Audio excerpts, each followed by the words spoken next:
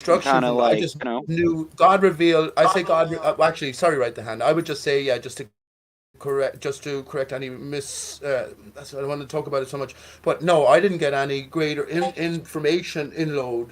I just got some sort of direct sign that God was real, and it's a personal God as well, or at least it was something personally aimed at me. And funny enough, it was very shortly after December 21st, 2012. But that's a different story. So yes, everything beyond that, then I look at it in a different light. And what I have to say, I'm coming from my own angle here. Amongst anyone, I'm coming from my own angle when I talk about Aristarchus, the tree of life, or the dodo bird. No one else is saying this sort of stuff, and God didn't put that into me. But I have a direct, interaction with God in a different sense. I have. That's what I would say. God is in my life. Creator is in my life, and I'm not being, I'm not saying I had a that. Not delicious every egg day. I sandwich just this know morning. he or she's ever present. Yeah, that's all. That's all. Oh, yeah. So maybe going back, the reason I said that right the hand is, well, maybe God has introduced Himself to me, and maybe everything I say now is coming well beyond that early introduction date, which was about 10 years ago. Anyway, that's all I'm saying. That There is a possibility that there's a greater God is ever present. God has His hand. Just use the words His, easy that we can understand. His hand in everything, including everything the devil What's this does. about? Is right the hand trying to say God doesn't love you or something? What is he saying? So he's saying that God will reveal Himself to to you, not when you want it most, but when you're ready, when the time is right, when God deems it to be so. So that's what I was just saying then, that I believe that God already introduced Himself to me, but that's my own story. Oh, the hand of God, friends! It's a fantastic story, unbelievable. I ended up jumping in a frozen a quarry lake, which wasn't. It was freezing, It was beyond freezing, but it didn't freeze over as every other body of water did. And I jumped in that. I barely made it out, but I rebaptized myself. That's a true story. On the same day that Pope Francis resigned, the last Pope Benedict resigned. So it was like February 20th or something like that, 2013. This is a true story. This is a true story. There's much more to that story as well. You know what I mean? So all I'm saying about that though is maybe God is in my life, and it's from His introduction to me that I am where I am now. That's all. I'm not saying you're right or wrong. There's a different possibility though. Everything does matter or everything doesn't matter. That's all.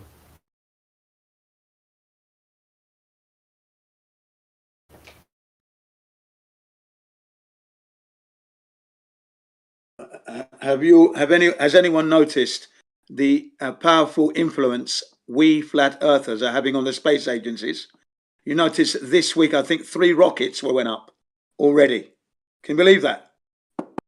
One went up Thursday. It's called SWAT.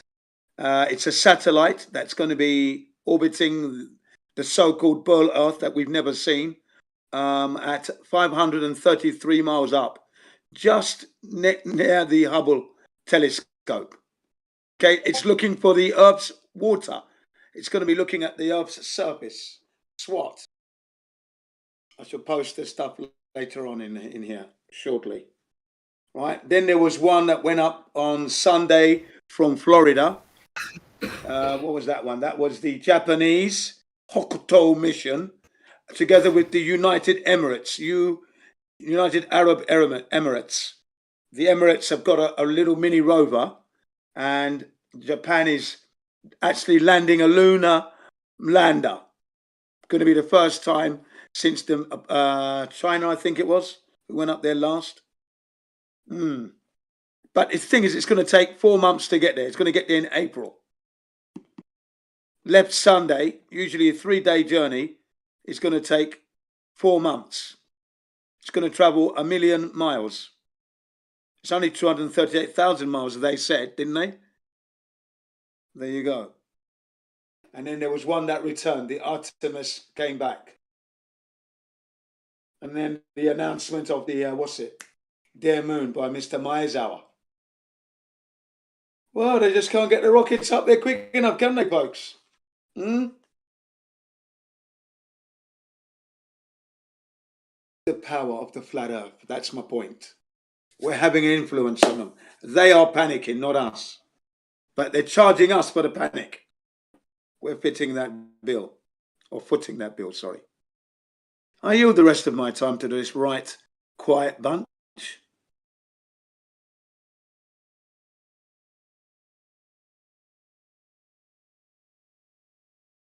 Jen, do you have a measurement of level being horizontal?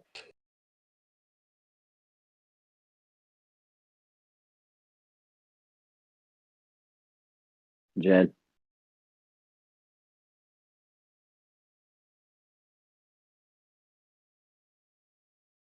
Have as many kids as you want. Don't say no. Your actual life is about having. The fuck was that? Jen, my man, yo. Jin, my man, yo. Yo, Yeah, Jin. I can hear you. Yeah, what's You got any measurements of like the surface of water or level or something being horizontal? have I got any measurements of that? Yeah. No, that's usually a given. Usually a given. I don't go around measuring surfaces of water. I don't do that. No need. Unless we are looking for curvature, then I would use the standard equipment: signal waves, radar, theodolites, long-range telescopes, short-range telescopes, laser beams. You do think level's horizontal though, right? Its level is always horizontal, yeah. And then if you're How do talking you about know, the though? vertical axis, well, Question, the Jeremy. device, the tools we have, prove that to us. When you put a picture on the wall, you make sure that it's horizontal, yeah, perfectly. I have a question, Jeremy, along the same lines. Jin, imagine I had a bathtub full of water, almost full of water, but I had a fan, a secret fan or energy source above, blowing down in a particular fashion at the center of the bathtub of water, and you brought someone in and asked them to measure the water in terms of horizontality or flatness, but how would they measure that there's actually a curve in that water based on that input force above? How would they measure that? The bathtub. They wouldn't be able to get an accurate, nano degree accuracy there, but they'd be able to get a general idea.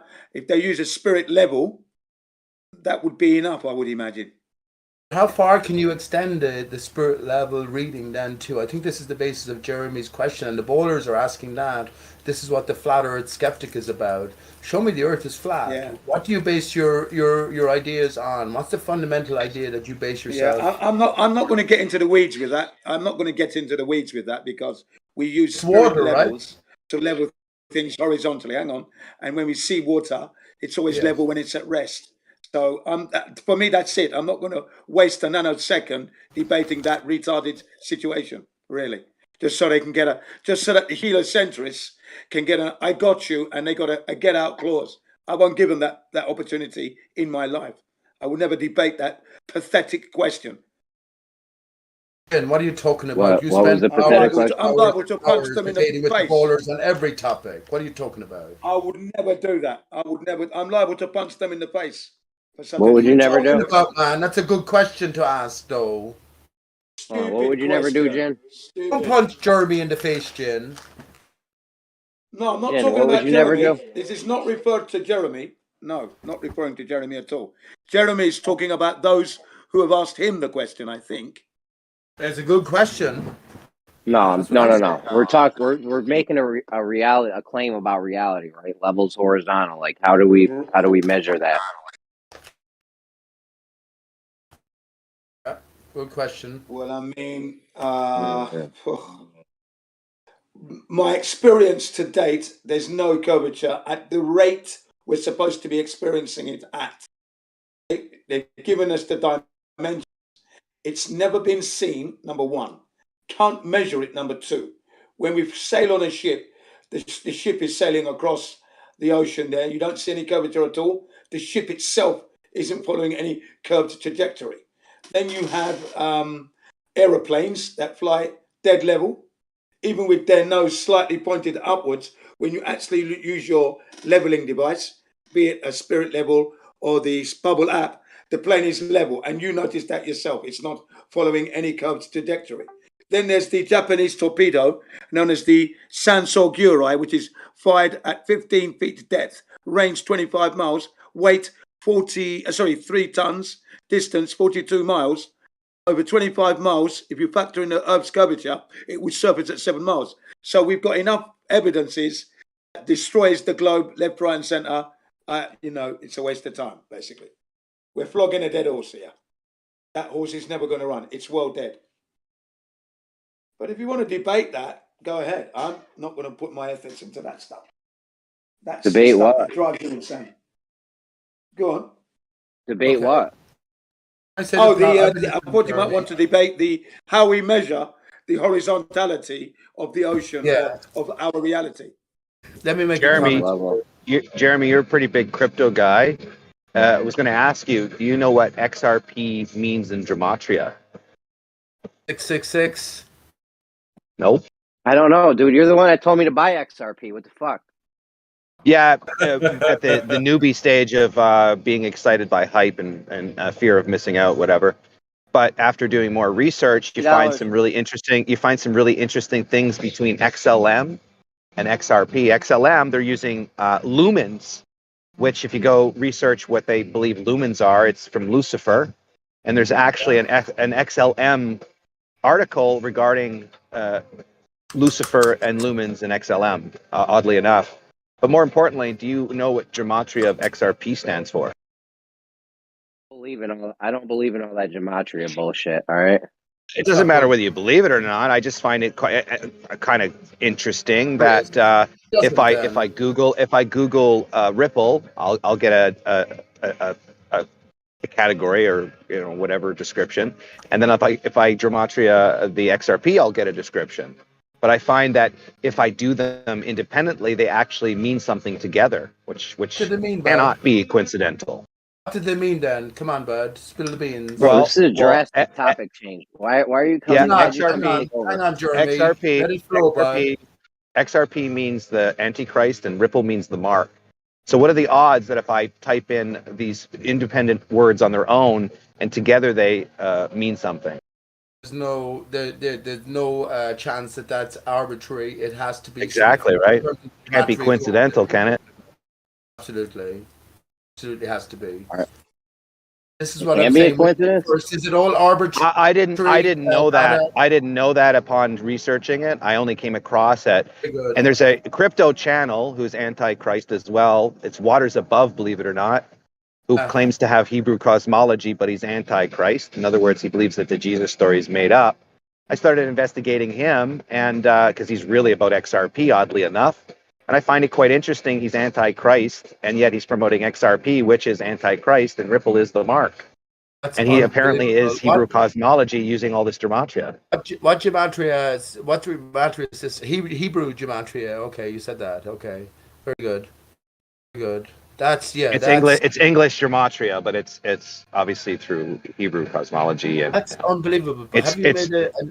Have you made a video about that somewhere? No. I'm just testing the waters, man. Listen, man. I've made so many videos and brought things years ago just to see the response, to see if anybody would reply to the honesty of the video or honesty of the whatever statement I was making. You become exhausted, right? You become fucking it's just I just tried to play the game that the way they designed it, and when you realize that they have to build contention for a debate, in other words, use a 12-step program to convince you the Earth is flat, and they have to go to their way to do that.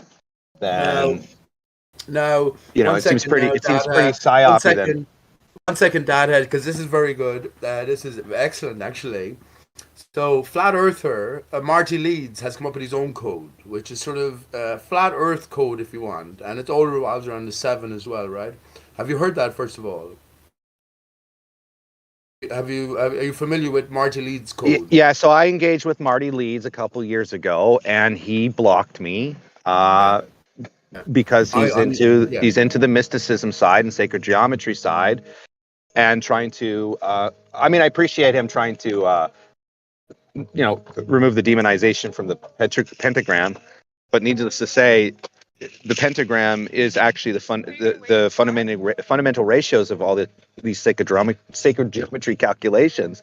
It actually all is associated to the pentagram. So even Ptolemy's work and getting the ratios for star angles, there's a similar pattern in the pentagram. So I find there's no We got to work coincidences anymore.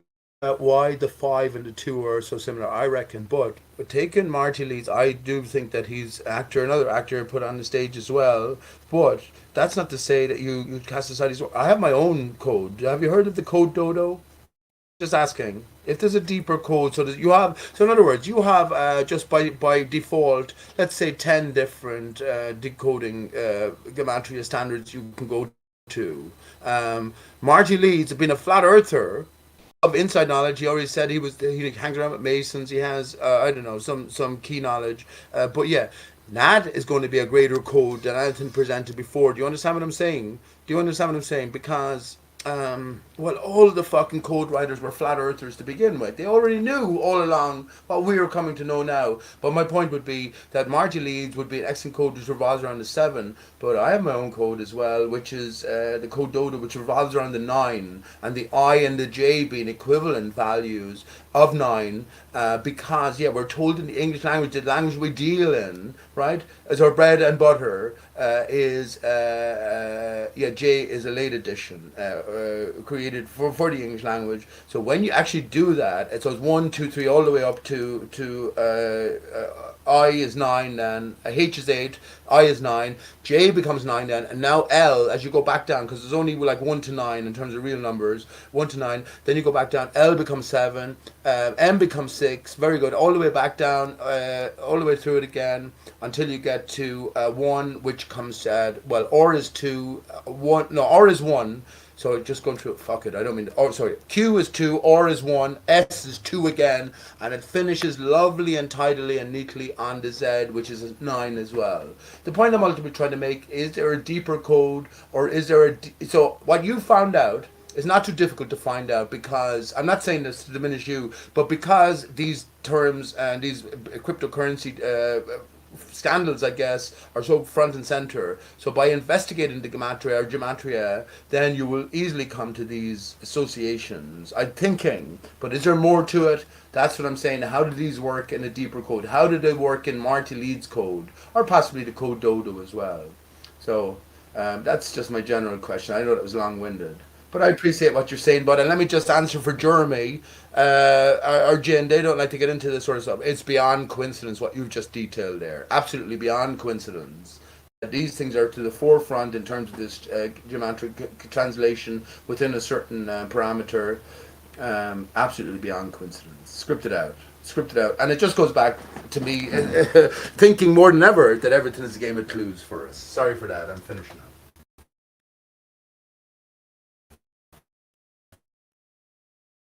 I take you seriously anyway, Dodo, or Data. I do definitely, but I wouldn't block you at all.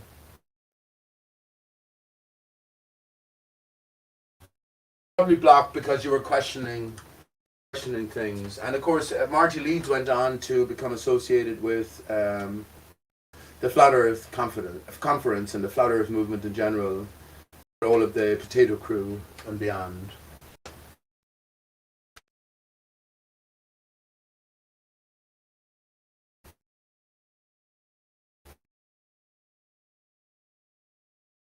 His coding is very, very convincing, though.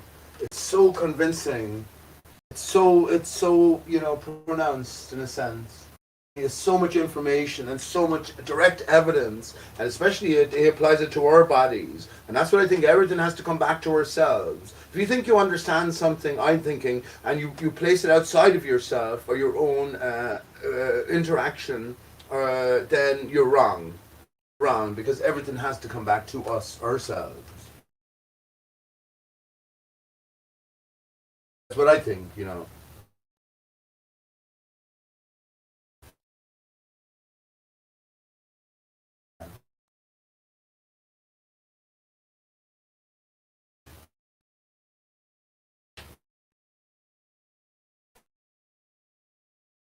But apologies for talking too long. I shouldn't apologize so much. This is going to be most people, including lots of flat earthers, right the hand or Jin, they're not going to be interested in this. It's not going to lead anywhere. Let's not pursue it further so the conversation gets dropped. I say it's of the utmost importance. The two letters that represent all alphabetical characters in English are H and O, capital H, capital O, and in numbers, the two numbers, whatever number is that represent all other numbers. In other words, all other numbers are based on the two numbers. Well, it's one of them isn't even definitely a number, which is zero. So it's 0 and 1, 0 and 1. H and O, 0 and 1. Ohio, brilliant. So who are you claiming is making these clues, and what is it going to do for you?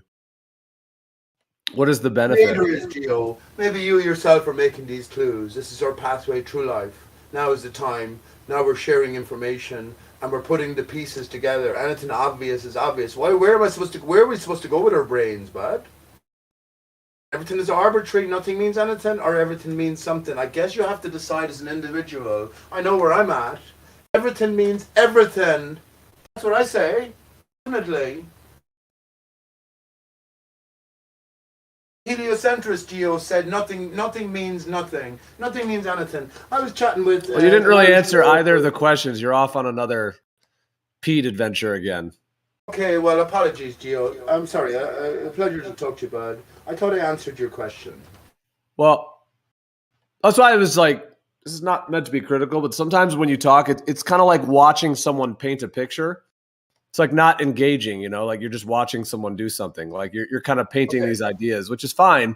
If you were doing like a solo show or something, that's cool. But if it's a conversation, it's a little hard to, you know what I mean? Because I was trying to get something going. I was trying to ask who's making the clues, and then what Said God. What's the purpose? Okay, so it's not these elite controller people that are doing it. It's the creator. Like who's making these clues that you're looking for? The creator, and I consider the elite control people, the hidden hand, the HH, and they're the emissaries of the creator. They set the scene for us, the Masons, etc. I did answer Geo, and I sort of went to expand upon it as well. So yeah, I learned to pause. That would be my answer. And actually, let me just say, I did say ultimately maybe that it was you yourself who created this puzzle for yourself, part of God. Part of the creator. I don't, you know, so yeah, I should have paused. Okay, and then what would be the purpose of knowing the clues? Does that help your spirit for yourself? Is that like a spiritual growth process or? Awareness. We have to do, I reckon why most most flat earthers didn't get the injection is because, I have different thoughts though, but I reckon because our awareness levels of our material reality, which is what we're put here to come to terms with, only then to come back to our own immaterial terms, that the awareness level increases our vibration or frequency, and then we don't need to get the injection. That's why so many heart problems. I won't dwell on that, but yes, I think it's all about awareness. It's a process. It's like a video game, Geo. That's the best way I think it's the best analogy going. Our life is like a video game, the game of life. Now is the time for reconciliation. I don't know how many times we lived before, but it seems to me now is in a special time. And if we think in opposing boxes that nothing means anything ultimately, this is what the bowler tells us, or everything means something and something of the utmost significance, I think that is the dividing line. That's what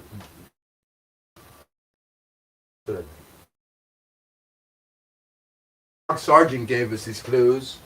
The most, Mr. Flat Earth appeared on every major international television station worth its salt. Simon Shack gave us September clues and clues forum. Solved 9/11, Geo, but no one wants to talk about that. Tim Osman, OZMAN, doesn't get talked about so much. The auto hoaxer. You know what I mean? If it is all a game of clues, Sherlock Holmes and his clues solving. I'm just saying, if it is, though, should we not pay attention to the possibility? Jin already said we can never know what the planets are. No one ever will Hey, ever be able to figure it out. Yeah. can I say something? Hey, Yeah, we can hey, hear Gio, you. you asked like what clues do we have and who does it indicate to? So I find it interesting that George Lucas wrote Star Wars, and I've been looking up the word star and finding parallels between like Aristarchus and Artemis and Hera, this goddess. There's a goddess named Hera in Greek mythology that turned a woman into a stork, and that stork, like out of jealousy, began stealing Hera's babies from her house. So that's where like this myth of like storks delivering babies comes from. And like Artemis is supposed to be a fertility goddess. The moon is like supposed to be representation of the fertility goddess. So like there's like so many lingering elements That's that are like kind of unbelievable. paralleling That's to each other. unbelievable, So you would Electric. have to assume Unbelievable. that the word stork has to do with the word star. And Aristarchus, Artemis, Stork, Star Wars, you gotta consider them all pertaining to the same elemental idea of like our cosmos. It's a really weird thing I'm looking up. I'm trying to get more into it. That's unbelievable. That is so unbelievable, man. And of course, I got much more to say on certain things anyway. But we're in the midst of an arena where we're dealing I with, don't on a believe you, Pete. continuous basis. Somebody just said Aristarchus. I don't believe that you have a response to that. I doubt you've ever you even just thought of can't that word fathom before. how it could You've have never even possibly. thought of that word. There's no way you have a response.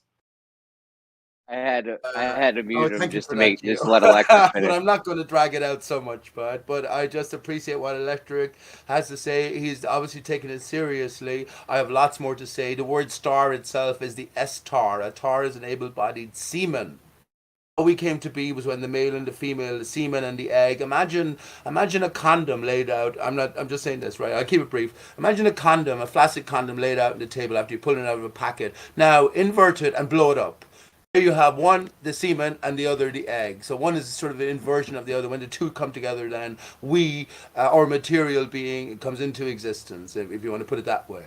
So that's what the S-tar is about, the divided. The S is the divided word. That's why to take the sword from the stone is to take the S word from the S tone, which is to take is from TH. That's why Michael Jackson left us with the "This Is It" tour, and yeah, obviously he faked his death. He came back as the Five Alive Dodo, but I won't go into it. But that's Do all brilliant. these word That's games work if we speak it's not. Spanish? But Do look, these word games and letter games still work, Pete? I was responding to Electric, and he's making direct connections. The reason I mentioned the bowlers, this is my point here. We are all in the midst of an arena, and we're dealing with day in day out, head on, sometimes very passionate, very emotional, with the cult of heliocentrism. Right? Who is the father of heliocentrism? Well, Aristarchus of Samos. So that predominance is also another clue for us. Absolutely. If I speak German, do all these letter games and word games, do they all still work in German or no? Just You speak curious. Just German, asking. Sprachen zu Deutsch, Germany. I'm English, just English is like a broken version of like 100 different languages. I feel like we've adopted words from France, Germanic, like England. English is like a combination of a bunch of languages. But George Lucas, Yeah. Raiders of the Lost Ark, and then you have Star Wars. So like, he's like playing word games himself. It's not my fault that I could find syncretism in what he's indicating, right? Yeah. That's unbelievable. I already talked about Okay, I won't. Hey, Jeremy, you're asking how does it work in other languages? The language you think in is English. That'll do. We're told English is the devil's language, so we have to manipulate words. We have to transform them in some way, given what we have, to get to the true meaning. Because we're in. Remember, why would God hate us so much that He put us in the realm of the devil, the most evil ever? Why would He do that? Unless, yeah, He gave us the ability to. I don't even like saying He, but we had the ability. We have the ability to work our way through. I don't think God hates us. I don't, dude. Whatever, Pete. Can I just say to Electric, this is brilliant. Someone else gave over the years. I have my own YouTube channel, and over the years, lots of great sort of. You have a interaction. YouTube channel? But someone said, "Can I just?" Okay, I just want to say one thing. The only word that is consistent throughout all languages, the factoid was given, is the word dodo. Dodo is the same in all languages. Would you believe that, Electric? Does it mean the same thing in every language, or is Yes, it just a dodo is common, dodo in all languages. enunciation? I don't know. I would have to look it up. Yeah. I'm just saying, over the years, someone came along and said that to me. And what about this for a clue? What about this for a clue? Actually, Tim Osmond talked about this, Gio, the other evening, that the metascript is written through the dollar bill. The dollar bill represents the money, or the dough. The dough represents the basic fundamental of our existence, persistence in life. Well, what else? We need bread. Bread and butter. Well, bread is also made of dough. So it seems that these phonic clues are delivered to us. But yes, 9/11 was predicted to, was it the 50 or the $20 bill? There's another prediction when someone folded up the, I don't know, the $100 bill for, I don't know, some sort of a tsunami attack on New York. That's running now. But you know what I mean. So yeah, if there's other clues or there's no clues, you decide.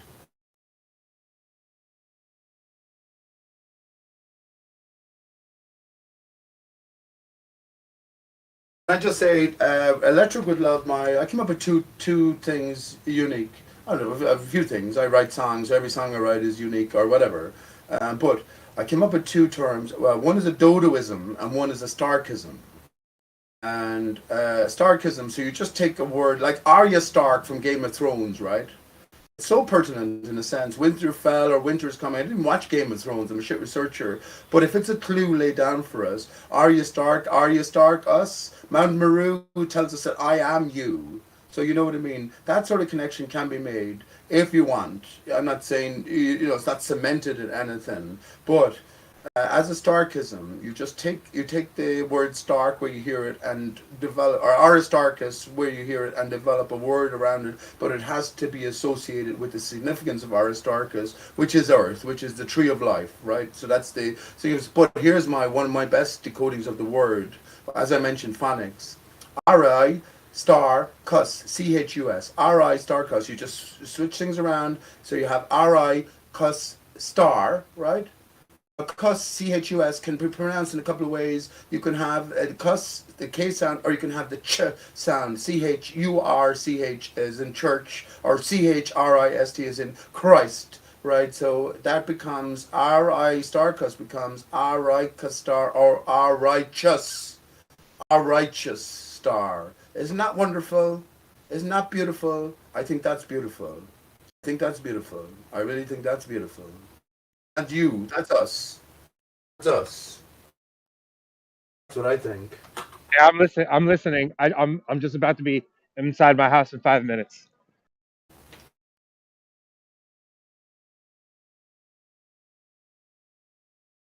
All right, So Storkus.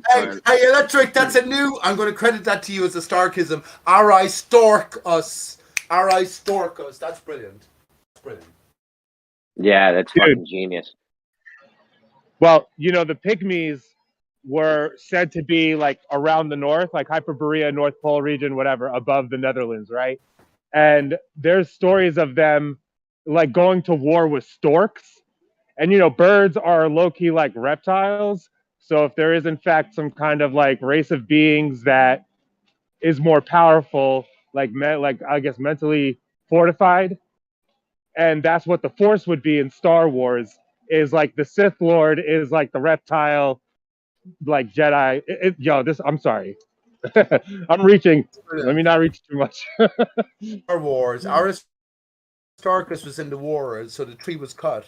Avatar is another great clue. Avatarchus is another great Starkism. But anyway, this is very specific, and I tend to develop enemies when I go too deep on my peat trail. Glad you have you're just throwing Starkus on the end of words, bro. Yeah. Tony Starkus, Iron. He's the Iron Man. Iron is EU. FE man. No, Yeah, Stork see, and Dodo man. Pete, I'm He's telling you, butters, Pete, you man, gotta, dickhead. Pete, All right. you need to take like a 1-year vacation from this. You need to dump all of this stuff and just get your brain working to process information normally, not looking for hidden clues in every aspect of your life. I feel like you're just your entire life is searching for these clues. And it's You're like you're just not living a rejecting the life, you're just concept. searching for these can't- Don't clues. worry You're just about my searching life, for No, you're man. I not. was You busking just today in can't. town in Limerick, and I got more love in passing from people than you'll ever appreciate. Don't worry about my life. Pete, It you only spent took me like a day you're of diving into the idea. I'm just saying you're ranting about craziness Not ranting. online. Like hold on, like you're desperate for somebody to just accept what you're saying. Like you said the same things all the desperate, time. You come here all the Oh, you're time. so It's like, negative, dude. Why are you doing that? it's not. It's Relax. real, bro. It's fucking Bring up real. a He real talks about topic, our then. Stark. Hold on, Okay, you're try to interrupting change the me. topic. We Yeah, we because talk you're about talking our about Stark. crap. Change the Yeah, topic, no, then. okay. Well, let me talk it. Our Stop Starkus. We talking don't even know crap, what the dude. fuck it is. We don't even know I what our do. I Starkus look is. look it up. Aristarchus is the first Oh, person. you're just okay. opposed This to is what the happens person. when you try and talk to these crazy I fucking told you who motherfuckers. They just Aristarchus He's crazy they guy. I've just never spoken I babble just before told through you it. right who the hand, Aristarchus and you're was. new What's to a wrong with lot you? of people. Guys, We're let's gonna have two relax, guys. retards Hold talking. on. What's this? Let's talk? not call names and let's not over talk. Come on, Right the Pete. hand. Pete. That was rude. He was talking. Please don't. Let's not interrupt everyone. I was talking when he just straight started talking. I No. was trying People to that make a are point, interrupting and there it goes defending again. me. There he Oh, goes You're No, again. no, defending it's me. you putting people Electric down. is like the Dodo the second, bro. Just the Dodo Don't worry the about second. that. Don't worry with your labels, bud. Where did you come from? Why were you absent for so long? Did you not say all of this was a waste of time? Hold on. I think Jeremy was trying to say that Right to Hand was in the middle of speaking. So Right to Hand. Yeah, guys. It's He's like I in the said, middle of Pete, putting them down. Just let Pete and Electric go. Okay, good. Let No, Pete we're not and doing that. Repeat go. We're not doing that. What were you saying, Right to Hand?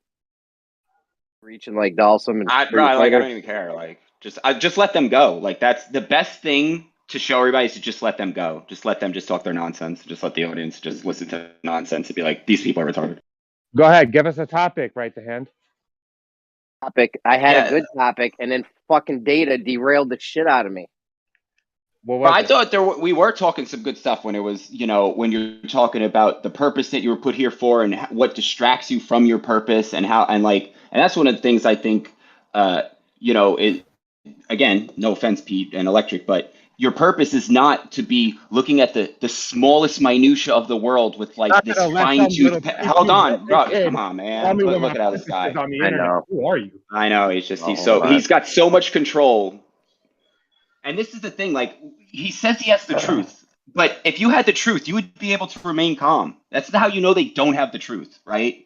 Like, so if anybody ever tells you have the truth and they can't even sit and listen to somebody talk without interrupting, you know right off the bat they don't have the Far truth. from calm, right the hand. I think you're left the hand. You misnamed yourself, misnomer. The fuck does that even mean? Please. I'm just Means able to path, change, You have the bro. right Like hand path and you have the left hand path. Pete, you haven't changed since I met you 6 years ago. You're the exact same. You get mad.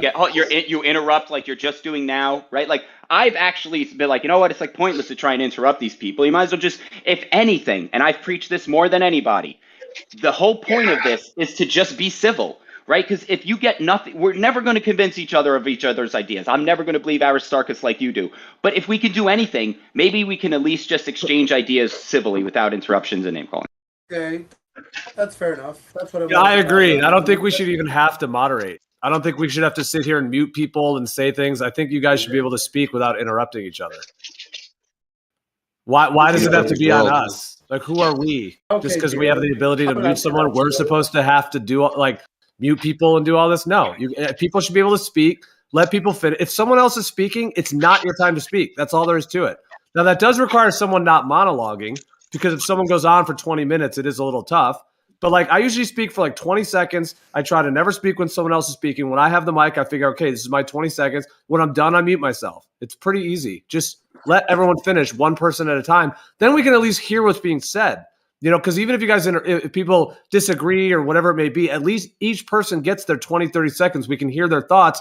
And then 30 seconds, it's over. And then you get to hear the next one. It's way more, it's way better for the listeners. And we're all listeners as well when we're not speaking. So can I respond directly to that, please? Can I respond directly to that, Gio? Just because we've had conversations in the past. And I would have loved to hear you talking for an hour. If I gave you 30 seconds, I'd slap myself, I'd kick myself up the arse with my fake leg if I asked you an intricate question, a genuine question that I want to hear more you have to say about this topic. If I restricted you to 30 seconds, I'd hate myself for that. I'd be selling myself short because I don't know what you have to say. Now, the other thing I would say, Gio, you are the master of this forum in a sense, right? You let all manner of vagabonds in here, and if a regular club is all in peace and harmony, and you let all manner of vagabonds in, people have been kicked out again and again, there's only going to be trouble every night and every moment, actually. And then we're all going to be restricted to expressing our thoughts, our divine thoughts in a sense, because we're all divine, in 30-minute increments. You understand my objection? No, he's not saying don't. He's not saying don't monologue, right? But it's like there's a flow. Like if you have an idea and it takes 40 seconds, all right. But if every time you open your mouth, it's 2 minutes, 3 minutes, 4 minutes, and you're incapable of giving a 20-second response. I'll try to pay attention to that right to hand, but remember this. I'm not. Look, I'm not saying you. I'm just saying it's. Hang on, please. You're the one who Gio didn't remember to include that if someone is insulting someone and diminishing someone, and remember, Electric came in to defend me, and I don't know anything about Electric, but he came in to defend me because he is after taking up some sort of a clues baton, if you want. So yeah, you're not fighting against. No, me. we should. Nah, it's bullshit, bro. It's bullshit. You want to talk about horizontals? Yeah, but off you go. Continue on, please. You serious? Right the hand. What do you want to talk about? Bro, if you ask me, I'd be like, yo, you shouldn't be here talking about anything. You should be out in the real world doing something. Great conversation. You interrupted it, but you don't have anything to interrupt it with. I didn't. I was addressing the clues thing. He was like, "Oh, everything's a clue," and I was like, "You know what? I think that whole idea of everything is a clue can lead you down this road of never actually experiencing the world, and all you do, your entire experience of the world, is looking for clues that you're never. Even if you find them, you don't really know what they mean." Today, you telling me I didn't experience the world? I'm not, bro. I didn't say you in particular. I said if you follow this idea of like everything This is some is a goofy clue. shit. You're wasting time. Peace. Okay, well, you're interrupting. The exact same thing we just talked about not 10 seconds ago, and you couldn't even do that. And this is my point. This is why I come here. One of the main reasons I come here is to show that all the people who believe that they are in self-control themselves, they're really not. They're really not. That's me especially then. So you're challenging me about my self-control, man. And Gio, what am I supposed to do then? If I was in the pub, he's challenging my honor. Take him outside. That's a weird reason to be here, though. What's the basis for your criticism of me? I am on my own pathway here, which is flat earth and beyond. I tried to decode what the ball has given us, right? Understanding that everything isn't ultimately meaningless. If you're talking about me, I have in my life to experience this world and my natural feelings, instincts, I'd be fucking on cocaine and riding women all day and all night long. That's all. My language. I have no idea what you just said. Like, oh, I got cocaine, women. If you were going to, you know, like, I don't. Yeah, I don't. You don't make sense to me a lot of times. Like 80% of the time. You've been away for a while. People don't know who you are. Who gives a fuck if people know who I am? What does that matter with your life? Why do you have to know who I am to live your life? Like, I don't understand, bro. Pete, like, did you ever cut your grass?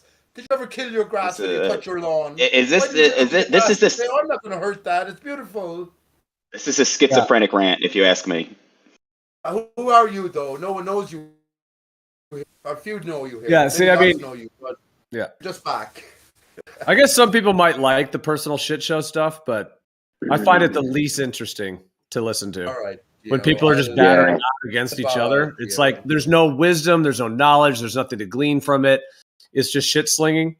So it's most interesting to me when there's actual like something being discussed that there could be something gleaned from, some kind of wisdom or knowledge or something I could think about in a new way. Oh, okay, Gio. I'm going to bow out now. Please allow me this, what do you call it? Last opportunity just to say something for tonight anyway. Gio, the new way, stationary Earth surface, has to be stationary first, then flat by extent via Jin, or what Jim was saying earlier on, or local experiences. Now when we look at the sky, When we revert to inversion, that's a good one. At Geo, all the skylights become reflections then, and the moon becomes a reflection of the sun. But we just got to work out what the sun is as we come up to the. Well, I was going to say something on Yeah, that thank you, earlier. You're Gio. talking about what is the moon. I mean, would anyone disagree that ultimately it's a mystery on the ultimate level? Like we could speculate, but because we're humans and we can't go up there to get a sample, it'll always be a mystery to some extent. I disagree. Who wants to exalt himself and be the most high? Who wants to do that? Let me tell you. Can I tell you why I disagree? I'm pretty fucking stoned right now. Okay, that's what okay. NASA's Can I tell doing. you why I disagree, Gio? Essentially, I was gonna go- NASA's saying they're up there probing and getting samples and putting men on objects up there. So they're claiming they're conquering the heavens. They've taken the mystery out of it and said, don't worry about that mystery. We're out there. We're probing. We're going. Hey, take a look at these shiny CGI pictures. So they've wrangled that situation and are now playing the role of some high priests that are out there probing and gotten everyone to think that they've gotten a lot of people to think that they are the cutting edge of the world because they're out there probing.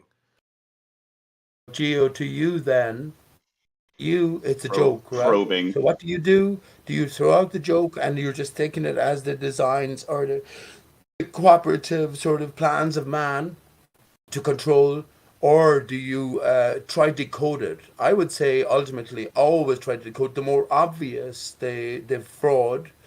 Obviously, it's more obvious. You're going to go away from what they represent as the truth, but don't throw it out completely. Take what they have to offer and invert it because the lie is built on the truth. That's all I'm saying in general as a possibility. And the last thing I will say about, and I will definitely leave here after this, right? But it is that's what I said at the very start when I was talking to Right to Hand. Him and Jin's reckoning is man will never know what the moon is and can never know what the moon is. Or just, I'm taking the piss here in a sense, Right to Hand, RTH. You look at the flower, just experience reality. That's why I said my reality, I have a sexual drive all my life. Life is about sex and death, so I'll just have sex till I die. That's if I take your word for it. But because there's a greater influence, it is a game of clues. It is a setting laid out before all of us. All of us are wonderful. Well, we have that ability. And even if that's not true, I will happily progress and continue on with that thought, or I'm going to say knowing. I hold that it's true that the Creator has set out this greater scene for us to move from beginning to end, only to come back to beginning again. So thank you for your patience, and I'm sorry if I offended anyone.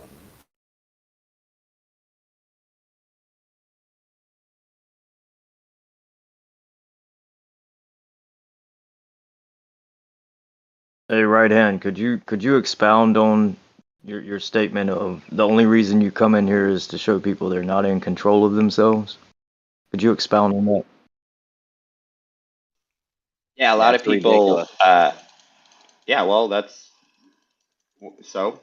Jeremy, you're a fine case. You're a fine example of somebody who believes he's in control, but is actually not when it comes to his personal things. So.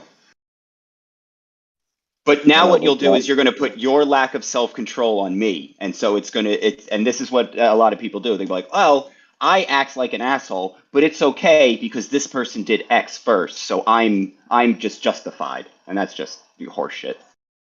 Yeah, Never I'm said I'm in. not Jeremy. I'm North Star. So I was just asking you to, kind of expound. What do you mean by that you come in here only, and I emphasize only, to show people they're not in control of themselves? Does that mean that, you're just a provocateur, you're just coming in to provoke people to anger, or? Now, I'm not provoking anybody. If you get angry, that's your problem, right? Like if I'm talking about something I believe in, which is the opposite of what you believe, and you get angry, again, just like I said, you're trying to blame your obtuse reaction on me. And that's not my problem that you have an obtuse reaction to what people said. That's your problem. But you'll keep trying to turn it into my problem. You'll be like, well, what are you, some kind of provocateur? Like, what are you, some kind of lack of self-control tour? But again, Well, do what you're going to do, because you're going to try and The put point you're going to try and put it on me somehow. But so go ahead. with right the hand and weed smoking, I can relate to the interesting things that happen when you smoke weed and get into debate. It's almost as if it's a rush. So for the simple fact that you can come into this debate, smoke a joint, and debate against all kinds of crazy ideas, that in itself is, very can be very fun for somebody who's smoked weed and get yeah, involved with the conversations. As I know, because a lot of the debates that I got into, I purposely went and got smoked a joint and go into debates just to see what would happen. And it can be an added rush to getting high. I think the problem arises when people haven't, considered all the variables or considered a text or anything like that manner, and they come in just to argue against what's being said without having any validity to what they're saying. To me, it is more of someone just trying to stir up contention. Now, I don't know if that's I'm guilty of that, right? I'm guilty of that yeah, I for understand, but I'm still talking. So I don't know if that's beneficial. I don't know if that's going to, improve your intellect. I think that's just going to hinder depends on what you're people doing from. it. I If you're think doing it it's. if you're doing it intentionally, it will I have a know, different I outcome, know you're right? doing it intentionally and you're having fun and it's a big joke, right? But it's kind of a Sometimes. waste of time to people who have, any intellectual abilities to, try to further themselves and understand things and work things out, right? So I You have to understand do that that. people Yeah, go on you have to do monologues. that on. You have to do that on your own, though, bro. Like for instance, the way I've analyzed it is it doesn't matter how many flat Earth videos are out there or globe videos are out there. The individual has to go out of its comfort zone to falsify one's beliefs, so to speak. And Exactly. if To you do his own research to make his point exactly valid, right? no Not to make his no contrary, right? Right? no Eric DeBay video and no Mark Sargent video, no Nathan Oakley debate turned me into a skeptic of the globe. What it did do, however, is make you feel a part of a discovery, which basically fueled perhaps the independent thought or the autonomy of it, pursuing it. But when it came down to it, the push comes to shove. The individual has to make a choice on their own Yeah. So between globe or flat. you're proving my point, right? So what I'm saying is if someone is going to say that the only reason they come in is to show people they're not in control of themselves, to me, that's not someone who researches, and I've had experience with the person who said that. So it's not that they have looked at all the variables, considered all the variables, or considered the entire text of which they're speaking from, but they're just trying to be contrary and to stir up contention. To me, that's not beneficial. It can be if not. the purpose is to draw out trolls, right? So it's sort of like using trolls to get trolls. And when you apply where I've done this intentionally just to see the response, whether it's I'm going after a flat earther, whether I'm going after a globe earther, it's just looking for a response. And if over a period of time, do you think anybody can completely hide their truths or their tells, if you will, of who they are and their motives? No, they eventually all get I think exposed. they can when someone else speaks for them, right? So initially, when I'm asking Right Hand about this and to expound on what he means by that, and go in detail, I have you answering, right? So it's, yeah, to me, the one who made the claim, the one who said what he said, the only reason he comes in here, I would like to hear someone expound You on seem that. And awfully I'm focused sure, on me, bro. That's so crazy I'm how you sure. can't. It's like you are now just laser focused. Well, It's I like mean, That I'm you're is a lazy. laser crazy focused on a reason. person. Kind of Yeah, weird, I'm but lazy. whatever, Crazy man. If you reason want to here, talk, though. if And you, as far as what you said, as far as what you said about me earlier, like I never claimed to have total self control or anything over myself. I fly off the handle. So what? yeah. Oh yeah. So what? I Yeah. can't So control what? myself. Do you intentionally What a fly off great the handle, attitude! What a or great attitude to have in life. So what? I can't control myself. I'm Yeah, just I saying don't here. have This is total hold on. self I'm not. control over myself. Let me just say.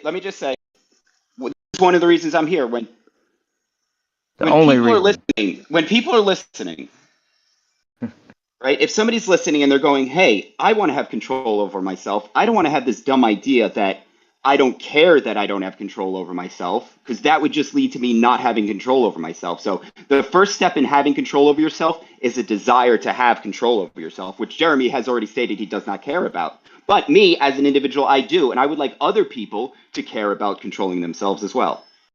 Well, if you care Yes, so much, why we all don't you try to control yourself ourselves. when someone else is speaking?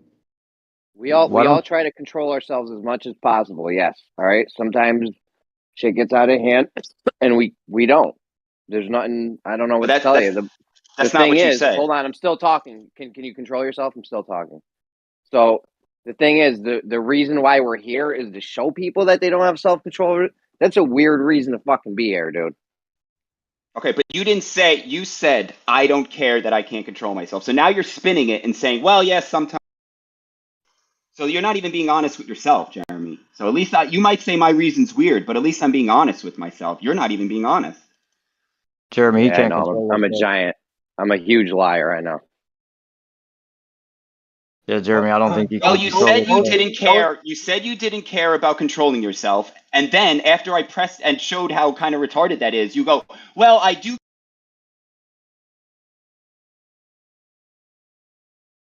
Yeah, you cut out. That's not really what Jeremy said in the first place, but I mean, you could have took what Jeremy said in quite a few different ways, but that's not what he said. He said, so I lose Glad you're control. talking Sometimes. He said, so Yeah, I he didn't- lose control sometimes, right? No, He said, no, who cares? that was not all. Yeah, exactly. He So- said, who cares yeah, that he loses I control? understand. Exactly. So Yeah, he control doesn't yourself. care. He Control doesn't care yourself. that he loses control. That was my Control point. yourself while I'm speaking, because I'm trying to finish the point. So it could be taken many different ways. Jeremy's point to you was, I lose my control. We all lose our control. Now what? So what? Is that your only point to come in and try to make that the main focus of why you're here? I mean, you said it's the only reason, and then you changed it a while ago and you said it's one of the reasons. Do you have other reasons for being here? And if so, what are they? Could you expound on those? And try to control yourself as you do so.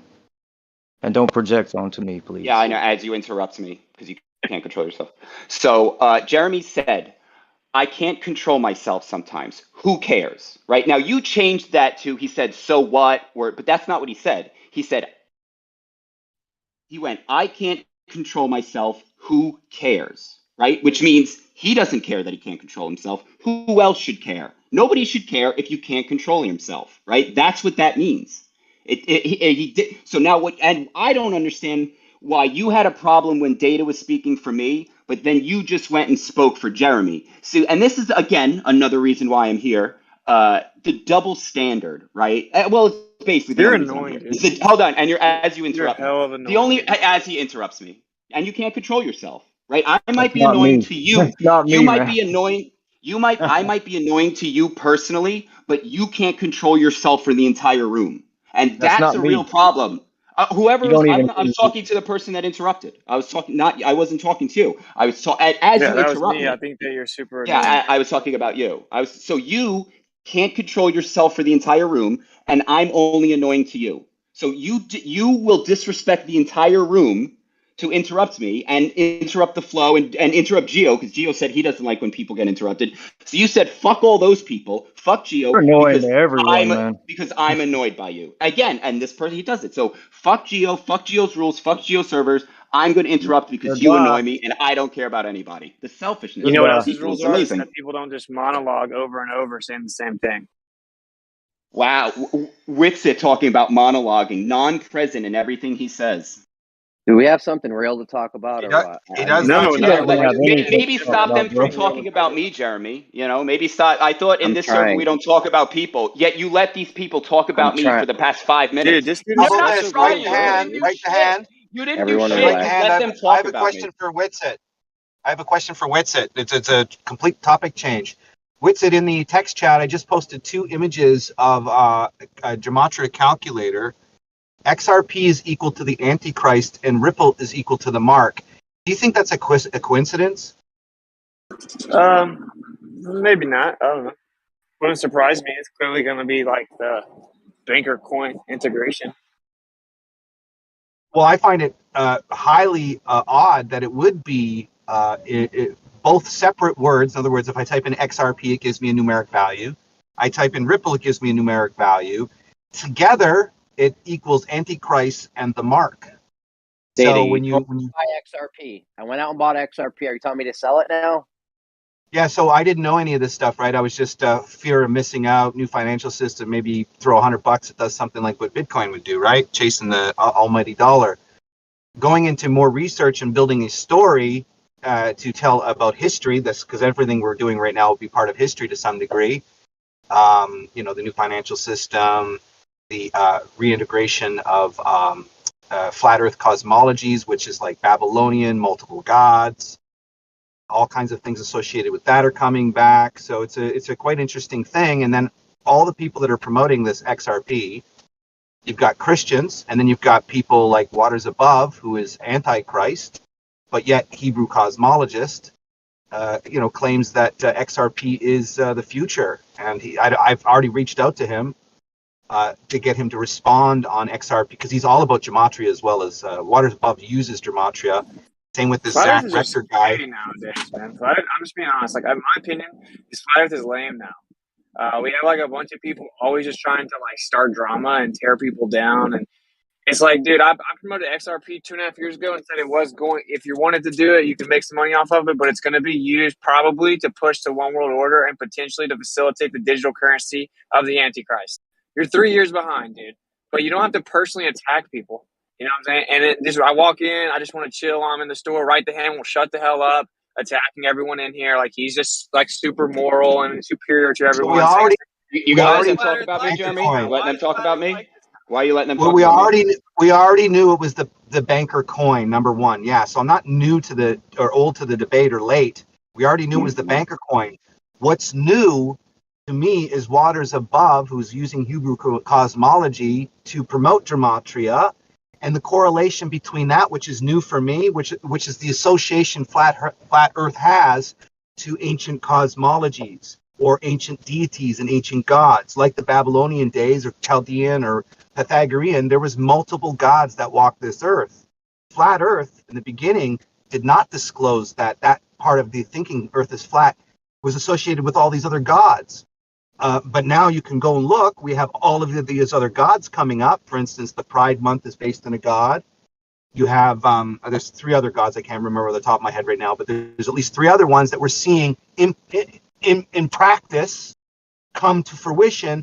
And what's aligned with it is the introduction of flat Earth again. So I find that is not being discussed.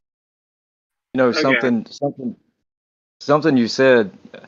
I spoke about this like 20 years ago or so, and I told people this beast system that's coming, this non-physical currency, it's going to be a choice to make amongst believers, because if you're going to support the beast system into coming into power, and you're going to try to get out at the right time, and no one knows the day or hour, and all these you have all these variables to consider.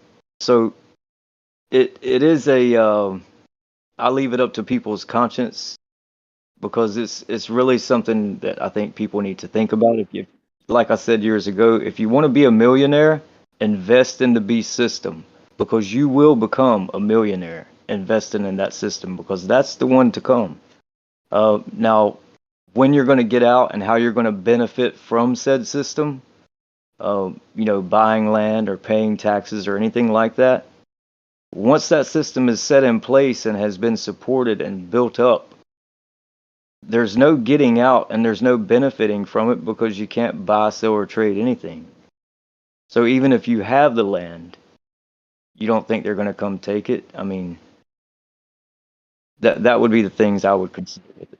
Well, This is what I tried to explain like 3 years ago, which was it's a risk to invest in any cryptocurrency, but I would say any person pretending they have moral high ground as they use the US dollar, which doesn't even is the world reserve currency and doesn't even hide their allegiance. It's actually printed on the dollar, right? is definitely missing the mark, pretending that they have moral high ground. And I explained that the danger with investing into cryptocurrency, specifically XRP, which literally 3.5 years ago, I explained it's the fastest, most efficient cryptocurrency, and it is the cheapest to make transactions. And it will replace SWIFT, which is the international transaction system. And it will be the coin that is better than all the rest and will be used. They're artificially controlling and stifling the price of XRP because it is the choice coin. The danger with investing in it is once it goes up, you have no way to know when it would be too late to get out, meaning you will be forced with a tough decision of either letting that money go or doing what you have to do to comply with the beast system to get the money. Okay, so the danger would be that you invest money into it, and then when you decide to try to go get it, oh, well, now you have to take the mark to get it. And you would have to choose to turn down potentially millions of dollars to not take the mark. And if you don't have enough belief in yourself to be strong enough to turn down the money to not take the mark, then you should have nothing to do with it. But outside of that, making money with pure intention, living for Yah inside the system is inevitable and unavoidable, and I don't see a moral difference in the two.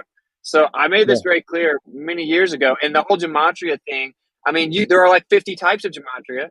And from my understanding, oh, my name is the Antichrist. Everything's the Antichrist. So it's like, you know, I don't put a lot of faith in that. I just don't like when people specifically name other people like they're actually the devil and all this crazy stuff. I'm just saying flat earth has become real toxic and like low vibrational where everyone is better than everyone else and everyone's better than everyone else. And I just don't like it, man. I don't think that that's how we move forward to show people the truth of what Yah made and where we live. And so that's my 2 cents. Everyone can take it or leave it. Everything you said, I think, is true. And, you know, the way I've considered it, and I've thought deeply on it for many years about this beast system to come with, you know, non-physical currency. Now, even in the time of Messiah, they used currency with some other man's, you know, image on it, you know. So they use that currency. And I think Witz is right. I mean, it comes to that point when you're going to, you know, it's like pledging your allegiance and loyalty to this system once you get the mark in your hand or in your forehead.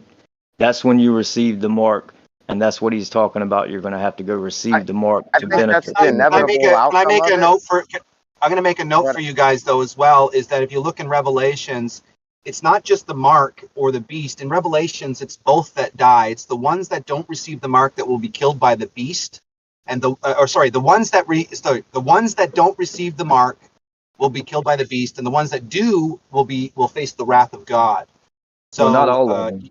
Not all of them will be killed. That's what Revelation says. It says the people that don't not all receive of the them mark will be killed. It says some of us will actually live till the return. Yeah, not So all it- of them it- die from the beast. So it That's clearly fine. says those who do not receive the mark will be killed by the beast. It doesn't Yeah, there say will be a little people. bit. It doesn't say all. It just says the ones that don't receive the mark will be It killed by the beast. specifically says that some people won't die. Like specifically says that.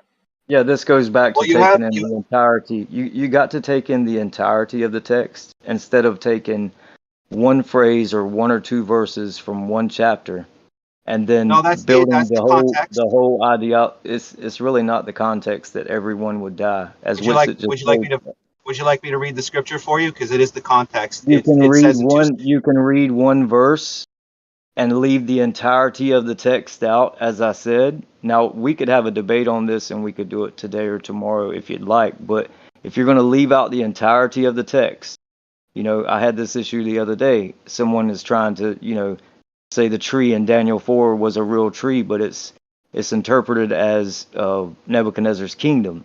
So you have to take in the entirety of the text. You can't read one verse and say this is what it says and this is what it means. It means all people who do not receive the mark will die. we know that there's a great multitude above the below on earth that remain that are below the 144,000 that resides as kings and priests up in heaven, right?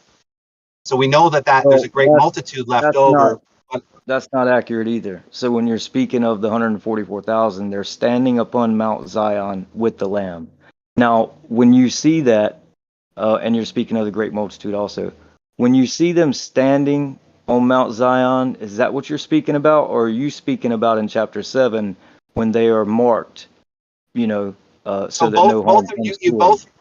Both humans, whether you're for Lucifer or God, are going to receive the mark. That's the ironic part as well, is you'll be marked by by God as well, in the same way that No, Lucifer's mark that's wrong. is. That's wrong. That's wrong also. The So song, and only the the seal. So God says only that one's chosen will know the song and the seal, right? Or have the song and that have the seal, let me right? respond. So no, it's not right. Not everyone is marked who is a believer. Only the 144,000 are sealed in their forehead at that point.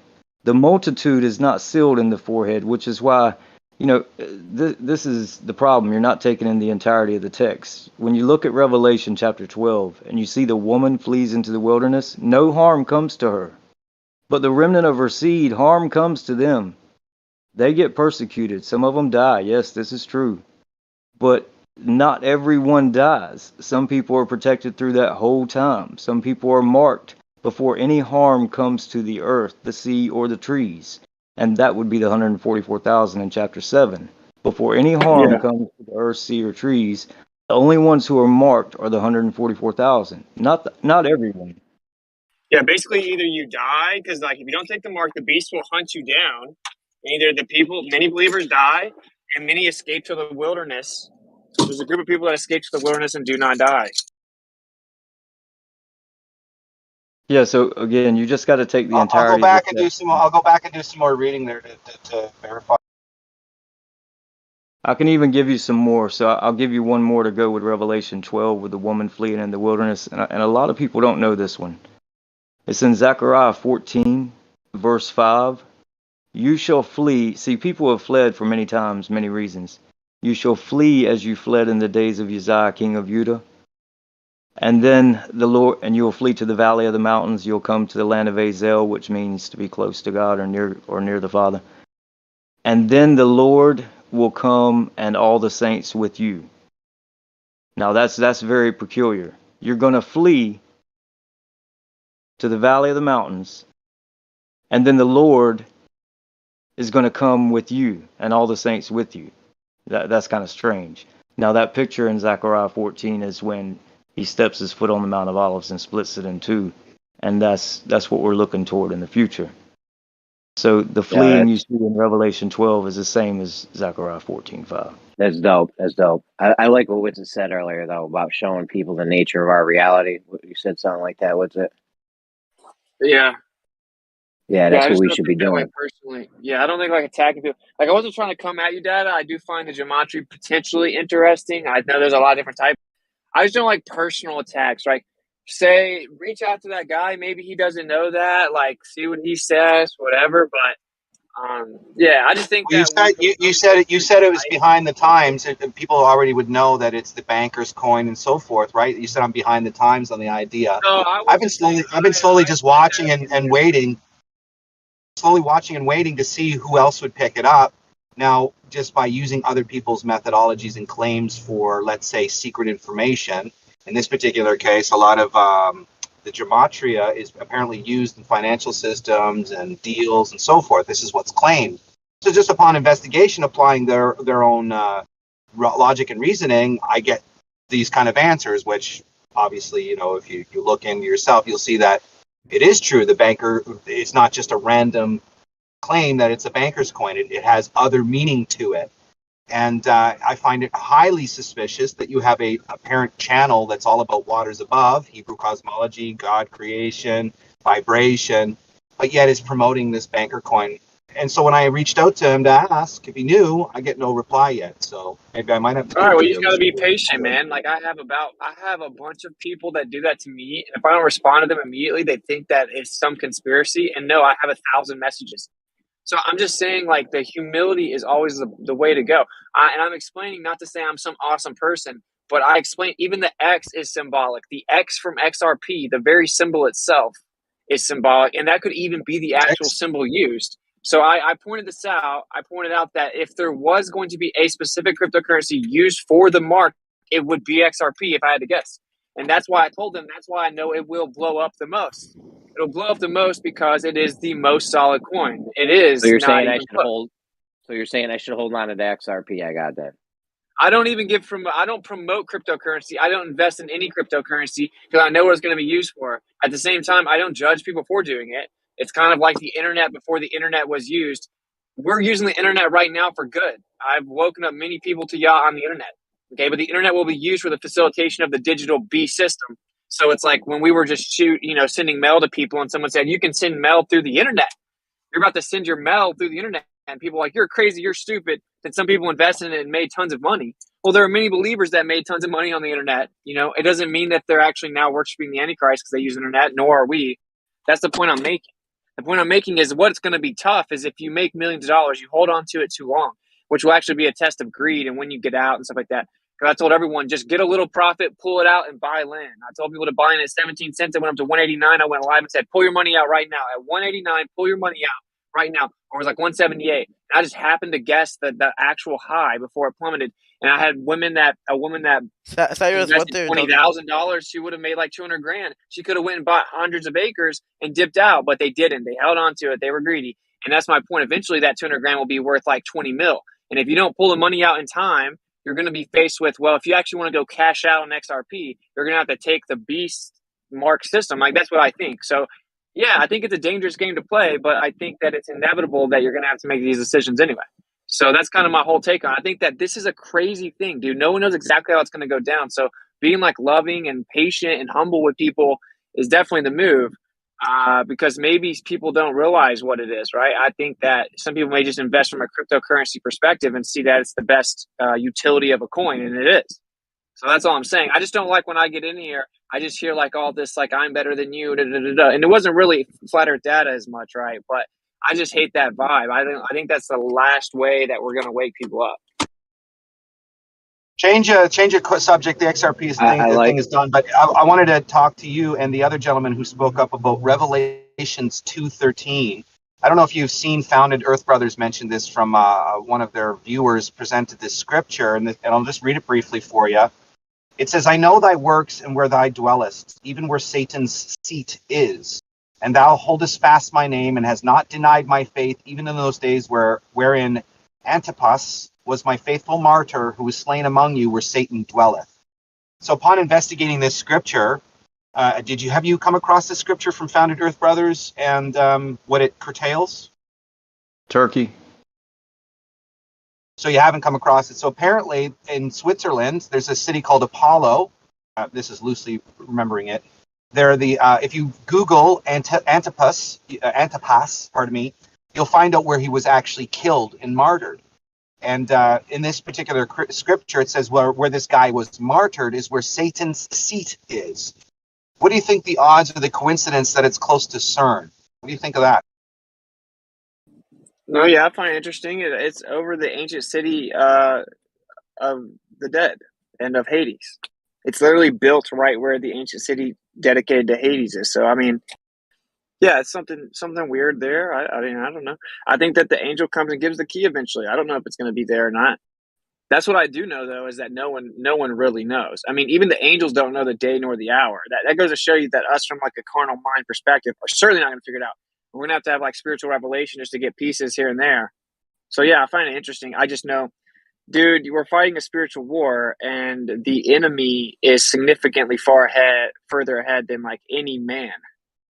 So I think that the move is to kind of just show people what's coming, show them all these things aligning, and them being equipped with like the spiritual knowledge to react in the moment.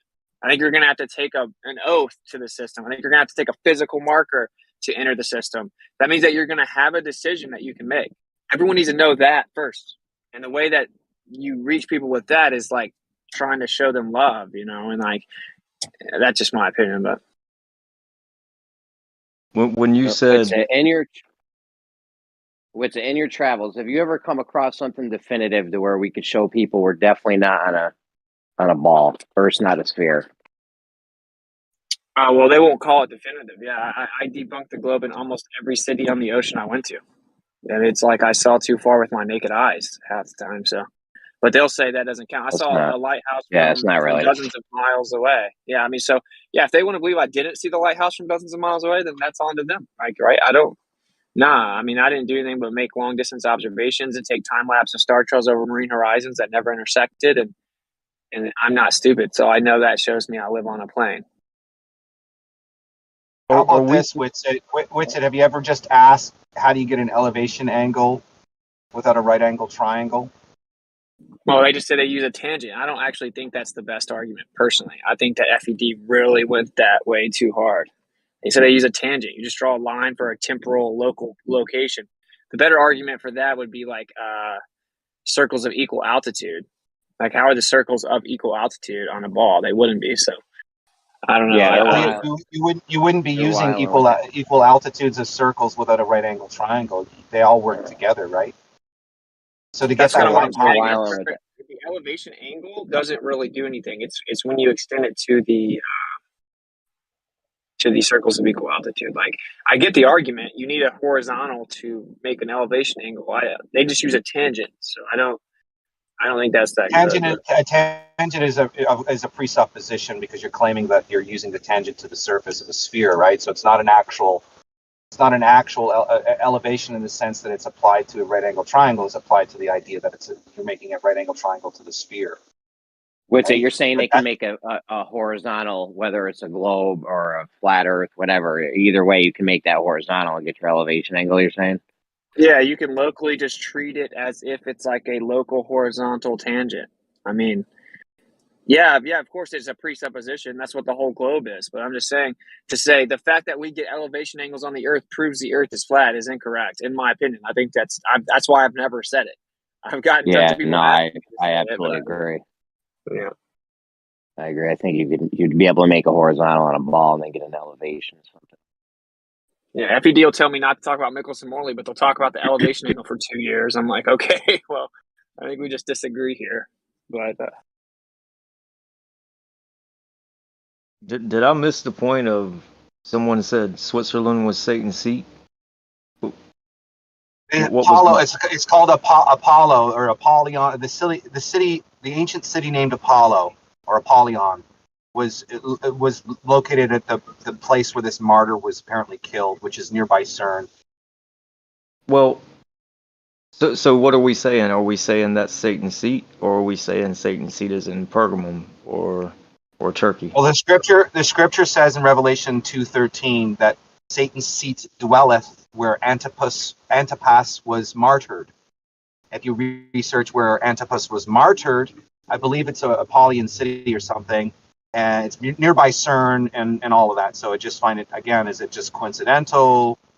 And then Witsit brought up an ancient city of Hades was nearby where this martyr was killed, right? And this martyr was obviously somebody who did not deny Christ, did not deny God, so forth, right? He kept his faith, so to.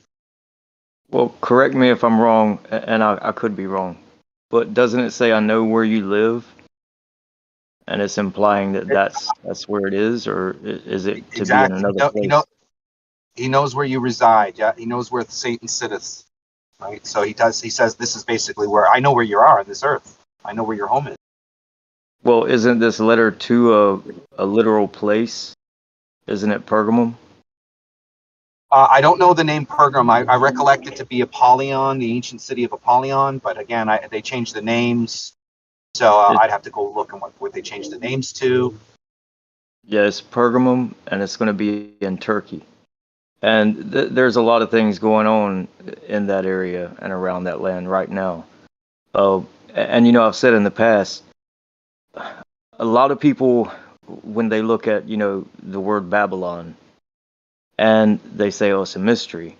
And so, yeah, there are aspects to it where it's seen throughout the world. Some people say America's Babylon, some people say Rome is Babylon, or the new Babylon, or whatever. But they're all these kingdoms are daughters of Babylon. So they resemble their mother, and you could call them Babylon or a Babylon system because they use the same system and customs as the original Babylon. Now, there are aspects to it where, said countries, being just like their mother, will have judgment come upon them in such a way that you could say it's Babylon, but you also have judgment against the land of Babylon specifically that we're still looking forward to. So there's a lot of things to consider there. Definitely a lot to consider. Do you guys ever think that we could do anything definitive to show that we're not on a globe? Is there any definitive thing that we could show that would satisfy anyone on any side of this argument? Yeah, go look at what Bernard Riemann said about Euclidean geometry and the terrestrial plane. Go look at how, read a book or check out the book called The Evolution of the Scientific Mind. It breaks down the convergence of optics, the private perspective. It talks about the surface being three-dimensional but in 2D coordinates. It talks about having to have a manifold or a system of mathematics to go outside of Euclidean. So what I'm saying by this is all of the ancients admit, and all the previous writings, even the early 1900s, admit that the Earth is Euclidean, and they need another coordinate system outside of our senses. Yeah, I'm So not that would talking be about that would anything that would that's. I'm not talking about anything that's written in a book or whatever. I'm just talking about showing something in actuality and reality. yeah, it would be the creation of the mathematical models needed to be outside of our reality. It would be the No, birth and the creation dude, of it would be what. it's like you ain't Listen, hearing me. let me finish. You're You not ain't hearing me. hearing me. Why? What You're would be gonna the finish on. point? What would be the point of having all of these extra coordinate systems and extra philosophies and mathematics if we were already living on a ball? It's because you couldn't determine you lived on a ball without these extra mathematical descriptions, equations, and so forth. That's what I'm saying is the point. You can Maybe I defeat wasn't gravity. clear. Maybe I wasn't clear. Is there anything we could show happening in reality that would definitively prove nothing written down in a book or the definition of something or what Einstein said Falsify the globe is completely calculation for the irrelevant. horizon. You can defeat gravity with a styrofoam plate, an aluminum plate, a styrofoam cup, and a wool sock. Oh no, no one's got anything we could. I mean, I don't know what the fuck. What's happened? Dude, look, all you have to do is do the Bedford level, but take the telescope and do what Robotham said to do, which is the fact they just go straight out from it is incorrect. That's not how optics works. Line it up with each distance slightly shorter than that. Once you line up the telescope at that angle, no matter how far you go, the telescope will continue to see it at that exact angle, which is impossible on a globe because the globe has to drop further down than that. And you can do it every day, always, every single time. Therefore, Earth cannot be a globe. Literally, game over. It doesn't matter what they say. How with about the this Bedford one? level thing, didn't he get them all lined up, but he just had to slightly tilt it down a little bit? How about this That's one right. You for? have to tilt it down because that's how optics works with the telescope. But you tilt it down just a little bit and line it up. But they no all matter lined how up far though. Yeah, no matter how far you go, it always will line up with the telescope. And on the globe drops way further down than what that original alignment is, which is literally impossible. It's They'll literally just say impossible. refraction, though.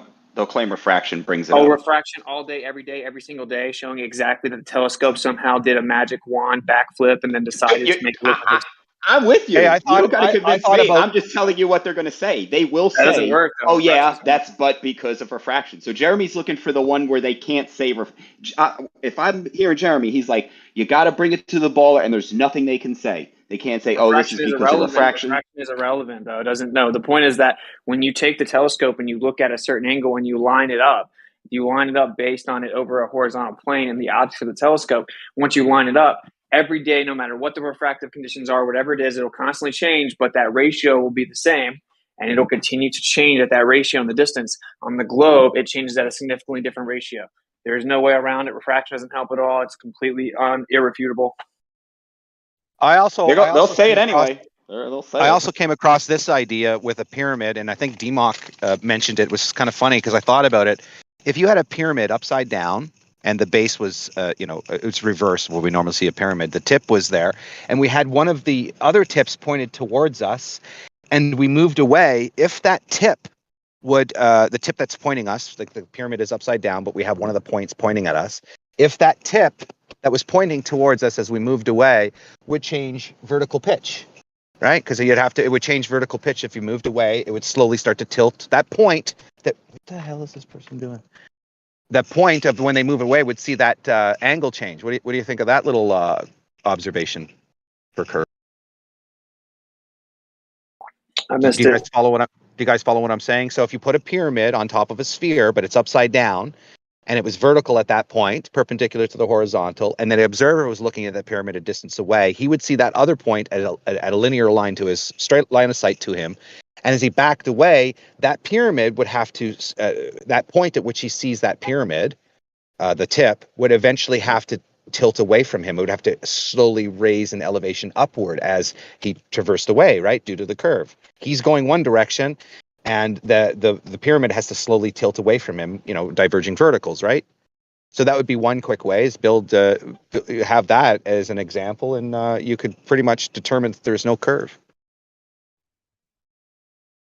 Yeah, but they're just going to say, oh, the curve is so small and slight that you're not going to like, this is exactly what they said.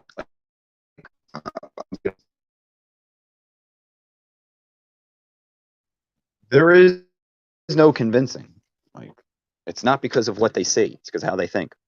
You got to change the way they think. Yeah, exactly. You can't. Yeah, wait, like is I that said, Jeremy's question? Is Jeremy's question, how can we convince an anti-flat Earth zealot who claims flat Earth is stupid but is obsessed with it for 7 years of their life all day, every day? How can we convince them the Earth's flat? Is that your question, Jeremy?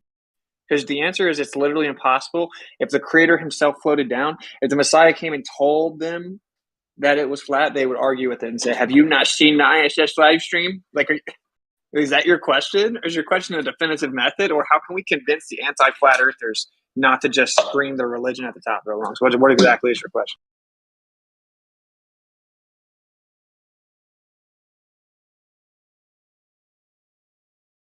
It's hilarious. It's hilarious if you think that's going to happen. They would literally delete everything and get off the internet before that happens. You know that, right?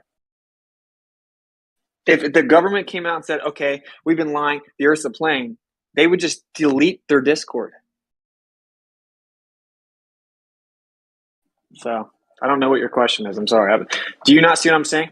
If you align the telescope and the Bedford level at the right angle, right, because they were actually looking at it improperly, just going straight out horizontally. That's not how optics works, though, right? So you have to align the telescope properly based on optics and vision. Once you do that, that ratio stays the same. That horizontal ratio stays the same going out. On a globe Earth, it would drop significantly proportionate to distance. It doesn't ever do that. If you line up the telescope, it'll stay perfectly in line every single time throughout all of history, every day, no matter what the conditions are. And even as it moves, which is what refraction does, it still stays in line with the ratio. So refraction doesn't help. There is no rebuttal.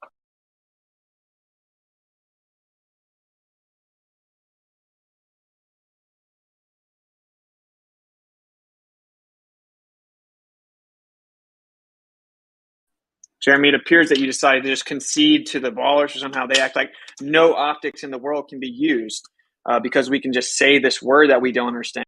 No, that's actually not true. So we can use optics, and optics refutes the globe. It's just, yeah, you're never going to hear a rebuttal. They don't even understand what I'm saying. If I drew a cartoon for them, they wouldn't understand it, and they would just say refraction over and over, no matter what I say. So. I think Jaren's test would prove it if you could have a laser that held a tighter beam than have a convergence.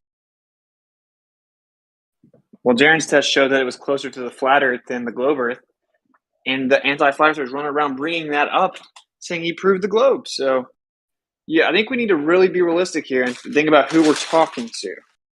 A real person doesn't think that you can see mountains from 300 miles away that should be blocked by 4 miles. A real person doesn't know that.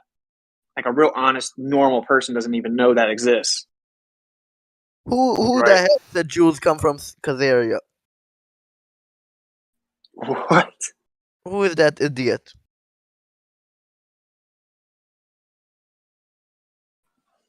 I don't know what you're talking about, man. Who said that? Who said that Jews come from Khazaria? Yes, someone here said it.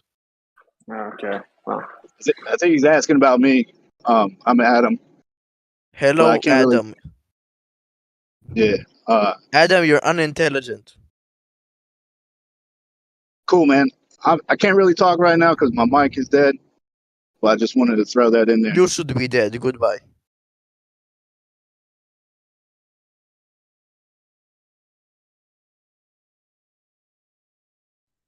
Wow, roasted. He burned you, bro. Yo, Jeremy and Whitsett, I got DMs for both of you, by the way.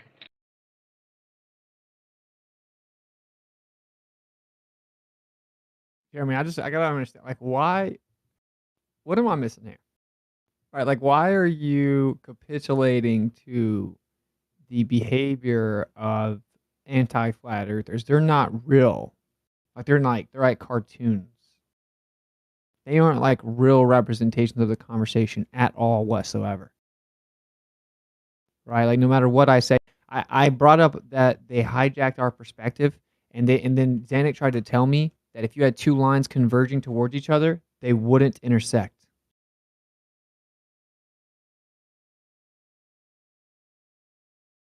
I mean, no matter what a flat earther says, the Glober denies it. So, can you convince? Could you convince the people that drank the Kool-Aid that they were making a mistake?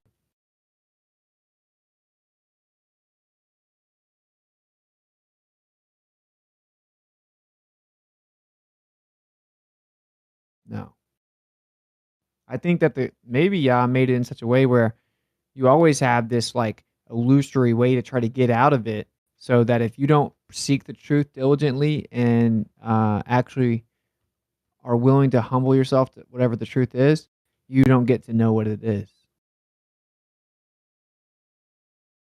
I think that's actually pretty amazing. Yeah, you can't use your common sense. You know, if you have to deny all your common sense to believe the globe, then that's what you deserve. It's even further than that, right? It's like to the point where they'll just literally lie about everything. Yeah, lie to themselves at least. Well, they'll lie to us too, right? So, yeah, I don't think that you're supposed to get to know the truth if you live in a state of constant lying. Who am I? Who am I to tell the creator that his decision is incorrect? He clearly has created it that way. It's like they went through the whole thing and figured out how to reverse engineer it so that it could seem plausible no matter what you argue. There's a plausible side to it to some degree. I mean, not really in my opinion. I think it's not plausible whatsoever, but maybe to convince the people that really want to believe it, they went through these tests and figured out if someone really wants to believe it, well, can we still sell it to them no matter what they hear? Yeah, even though the math doesn't even work out, orbital mechanics doesn't even work out. None of it works out, really. Yeah, so they told everyone that you can ignore all the actual evidence and your observations and your senses. Everything's the opposite of that because of math. And then the math doesn't even work. It's like every part of it is so dumb. It's actually so dumb that I think you deserve to believe it if you still do once you hear it. Right. Yeah. Yeah, who am I to throw a wrench in the order of things? Oh, we see the sun and the moon up in the sky at the same time, but this belief I have says that the earth is blocking the sun, casting a shadow onto the moon, but it can't be because, well, the moon's up above the earth. So is the sun. No, that's just an illusion. The sun and moon are not actually there. Okay. All right, bro. Yeah. Oh, we did a very precise test that would measure the Earth orbiting through space definitively and decisively. It never does, no matter how precise it gets. Oh, nope, that actually is just an illusion, and there's an entire new dimension called time, and it slows down after physically expand. You know, like, okay. It's like that with everything. It's kind of like, dude, I got a video of your girlfriend cheating on you, bro. No, actually, that was a girl that just looks like my girlfriend who happened to have stolen her phone and have her location on that show that she was there, but it was actually the girl that was dressed up like my girlfriend and had facial surgery to look like her, and also the guy was calling her the fake name, and her moan sounded like my girlfriend's, and she just stole the phone coincidentally that same day, right? So it wasn't my girlfriend cheating on me. She would not do that. You would be like, okay, bro. That's how bad it is. Just keep dating her. It's worse than that almost because it's like the globe. It's not even the girlfriend. Well, then the girlfriend comes and tells you that she cheated, and you're like, no, you must have been MK Ultra. You're just saying something that didn't really happen. You don't really think this. Because the globe tells you that what they like have to do to make it stay alive. Yeah. We're entertaining these guys a little too much. Yeah. Letting them beg the question way too much. And like, this is as simple as it is. It's just like, yo, you're making a claim antithetical to what we observe, man. So like, if you could just substantiate it, like empirically, like without any like presuppositions, like just show us for real, because that's a bold claim. You're claiming that everything we observe is backwards. This is why these people can't believe in a creator, right? It's why a large percentage of the anti-flat earthers are atheists, because does it really make sense that like a benevolent, intelligent designer would create a world and give you senses to experience the world that trick you into believing the opposite of the truth in every scenario? What a crazy sales pitch you got there. Yeah. You know who Jeremy, would you do should that? read those Brenner comps, man. I'm telling you, he puts it down and puts the math down too. You know, he shows how it's irrefutable. What's They won't irrefutable? look at the math. Those Brenner comps, I've sent you a bunch of them. Michael Brenner, he's been on Quora fighting this battle since 2016, showing all the math, showing how it doesn't work, showing how you need a tether for orbital mechanics, how none of it is plausible, that they only use mathematics, and they don't even use dynamics. And Yeah, I dynamics realize is their what whole you would need. space models fantasy shit. I'm more worried about shit we can show in reality happening here on Earth. You know, like And why do water you curving deny or not. all the like baseline empirical observations and evidence? Why do you think if they can come up with something that creates any plausible deniability, then therefore globe is legit? Like, why would anyone think like that? That doesn't make any sense. Hey, what's up? If all the actual measurements, physical evidence, the scientific experiments, and all observations empirically show us one thing, why would, if someone could come along and just try to create some grasp at straws, presupposed theoretical narrative to show it's possible that it would happen on a ball, does that therefore mean, okay, Earth can be a ball? That's not how it works. I can do the same thing for a pyramid. I don't know. I'm just wondering if we could show like water not curving or something simple. Can Like you show something water definitive. bending and adhering to the exterior of a sphere as it spins? No, definitely not. I mean, they have as much as we do. I don't think they've shown it curving. We have way more than they do. We have the base position. We have the default base position based on all evidence. That's what I'm trying to explain to you. You're falling for the trick that yields them this unearned ground of equality. It isn't equal. How is it equal? We have all the actual base evidence. That means to substantiate that it's the opposite of that, you're going to have to bring in evidence to at least match us and sit at the table with us, because we have all the evidence. That's what I'm saying. I mean, when it comes to water not curving or not, I don't. There's somebody's making a claim that it is, another person's making a claim that it isn't. Like, I don't. That's not like I'm not falling for anything or whatever. I just want to see like which one's happening in reality. If we have anything like definitive. Can you show me water bending around the outside of a sphere? Because I can show you a million different ways that water always is seeking its level. And is that level horizontal? That's what level is. Level. Well, that's what I think it is. But I mean, can we show it like with a measurement that's what it is? Or can we show that water bends around the outside of a sphere? No, first? I'm not saying that's what's happening. But don't we have to show it being possible first, though? That's what I'm trying to say to you. They have to show that it's possible first. They have to show with evidence that it's actually possible, not just say it. Like, what the hell? Like, there's a you lot can of claim people his just saying girlfriend was things. dressed up like that this girl was dressed up like his girlfriend, but he's just saying it. We have the video of his girlfriend. We're just saying we're just saying that it's horizontal. So I mean, whatever. We're just saying things. No, we're not. We literally build entire buildings with this application. We're not just saying anything. We literally use water to build things. Yeah, well, I mean, we have tides. I mean, what's that? It's the water going in and out on a plane. Up and down. Yeah.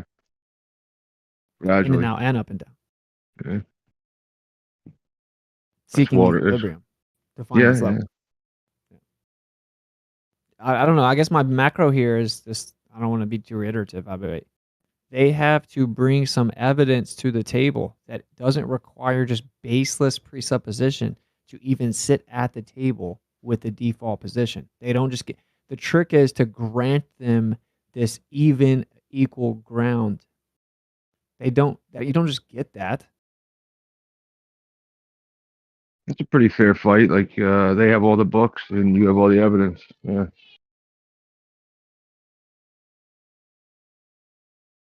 Dude, what we need is a measurement of water necker. Like, don't you think that's the next logical place to go? Like, Well, can you show me water at not. rest bending around the outside of a sphere? Because I can show you about 500 measurements off the top of my head of water being horizontal and flat at rest. How about All right, just fill let's up a just bathtub? Game Well, I over. mean, they said, yeah, but we'd have to measure it longer than that, no? Why? You wouldn't even measure anything over the length of a bathtub. Oh, so we don't need to just show that water find its level and flat. We need to play their game some more and know it needs to be longer than that because all of a sudden physics goes out the window when something has more distance. Okay. So physics laws change with distance. That's crazy. They should go get their Nobel Prize and then go tell me why the lake is frozen over flat. Well, different things happen physically with more distance sometimes, right? Like light may appear to go in a straight line over a short distance, but then the more distance it'll deviate. No, you can show the deviation on a short distance that's based on medium.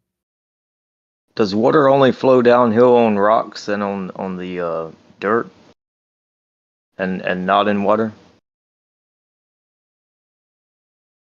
Huh? Did you ask that again? Does water only flow downhill or downward when it's on the ground or on a rock? Yeah, water seems to flow down very naturally. So it's a ball of water, right? Yeah, down. Yeah. Why doesn't it all flow to the bottom of the ball? There's no bottom. it's not down on the globe. Down is there towards the is center. no objectivity. Period. That's the whole trick. They're all on a plane, right? I mean, so we have a ball that's holding water around it. If we were to weigh this water, I mean, I'm just not grasping it, man. I mean, water flows downhill when I'm looking at a stream. When I'm looking at a ditch, it flows to the creek. It's not just being held there, right? Well, I mean, the way you're describing it flows down. So that if I have water in a puddle and I keep digging a hole, it's just going to keep going down to wherever it's supposed to go. Sounds like it goes to the center of something. So is the rotation of the Earth in the globe model, is that what's keeping the water evenly distributed around the exterior of the ball?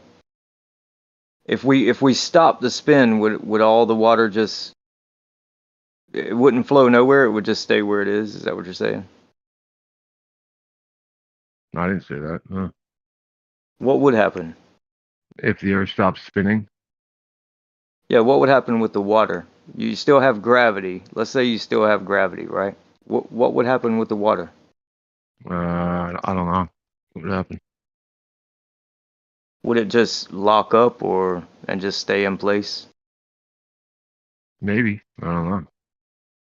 Maybe I'm just trying to simplify it too much, man. I don't know.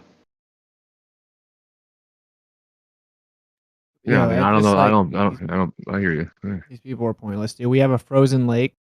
The frozen lake is flat. We shoot a laser over it. No, it doesn't count. We measure it physically. Nope, it just seems like it's flat. We physically take measurements of the frozen lake. It just seems like it's flat.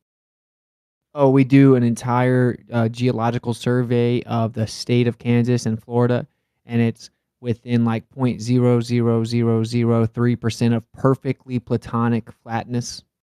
Platonic? Oh no, it's not though. It's actually curvy. What the hell, dude? What am I? So I mean, one mile is not that far. Like 1 mile is 4 times around a like a high school track. Right, that's a quarter mile, right? So 1 mile, 8 inches, right, or whatever they want to use. Start at one end, go to the other end. I mean, it doesn't seem that tough. It's just a religion. They have a religion. So, I have a silly idea. I'll propose it here. So, in regards to like measurement or like building an actual structure that could prove possibly the curvature or the convexity of the Earth. And this may be a bit silly. It probably is, and I may have overlooked something. But so it's basically like an inverse of the what is it? Toe the line, or not toe the line, but the what's the one where they like pull the line taut? What do they call it? Yeah, pull the line. Force the line or whatever. Force the line or something. Yeah. So it's basically the opposite of that. So instead of pulling a line above the water, what if we build a structure below the water to eventually protrude out of the convexity of the Earth? So Whatever. Like, I how guess do you make sure it's straight? Yeah. That's a neat idea. How do you make sure the thing you're building isn't it going in a straight line? Right. So yeah, I don't know. So you would have to basically make sure it was just level, establish a level from the beginning. So say like, from the beach, right? We can start like a little bit out from the beach under the water, 10 feet under the water, parallel to the surface of the water, and build it out. And it wouldn't even have to be anything big. It could just be like a level pipe, right? We can say like, okay, we can build like a level pipe that's 20 feet long in segments, hold it up by rods in the ocean. Mm-hmm. And it would, like, I mocked up sort of like, right, like this is my, in live stream text, this is sort of my crude example. But how do you know the thing you're making? You're trying to reference the water to something. How do you know the thing you're making is straight?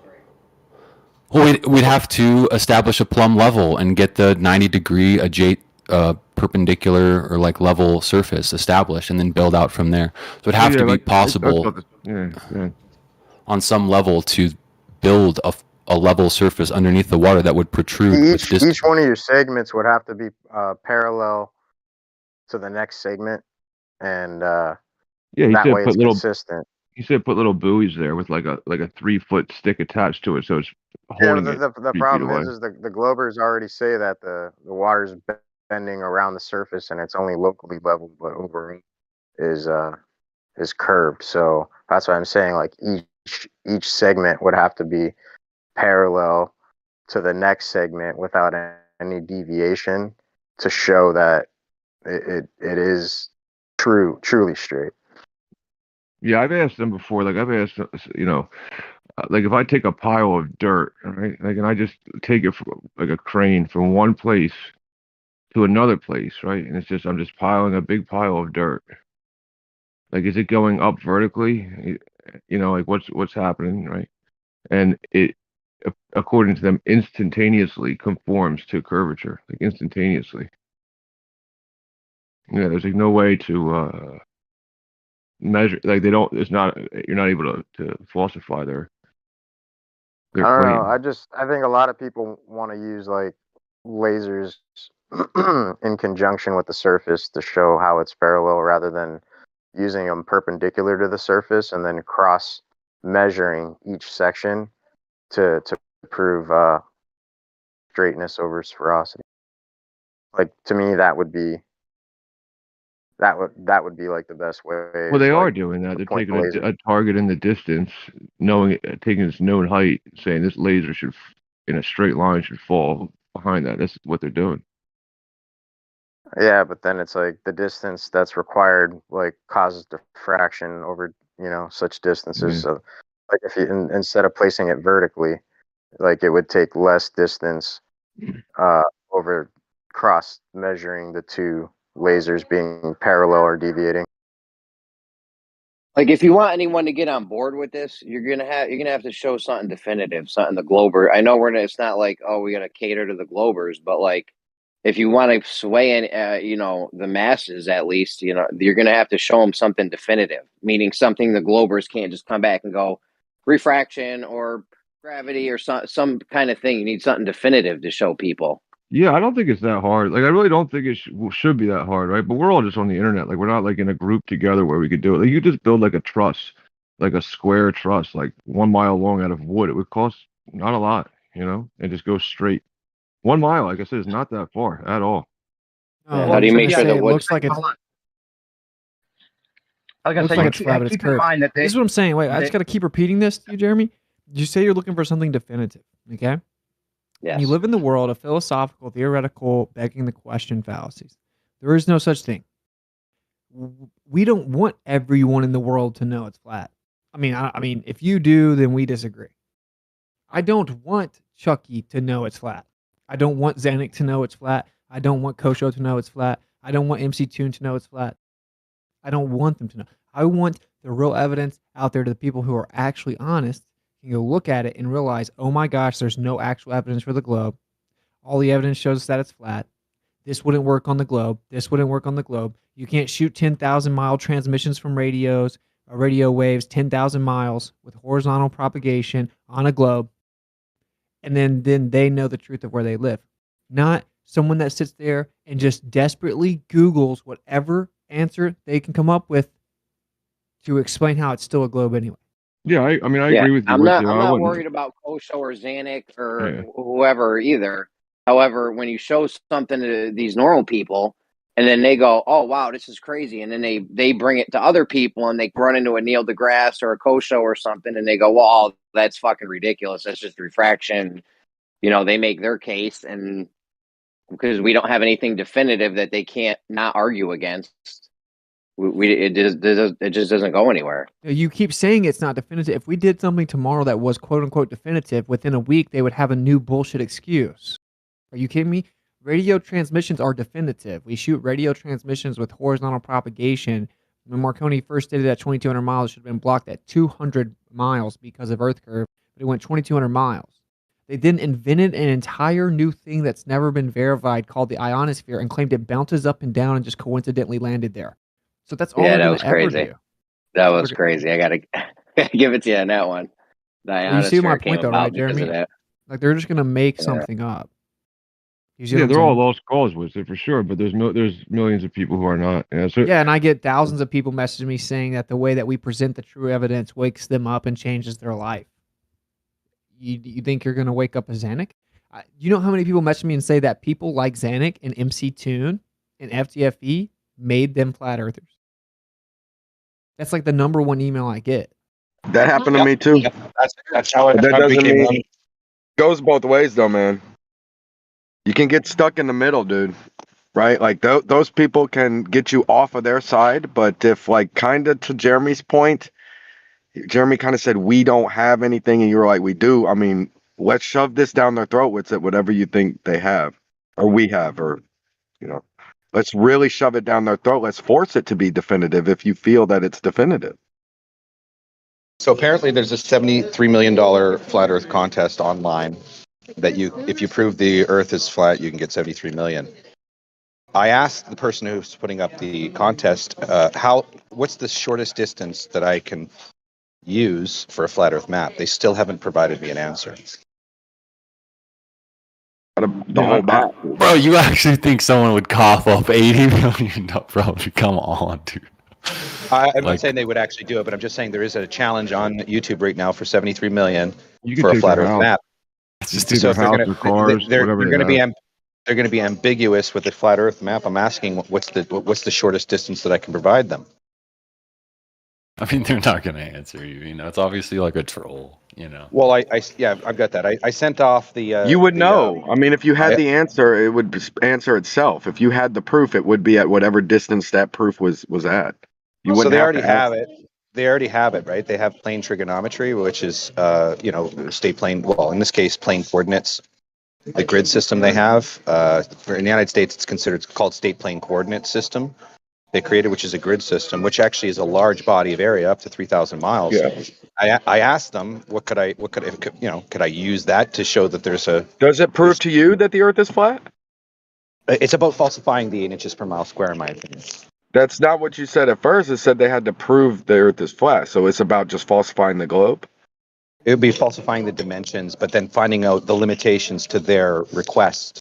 What could I? Because technically, you could go out yourself and do some surveying, and you'll be using rise over run, and you could do it for a mile, you could do it for 3 miles, and you would get distance and elevation information, right? Just using rise over run.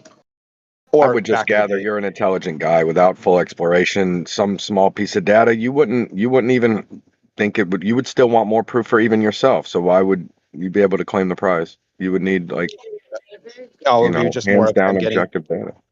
It would be just them admitting that the contest would be null and void if it wasn't an entire map of the flat Earth, rather than as opposing to having a section that would falsify the dimensions of the 8-inch claim, right? Yeah, I like Witz's test. You just get a bunch of wood, build like a cube trusses, right, in a cubed fashion, light on top of a frozen lake, and you're done. I think that's fine. Go No, to a when you're frozen talking lake. about forced line, listen to this. I don't like They've frozen got it lakes. so that railroad tracks, right? Perfectly straight every section, right? But there's a little bit of give, right? There's a little bit of error where the tracks connect, right? Now, just that little bit of error falls into the parameters that they need to say that it doesn't prove it's flat, right? That's enough give just in the railroad tracks and where they connect that it could still be a globe Earth. That's how precise you'd have to be. So any kind of force the line thing, they're always going to be able to say there's an error of some sort because you have more than one section. I don't agree with that. Not with some So of that's these what they'll say. straight They'll lasers hear that people have. You'll No, hear Zanuck and Ruhif or whoever, they'll argue that railroad tracks, the error just in the railroad tracks is enough error to account for a globe Earth. you're correct. That's fine. But I bet could if be. You humans can't get it perfectly endeavored, straight. if we endeavored to mix water, laser lights, and mechanical engineering to a grand scale precision enough to endeavor to curve the Earth, this and that for miles over, I bet we could come up with something that would be 99% objectively agreed upon. No, but all they need is that 1% of error. And they're just going to say, well, it doesn't prove it because we can claim some kind of error. I think we could It eliminate may that, prove it man. to you. Yeah, It may prove it to that's why I anybody said else, but it's not that's going why to I prove it said to them. go perpendicular to the surface, because when you cross measure something like that, it shortens the required distance from those two measurable laser beams that you're measuring. It shortens the required distance through the angular measurements through cross measurement. So it just magnifies at a shorter distance, like how parallel or deviated those things are in reality. Dude, I asked them if we shot a laser just above the surface of the water, and we shot it a few miles out, and where the curvature of the Earth should have already blocked it, right? A few miles out, and then we blow something up with the laser. We physically blow it up.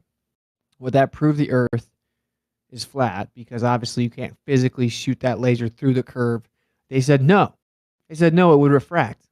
Like, oh, we would shoot things with line of sight, and it would perfectly refract based on the refraction of the image. We shouldn't see behind the curve would refract just the right amount up, and then the laser's horizontal refraction would also magically match that, although needing to be different. And we would Is that what physically blow something up, and it was there's nothing you can do. Okay, is that the same thing that they came back with you on the 2,200-mile radio bounce thing? Did they? I know that they said the bounce. Do they ever add in also refraction to that also? No, they just claim that excuse was made for them like decades ago, right? Well, that's why I was saying to go vertical instead of horizontal, because if they're going to claim refraction, they can't have it both ways. It can't simultaneously be refracting horizontally and vertically and at a gradient. Like they can't Right. have every which way. So it's just going to showcase the inconsistencies going both directions, not only with the surface, but perpendicular to it. So In sections. just lasers like above or below the other laser line. Essentially, you're just gonna cast project a square, vertical square, and then you're gonna measure the angular degrees with it and make sure it's like a right. They're all right angles and 45 degrees to one another. Why can't we? And Why can't we build that though? But go ahead. well, we can we could take a drone, two drones essentially that are casting two laser beams perpendicular to one of them at 45-degree angles, and then have two people down below shooting a laser beam at each other essentially. Square it off. And then Square it off. Yes. You're gonna square the beams essentially over a distance, which will tell you if it's deviated or perpendicular to right angle. Yep, that's how I. Like how Yep. like how wide are the pyramids? Like, could you do it on one of them? I don't know. Like a known structure. I just want to build like a structure, like they built a damn stone with the hole in it. I just want to build a structure, like a flat earth structure, and sit it out there for everybody to be like, damn, look at that thing poking out of the water. That's what I mean, man. We need something to show people. Something that can show that the water is definitely not curving. Hey I mean, I man, like I what Witness definitely said second about that. the bathtub. You know, we could put a straight edge next to the water in a bathtub and go there. It's straight compared to this. Now it's your turn to show that it's curving. Jeremy, I feel your Yeah. desire, man. That like we got, it's great to, be able to produce more and share more. And I I agree mean, with. I think we the can build them. ultimate thing would be to create a grid system, because if you had that grid system, they couldn't dance away with fucking refraction anymore, because it would all have to be Yeah, showing cube. consistency. Yeah. Yeah, and if it was cubed out, you know what I mean, then there's no way to get around that. Yeah, that's Don't why I keep saying underestimate like building the trusses and then nailing them together so it's a cube in a straight line. That's it. I do like this idea. I've always thought about satellites being high with a long tail, and just having it point at the top of the satellite and at the bottom of the tail, or the high balloon or whatever. You could have a very very long tail, and then you could really see if that would simulate buildings leaning away from each other. You cross-reference all the points to each other. All right, think about And this. I came up with a way one time. So like they shot the radio transmission. It started with Marconi, 2,200 miles. They said you can't do that. It's going to hit the curvature of the Earth at 200 miles. First attempt, it was correct or accurate, and it worked. He later did 10,000 miles.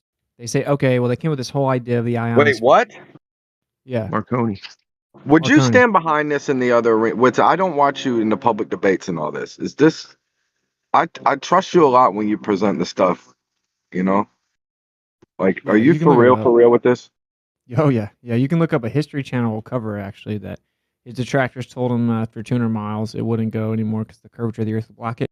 So they came up with the ionosphere. They said, oh well, actually it went up into space basically, but then got blocked back down by the ionosphere. Okay, that's where they didn't go discover the ionosphere. They made it up out of necessity to keep the globe Earth. Okay, now I then went and talked to them, and I said, okay, so you guys think that the radio waves are bouncing off the ionosphere perfectly up and down to where it just happens to hit our target, right? So you guys also claim we can shoot radio waves to space, which means that it has to go through the ionosphere, right? They're like, yeah, okay. So if we use that same wavelength that you claim can go through the ionosphere and we shoot it horizontally over the surface, you can't claim it bounces off the ionosphere. I because have you're seen you claiming it press goes through them. it. I've seen you do this exercise before. Yeah, they just panic and they I've panic and seen them they try. say, Yes, it's a mix to me. I'll be honest and give you can you respect my fair opinion? I see this one as a mix still. They try don't to know come how at though, you. because I've seen them come back at you, I think, with challenge you with, hey, well, what if this variable I think of specific of the angle or something being relevant? but yeah, but I debunked Right. that very quickly. That is what Zanuck tried to say, which was in your own paradigm, you claim you can shoot the radio waves at any angle, not just straight up and down. I And supported actually, your you claim you can assertion get moon too. bounce off the moon close to the horizon, which means you can shoot the radio waves through the ionosphere at any angle, according to your own belief. And if we shoot them horizontally, then they should reflect. Because eventually, the Earth's curve is going underneath the horizontal propagation, so it's going to be going at an angle and eventually hit the ionosphere. They claim that's what makes it bounce down. But according to them, these waves actually go through the ionosphere. So if I can just shoot that same wavelength over top of the Earth, thousands of miles, then you can't claim the ionosphere. So therefore, it's a flat Earth. And they said eventually they said, yeah, I guess if you did that that we would have to that does Okay. look like it wouldn't work on a globe. And then what Coach said was, well, that doesn't mean it's flat. We'd have to figure it out and come up with something else that would be obviously something else would have to have Strength been of happening. signal, fucking all this other.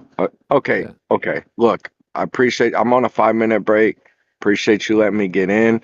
I do have one report or challenge.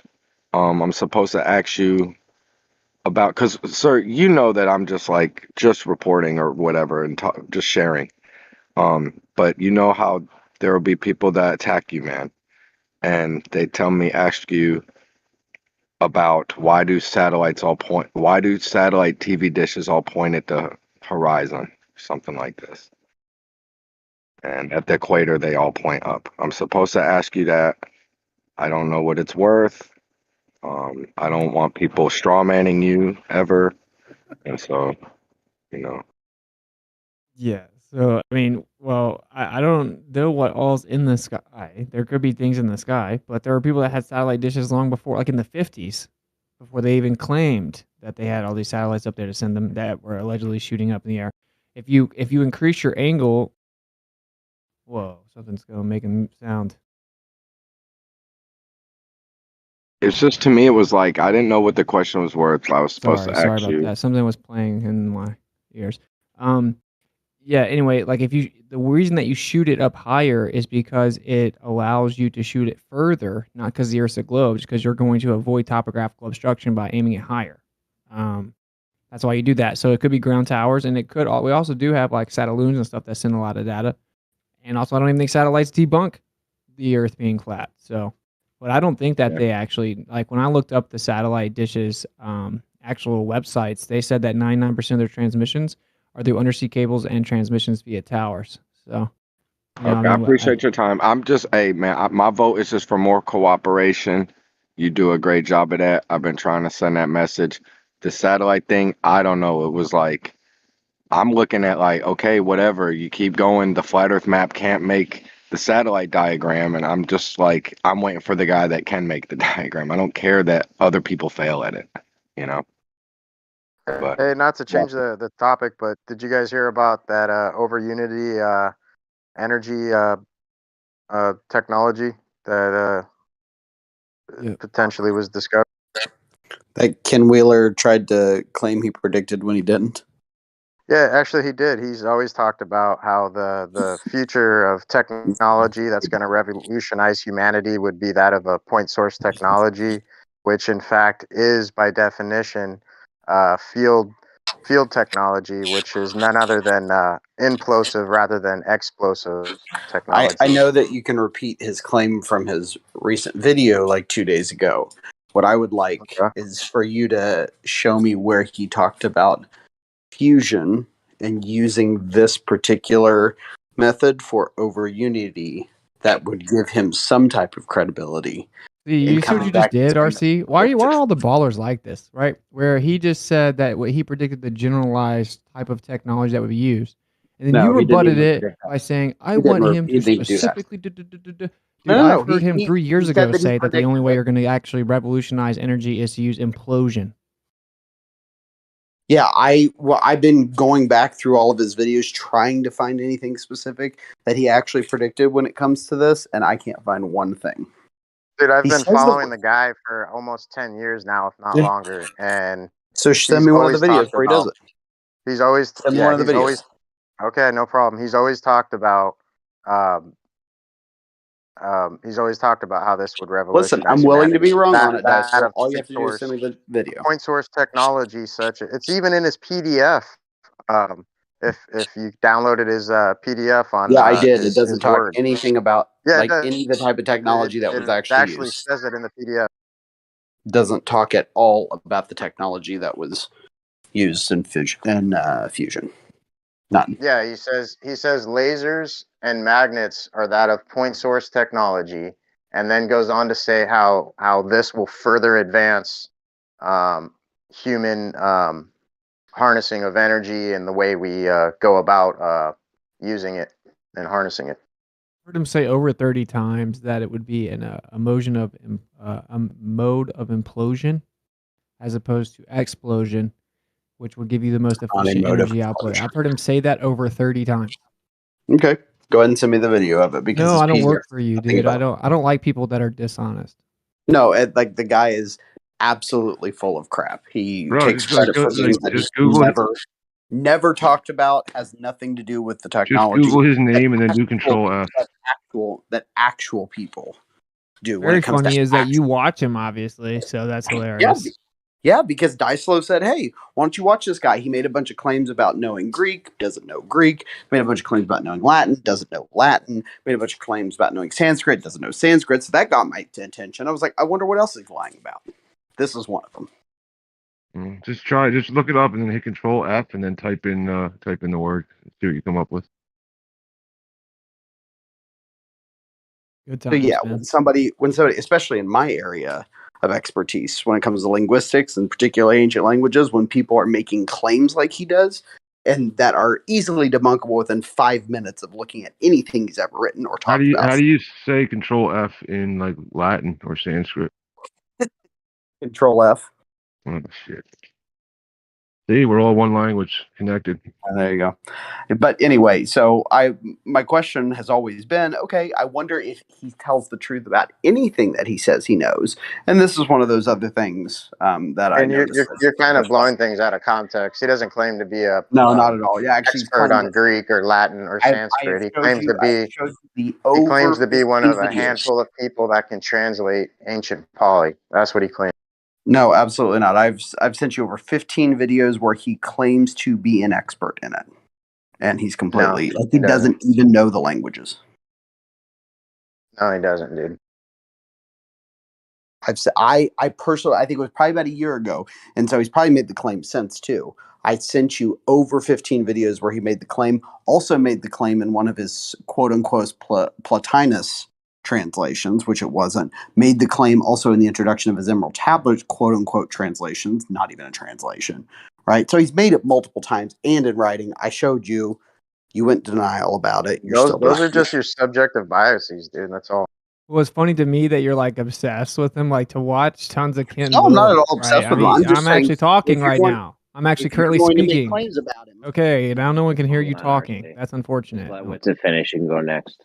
So, like, the point is that you would to watch that much of Ken Willer, whether you want to admit it here or not, you obviously know he's smart, and he intrigues you. For you to be able to watch that much of him for that long of a duration over that long of a period of time, so you can deny it. I don't care if you deny it. I genuinely don't care. no, what I'm trying to say is that someone made a claim. I gave the time to be able to look into the claim. I even spent enough time to show people who are You're kind of listening red to this herring show. past the original point Excuse that me, I guys. brought up Hold with on. Let regards to RC over finish. unity. Guys, hold on, guys. Let RC finish, please. So when people are trying to stake their claims against his quote unquote expertise, yes, I did spend the time to be able to actually listen to him before passing any judgment, actually read what he put out, actually listen to him. Because if I'm going to call somebody a fraud, I better damn know well what he's saying, right? And I did listen to him. And guess what, Witsit? He is a fraud. Oh yeah, so you think he's stupid?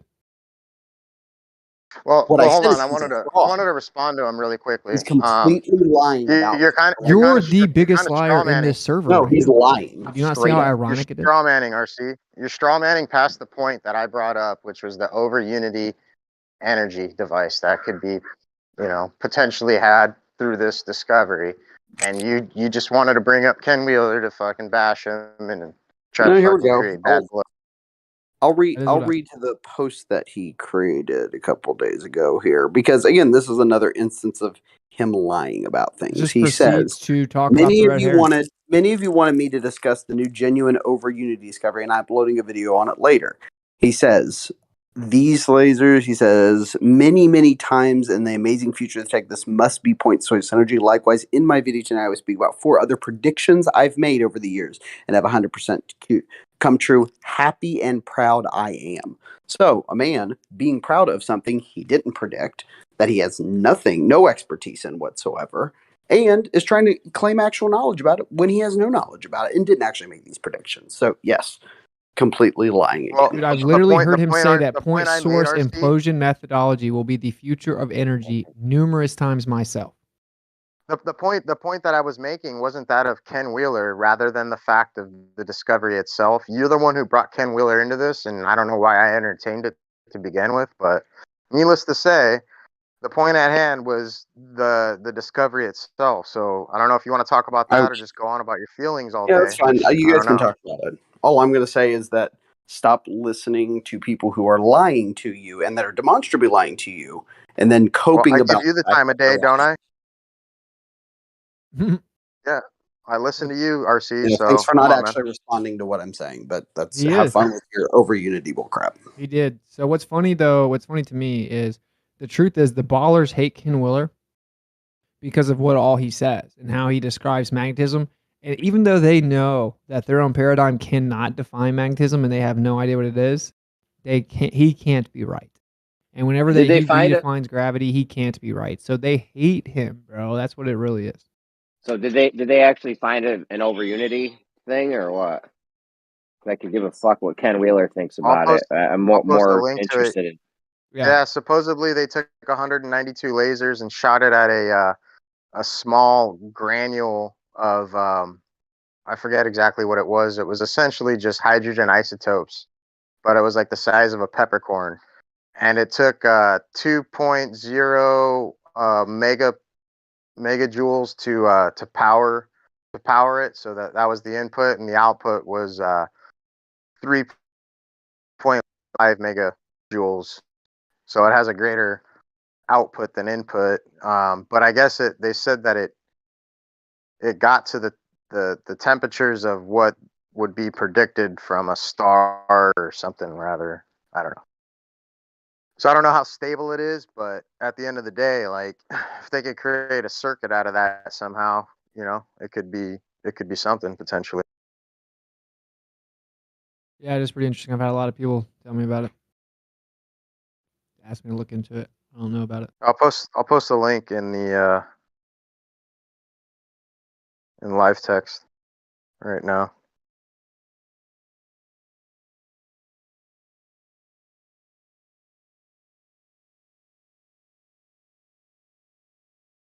It's weird though because I literally have heard myself Ken Wheeler talk about coherent point source implosion methodology being like the future for energy. So I mean, I don't know anything other than I've just heard him say that, like explain the difference in explosion and implosion, and explain point source and why it's so important, like so many times. It's crazy. Why do you think it's important? Because it's the future of energy. Yeah, everything we have is basically dependent on explosive technology, which has, obviously a footprint where this could have, no footprint and just only the rewards of, harnessing exuberant amounts of energy. Why would that not be important?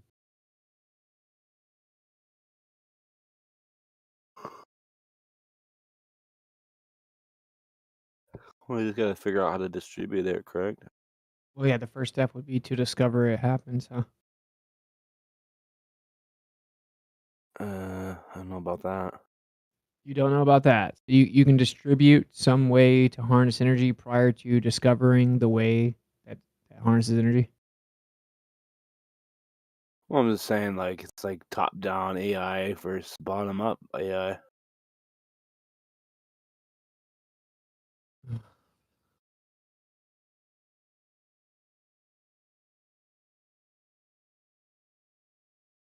I don't know. What came first, the chicken or the egg? 100% what comes first is the discovery of technology prior to distribution.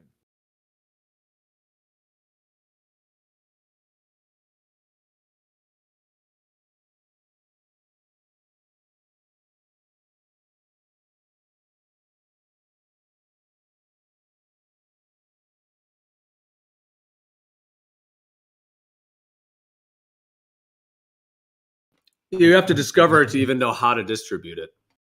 Yeah. You're right, but I mean, like, he's talking about the explosion itself, figuring out if it explodes. Since we're talking about explosion technology, it's like we have to be really weary. I mean, if we find out how to fucking explode all of the Earth's water in the ocean, that wouldn't be a good fucking strategy. With it, I wanted to say something else because in the video he goes over what the most diamagnetic substance is, and he says it's bismuth, which was one of his other predictions that some sort of a bismuth compound would be the resultant of like a supercomputer, which created the the semiconductor or whatever. But anyhow, the bismuth, I guess, is the most dielectric substance we have terrestrially, and which is pertaining to the the electrostatic field directly. So I just wanted to make sure you were aware of that and just toss it your way.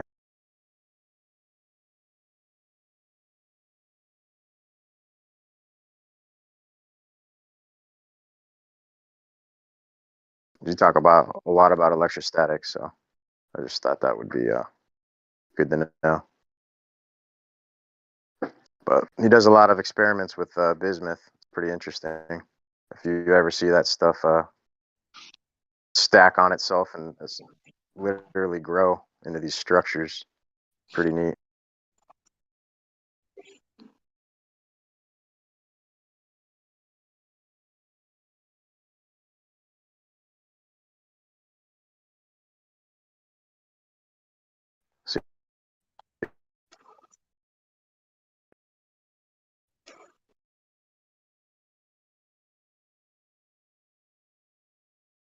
Hey, what's it? Will you check your DMs? And also, there's some GIFs I made for you that are in the other server under Brenner comps, and I want to erase them from there. I just couldn't upload them because they're too big of files, and I want to erase them from there from once you grab them.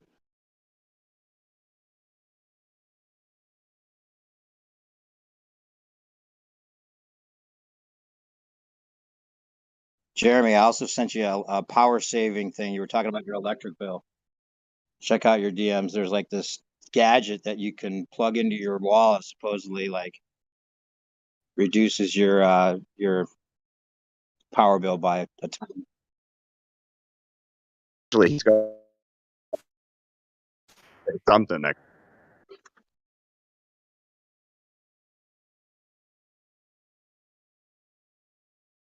Is my mic not working because my headphones not working now? Can you guys hear me? Yeah. But write the hand if you try talking. I think you roboted or something. Oh yeah, no, I was going to say it doesn't surprise me Ken Wheeler said that, since he says every word in every combination possible. Eventually, he's going to, catch it all.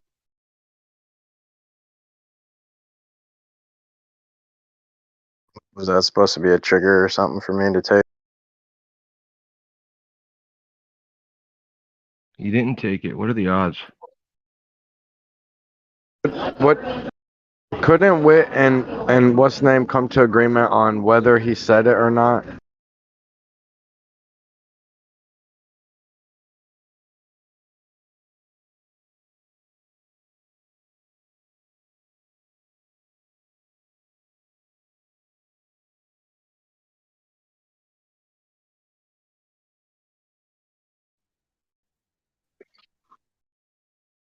It's like, why you want to live in denial, my man?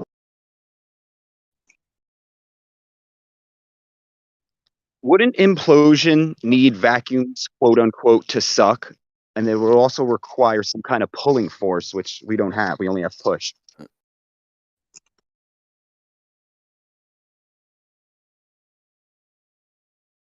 So like you push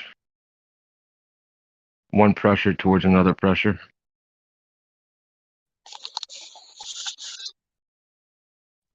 Yeah, but that's a push. How would you do that with a suction, right? Because he's like, oh, I know. I think he's a snake oil, but whatever. He's saying explosion's not the way to go. It's implosion, right? Well, so then a cylinder, right? The whole reason a car cylinder works is because the explosion goes outward and moves the cylinder down. So if you have the explosion going on the inside, what? I couldn't really hear you, but yeah, I mean, if you have, it just depends on where the pressure, the zero pressure is, with the low, But there needs to be a mechanism. So when air explodes out, it's the physical air moving, right? That pushes up against the cylinder and pushes it.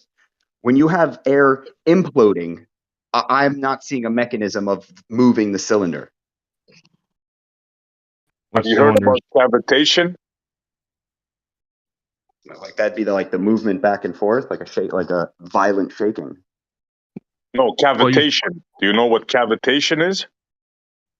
Yeah, that was my understanding of cavitation. It's like when something is moving back and forth or air is shaking. Something implodes. It's crazy. But yeah, look into that. It's the actual If cracking. you ever seen sonoluminescence, that's the same thing, dude. That's an Yep, implosion versus an exactly. explosion. Exactly. It's crazy, but it's there. And check out the pistol shrimp. The pistol shrimp. That's another freaked out thing. Oh yeah, yeah. Well, that connection with sonoluminescence, if the stars have that going on, it's like they seem to be little free energy machines. So it's kind of interesting. How is photoluminescence implosion, and how is it different? Right, Because unless it causes a vacuum, and the stuff. It's like hard to explain, man. It causes a vacuum somewhere, and the surrounding thing implodes into it. So Yeah, it creates a bubble, and the outer shell of the bubble, within this bubble is a high vacuum, a high vacuum something like that, yeah. condition, and essentially the outer shell of it collapses upon itself, and the resultant is this release of energy in the form of illumination. What I think happens, I think it actually swells first. I think it actually expands a bit first, and then collapses. Okay, but if you have a bubble and everything comes from the outside, that's an explosion, right? That is from the outside going. The reaction towards isn't into had. the bubble. The reaction isn't had from the expansion, rather the collapse upon itself, which is the implosive reaction that generates this brilliant light. It's getting collapsed because it's getting pushed from the outside. All right. Well, I guess you're an expert. I don't know. I'll take your word for it, man. Well, you then rebut it. Like you're saying, oh, it's doing this thing that's different, so it's going to give us free energy. I'm going, no, it's just an explosion going towards a bubble. It's not anything different, right? And this is what Ken Wheeler and all these people try and fucking do, is they try and take the same fucking thing that happened, rebrand it with some of their fucking bullshit words they spew at 50 miles a fucking hour, and then go, it's not explosion, it's implosion, when it's the exact but the same explosion stuff flies out and the implosion stuff goes in. I mean, what do you mean it's just rewording? Okay, hold on. Okay, so let's say I'm inside my house and somebody sets off an explosion on top of me. The explosion's going to go in my house, bro. You're just No, it's gonna blow your house apart, man. What are you talking about? It's gonna blow it out. It's got to go in my house, though. If it's above my house, right? The explosion comes above my house. The quote unquote force or whatever you want, your energy is going to come down into the house. That is an explosion, not an implosion. Okay, I'll explain it to you. Check this out. I'll explain it to you in a way that you'll get it. You've seen the train thing when they take the air out of it? Well, again, they'll say that that's being pushed from the outside. Right? Yeah, but yeah, right. But what's happening is when you're removing the inside. But again, yeah, you could be right on that one as well. Yeah, so exactly. So their implosion but that's is not that wasn't your issue. You said that it needs. You originally said, yeah, but it needs to be pushed instead of pulled. Show me how things can push. Well, you're just naming things that push.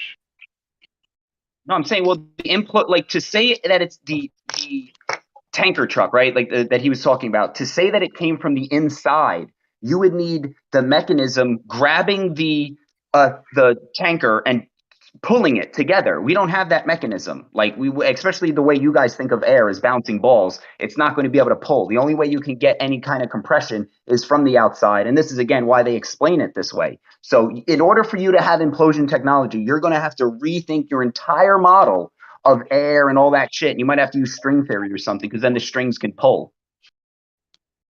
No, I think the laser could come close to that by the way it does it, but not the train. That wasn't a good analogy, because the outside pressure squashes. But I think the solar luminescence, that is different, because it kind of like, it's hard to freaking explain it, man. It kind of like it kind of makes like a zero pressure or a lower pressure, and it collapses in on it. I think that's the closest thing. Yeah, that was his. But that was that's his exactly what they opposite. say about the tanker. They say the Yeah, but exact same thing yes. about the tanker. It's a But that was your negative opposite. pressure. That was your opposite point. That's contrary to what you had pointed as a contradiction earlier, or an issue for you. You said like a piston that pushes out. Show me how something can push in. I said to you, I said, well, it's a lower pressure, so you can call it sucking it in if you want, but either way, it's either sucking it in to the center or pushing from the outside. You know, the high going to the low pressure. You didn't. That seemed to be your issue. Yeah. It's Or your solution. centripetal in nature versus centrifugal, which is coming in versus going out. Yeah. So if you again, 99% of people here believe air is the bouncing balls, and when you pull enough balls out, you're left with nothing, which is the quote vacuum.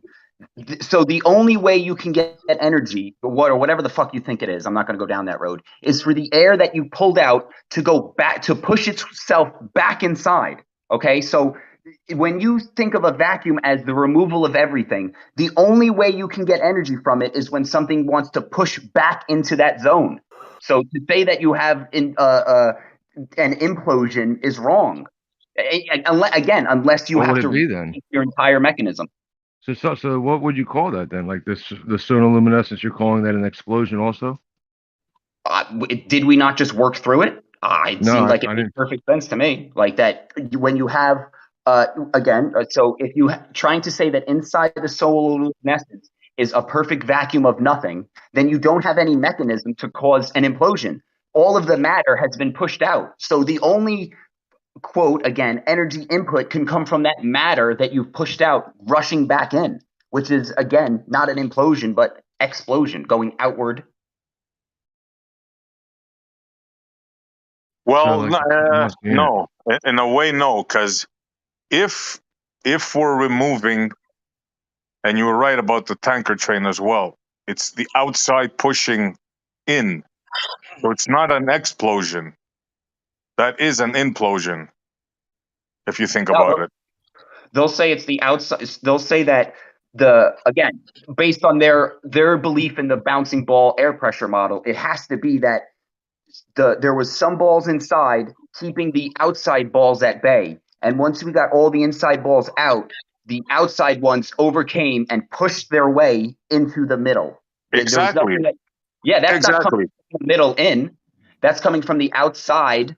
Outside, that's an explosion. You're right. Yeah. So that's an implosion right there. Yeah. No. Yeah, it is, bro, because you said it yourself. The outside is pushing in. Yeah, it's not getting sucked in. Like if the I didn't say so. I would say an implosion would mean that the mechanism of collapsing the tanker was inside the tanker. But again, no, you said it right first. By removing what's inside, we let the outside. Yeah, but by removing what's inside, you're taking it out. He's saying it's out. You're pushing it out. Don't get in. You had it right the first time, right the hand. Okay, but his point is that you have to take it out, therefore pushing it out. That's his contradiction there. They were pushing it out first. It's implosion, bro. And he just worked it through, and we realized that it is an implosion by definition. Well, hold on. So when I think of implosion, right? Like I'm gonna just picture arrows, right? All going like picture the center of the ball earth and arrows coming out of it, right? Are you with that? To me is an explosion. Exactly. Right? Yeah. Okay. So when now the arrows going towards the center, right? That would be the implosion. So in my head, I'm seeing, I guess you could make a case that the tanker, it's the air coming outside, right? The air is pushing, and it just so happens that the tanker is in the way of the air. It gets surrounded and then collapsed. But that's not from inside the tanker. That's from outside. So that to me, I would see that as an explosion. No, it's not. Who said that? Well, right the hand said it, but it is confusing. Right the hand, you keep going back and forth with out the arrows pointing out, but then pointing in means the same as out. I mean, it's confusing to me. I'm thinking explosion as Like it's because so in order for there to be an implosion, right? The tanker would. So picture you had rubber bands. Stop. Picture you had rubber bands on the inside of the tanker, and you started ratcheting them down, right? So where stop to where they pulled the tanker from the inside. That would be an implosion to me. Exactly, but think of it this way, right? Go with the elastic bands, right? There's elastic bands tugging equally from the outside and from the inside, right? Now, what we did was we removed the elastic bands from inside. So now, right, there's greater elasticity, there's greater force, call it whatever you want, from the outside. So there's no resistance, there's no bands inside, right? So therefore, the weight or the push, call it whatever you want, from the outside is pushing inwards. That's it, bro. I mean, there's no way around that. You can use the Gady method, the elastic, whatever you want. That's the way it is. I'm just to me, I see two different mechanisms of me grabbing the let's just use that. You grab a cup from the outside and crush it, and that there would be a different mechanism so that if you had something on the inside, let's say, and you like turned a twine till it pulled it and pulled it together and crushed it, that would be two different mechanisms to me.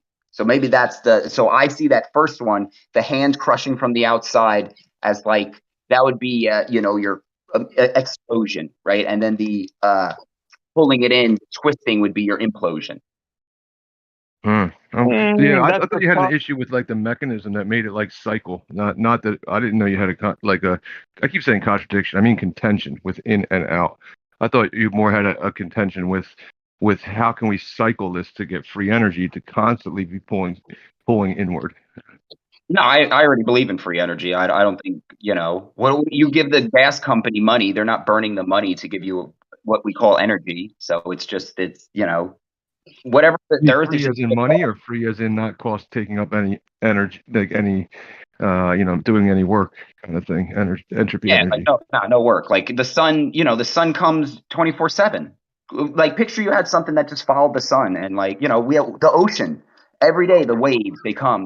We can harness that. That's motion, bro. You can turn motion into energy, whatever you want to call it. Super easy. So there's tons of ways that there's nonstop motion, and when you have nonstop motion, you can get nonstop energy, right? You just have to find like if you had a river that never stopped, just hook the water wheel to it, and you'll have nonstop power, right? So there's many forms of nonstop motion. We just don't harness them properly. So yeah, I don't think there's a issue with getting a quote unquote free energy because it's all out there. No, but did we solve the implosion explosion thing, or we're still not clear on that? Yeah, no, I'm fine with that. I'm not going to, I think it's more just the way we look at where it comes from. Man, it sounds like Ken Wheeler was onto something.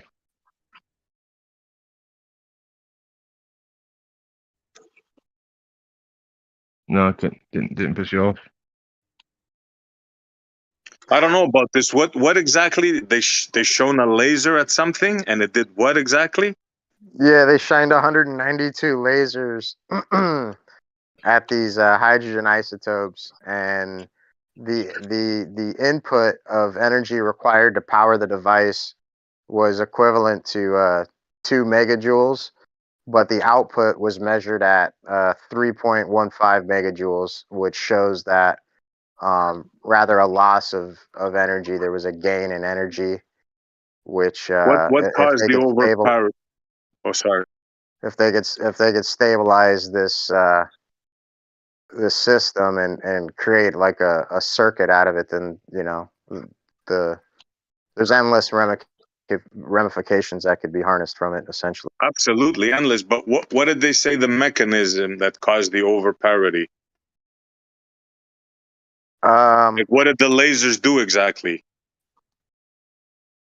They just released the already stored energy within those isotopes into a burst of energy and essentially probably heat, pressure, light. I'm sure there was a lot of things involved But yeah, at the end of the day, it was just a lot of energy, dude. Okay, I'm interested to see that. You're talking about I the new posted a link. hydrogen. You're talking about the new hydrogen they made, the tritium and the diuranium or whatever. The two forms of new hydrogen they're trying to fuse together. Well, it's not new hydrogen. They're just hydrogen isotopes that I don't know if they were trying to fuse it together and then kind of stumbled across this reaction, but you know. Yeah, apparently they're putting in 2 gigawatts, something like 2 gigawatts of laser power, and then they're getting 3 gigawatts out.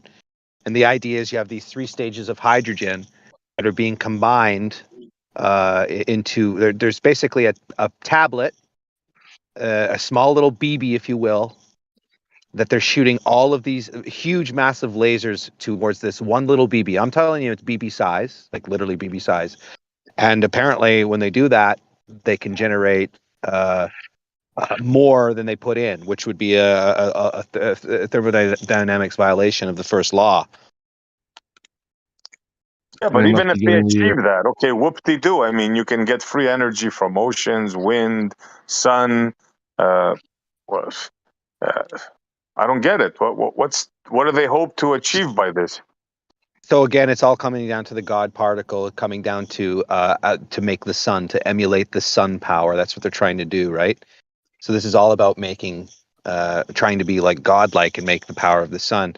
The issue with this particular BB pellet that they're shooting with all these lasers, they've gotten the result that indicates that they can get more energy out when they put in due to the reaction, this chemical reaction of compressing and fusing these 2 hydrogen particles together. Something to do with the neutron and the electron. They remove the electron, but then the neutron with the nucleus has a neutron and a proton. But it has you've got 2 hydrogens. I have to go back and watch the information. So the one hydrogen has 2 elements, and the other hydrogen has 3 elements, and they're combining these together to get a new element. And in doing so, you get a chemical reaction, whatever. The problem is they can get this reaction, but how do they keep it consistent? How do they keep it flowing? Right when it's just fucking shooting a BB with a whole bunch of lasers. It's ridiculous. So they're claiming fusion here. They're claiming that they achieved fusion. Yep. Is that what you're saying? Yeah, that's what they claim. Yeah, from fusion in a little tiny BB, the size of a pellet gun BB. They have made fusion it's literally energy the from. size of a number 7 birdshot pellet. So they're claiming the power of the sun. Gotcha. Why not? They're claiming this. They're claiming that this is proof that it's possible in creating that kind of fusion reaction. Like Well, the sun. according along with what Right the Hand said, I mean, so if it's sucking in or pushing down, and it's pulling in energy from somewhere, pulling in, if it's imploding, it's pulling from somewhere. What's it pulling? It's all about compressing. It's about pushing these 2 positive protons, whatever they claim to be, 2 positive together. And that's the reaction, is forcing these 2 positives together and creating energy from the reacting.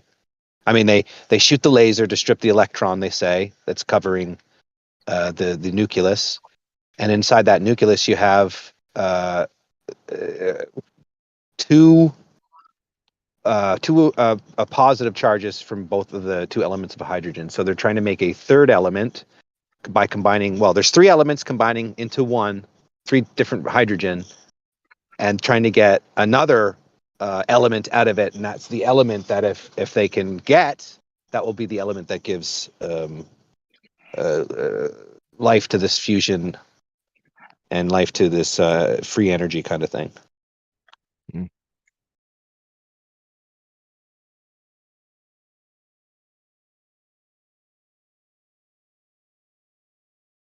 Yeah, so I mean, does anybody have, I guess, any objection to it in this room? I mean,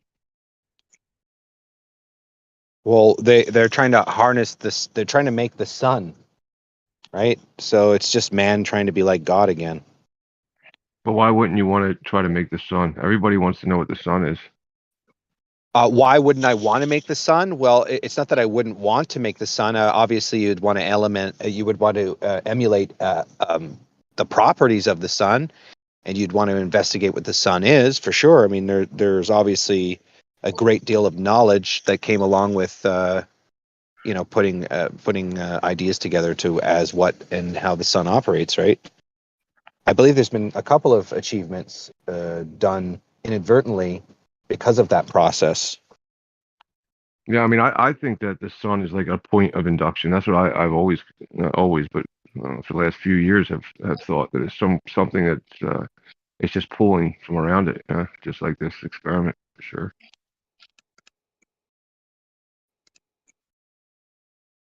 You mean Well, like they're trying to absorbing create what they and think. then transferring? Yeah, well, like so people will say, I think the sun works like everything else in nature. I mean, I don't see why it wouldn't. It needs to eat. It needs something. It needs something to feed it. It needs to pull in from something, just like everything else. Why would it be any different? Ether. Something. I mean, the How tree can takes a the soil. thermonuclear reaction sustain itself in a vacuum?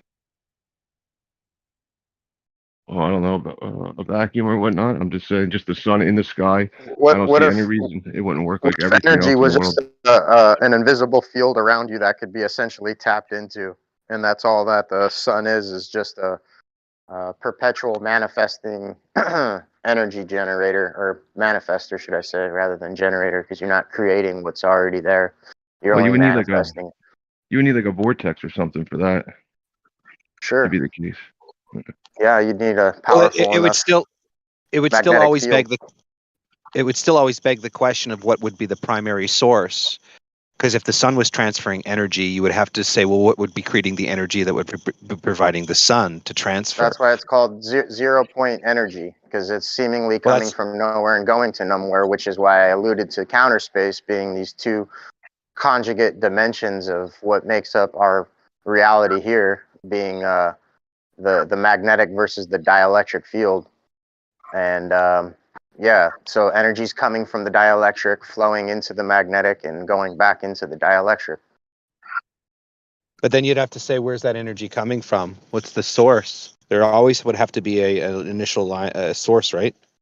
No, like a toroidal field, it just sits there. Nothing moves. Like, I mean, who started it? I don't know. Well, yeah, but the toroidal field has boundaries and a shape, right? So you'd have to think what function or mechanism is giving it shape. Are you talking about a magnet? It's called incommensurable geometry. I'm talking it's about called any field, period. incommensurable geometry, which is found in everything in nature, from I macro know, but to micro, and from innate matter to biological substance or entity. But there's not one common field. Apparently, you can have various fields based on. No, there's only one field. You only have different attributional expressions of the one field. Well, that's what I mean. So when you look at these expressions, they don't all appear to be in the same field array, if you will. They seem to be independent based on whatever size of the object is and whatever field it's attached to. It's no different than ice, water, and steam being all one of the same thing, just only different due to its characteristics.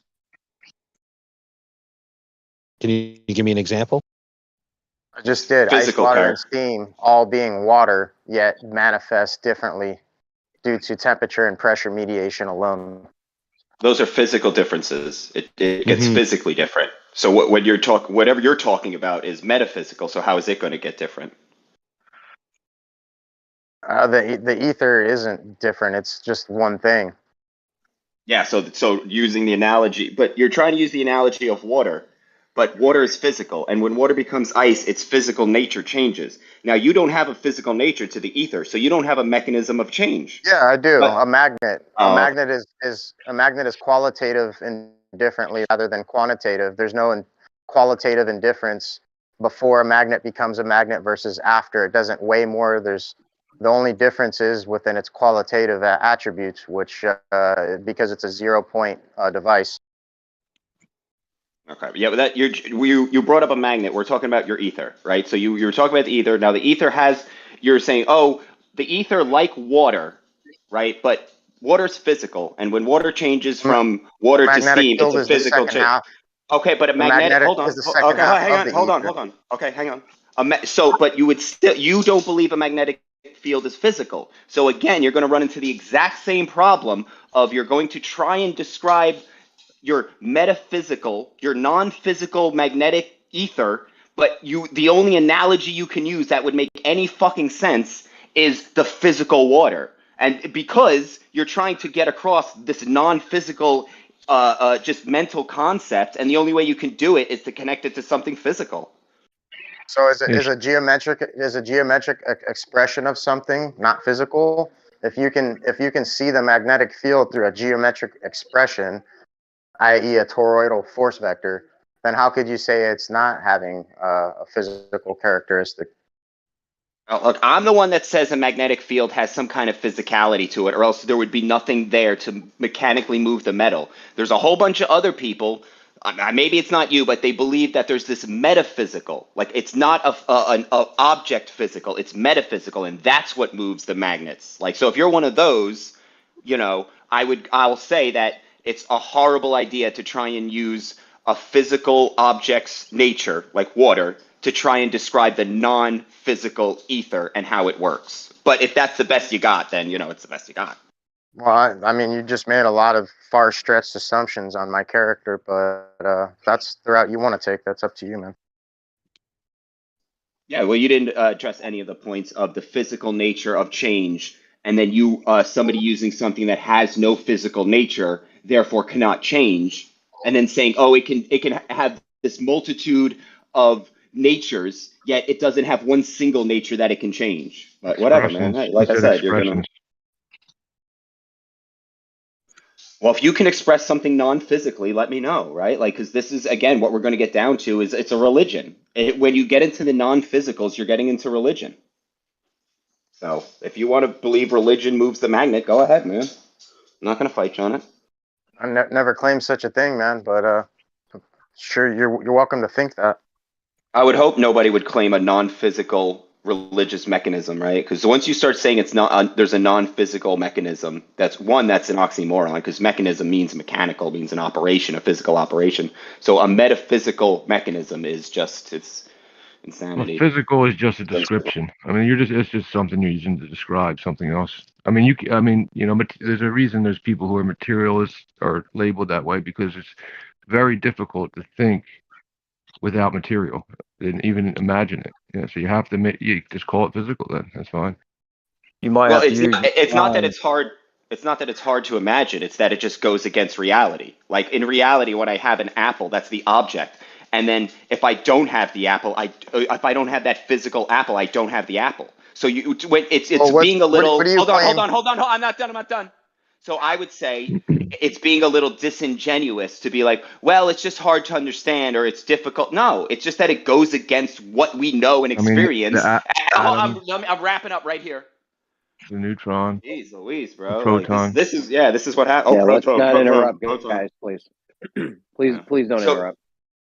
So I'm just saying, like to say it's to wrap up, it's disingenuous and dishonest to say that, oh well, you're a materialist because you can't think outside of the box, and it's like, no, I refuse to not to accept something I can't experience. So I can't. It's hard for me to do it too. Like a wave function, right? You got to think of it as a wave, even though nothing's moving, right? Like atoms, protons. We need it. We need something that we can understand, like to represent what we can't see. I mean, so it's really hard to just think. I can't think of another way to say. I still have to say atoms. I don't know, little atoms, little.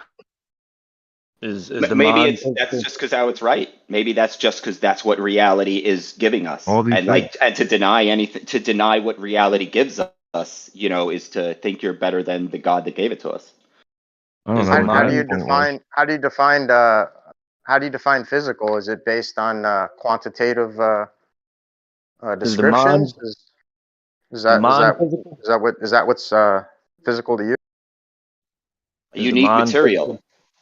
Right? Like, how do I know to touch my phone and not the table? Because they're physically different.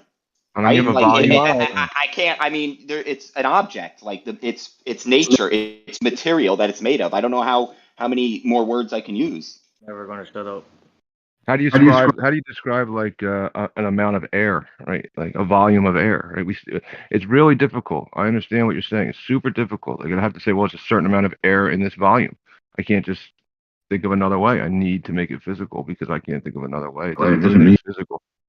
Yeah, I mean, there's a lot of things that are not physical, but are real, like one's personality or love, things like that. Like, is your personality physical? Not really, but is it real? So, The mind. Oh, your personality would be how your physical body physically acted. Because if nobody ever interacted with you physically or heard anything you spoke with your verbal tongue and manipulated air, you couldn't have a personality. So again, when you say personality, you're only talking about the physical nature you have experienced through some person, right? If The you see mind. somebody smiling all the time, you're going to think they're happy and their personality is good because that's what you see. The mind is not physical, correct? The brain is physical, right? But the mind, what we're talking about thinking with, how we make decisions, that's the mind, Okay. right? That's not the Oh, yeah. brain, right? I think there's a mechanical operation to thinking. Yeah, I didn't mean to make it too Well, much the like this. mind, I how didn't mean would to you go describe, too far. excuse me, how would you describe this mechanical process with the mind? Could you explain that? When you're thinking with your mind, when you make up your mind, could you explain the mechanical processes that goes on with the mind? Not the brain, but the mind. I see it like in how you walk around a neighborhood, like that's how your mind is. Like if you somehow could get this magic little thing that could look into your brain, it would be your world that you walk around in.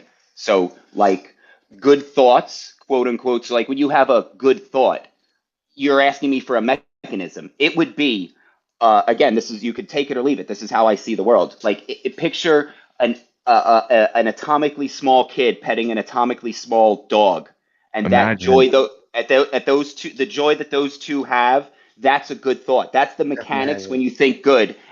And when you think bad, like if you think you want to kill somebody, like how that mechanically happens is somebody maybe torturing an animal. So there is actually violence going on. This is why they say thoughts are just as bad as actions, because when you think a bad thing, you have to have some physical process happen so you can have that thought, and that physical process will be evil. So in short, you don't think the mind is immaterial. You think the mind is physical in some way? So you're redefining what the mind is. So let me just ask You you, asked me what I thought. yeah, I'm trying to. Are you redefining, and I'm trying to be short, are you redefining what we know the mind to be? Is that what you're doing? Well, You yeah, have your own definition? the same people that told us how the brain works said that the Earth is a ball and that people are upside down. So I kind of threw it all out, right? Everything I was given from this monolithic source that Google just will regurgitate everything the same always through the script. Yeah, I just threw all of it out, and God has given me senses and my own unique view on the world that makes me me. So yeah, I'm going to have my view of the world that works for me, and if I don't want to have puppies being harmed, then yeah, I'm not going to have bad thoughts because I think that it harms little baby puppies. Going back to the magnetic field instead of puppies, what material substance do you think makes up the magnetic field? Not the magnet itself, but the field around it. I just think it's the air being manipulated in such a way, right? Like it's just like a vacuum. People think they're removing the air. I just think you're manipulating it. So it's What about a nothing more than magnet? the minute. What about a magnet in a vacuum? Does it Like I not work? said, Does it cease to exist? well, because you clearly were not listening, so I'll just say it again for exactly like a vacuum where people think you're removing the air when you're not. You're just manipulating it. So again. Do you understand what I just said there? I don't actually. I get what you're trying to Okay, propose. well, he does it. Let me explain it to him since he doesn't. So picture you have this container of air.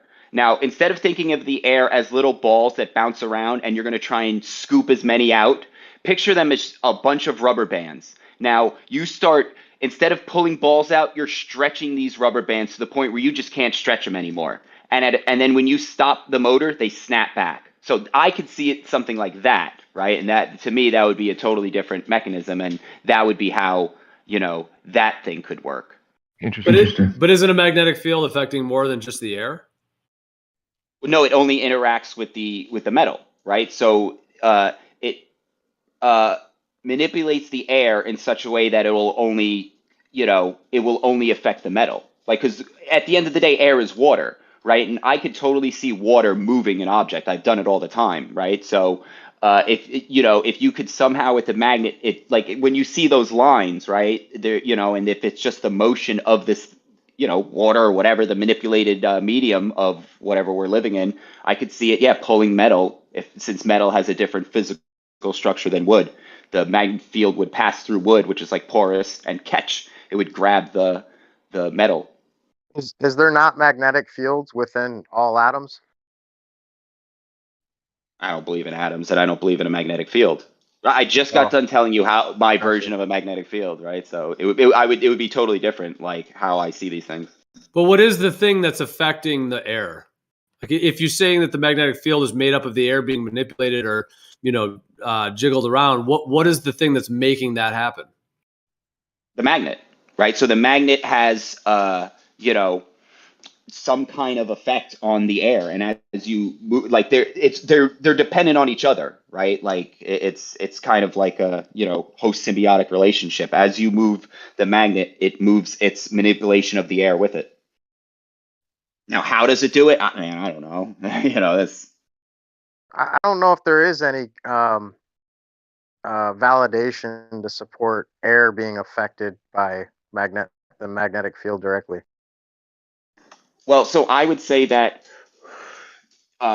you can't have two things in the same location at the same time, right? Like displacement. You have to, in order to, when I put my hand into water, the water can't exist in the same volume that my hand exists. That, it wouldn't work. So when I think about this magnetic field or whatever is moving the metal, I can't see anything else existing locally where the air exists simultaneously, why the air exists there, that I can't put that, that doesn't function for me. So I have to logically, again, in how I view the world, see how could this work, and this is all I'm really left with. Yeah, I mean, you would have to have something to support an indifference within the air around that magnetic field to conclude that, rather than just feeling based assumption. Well, there's Well, only it's not hot feeling and cold. based. Is the magnet then heating the air or cooling it? What do you mean? There's only hot and cold? I mean, things only go from hot and cold. I mean, so it has Well, to when be you say heating hot, it or cooling it. when you say hot, though, what are you talking about? Like a fast-moving particle? No, just heat, however you want to, whether it's pressure or whether it's particles moving.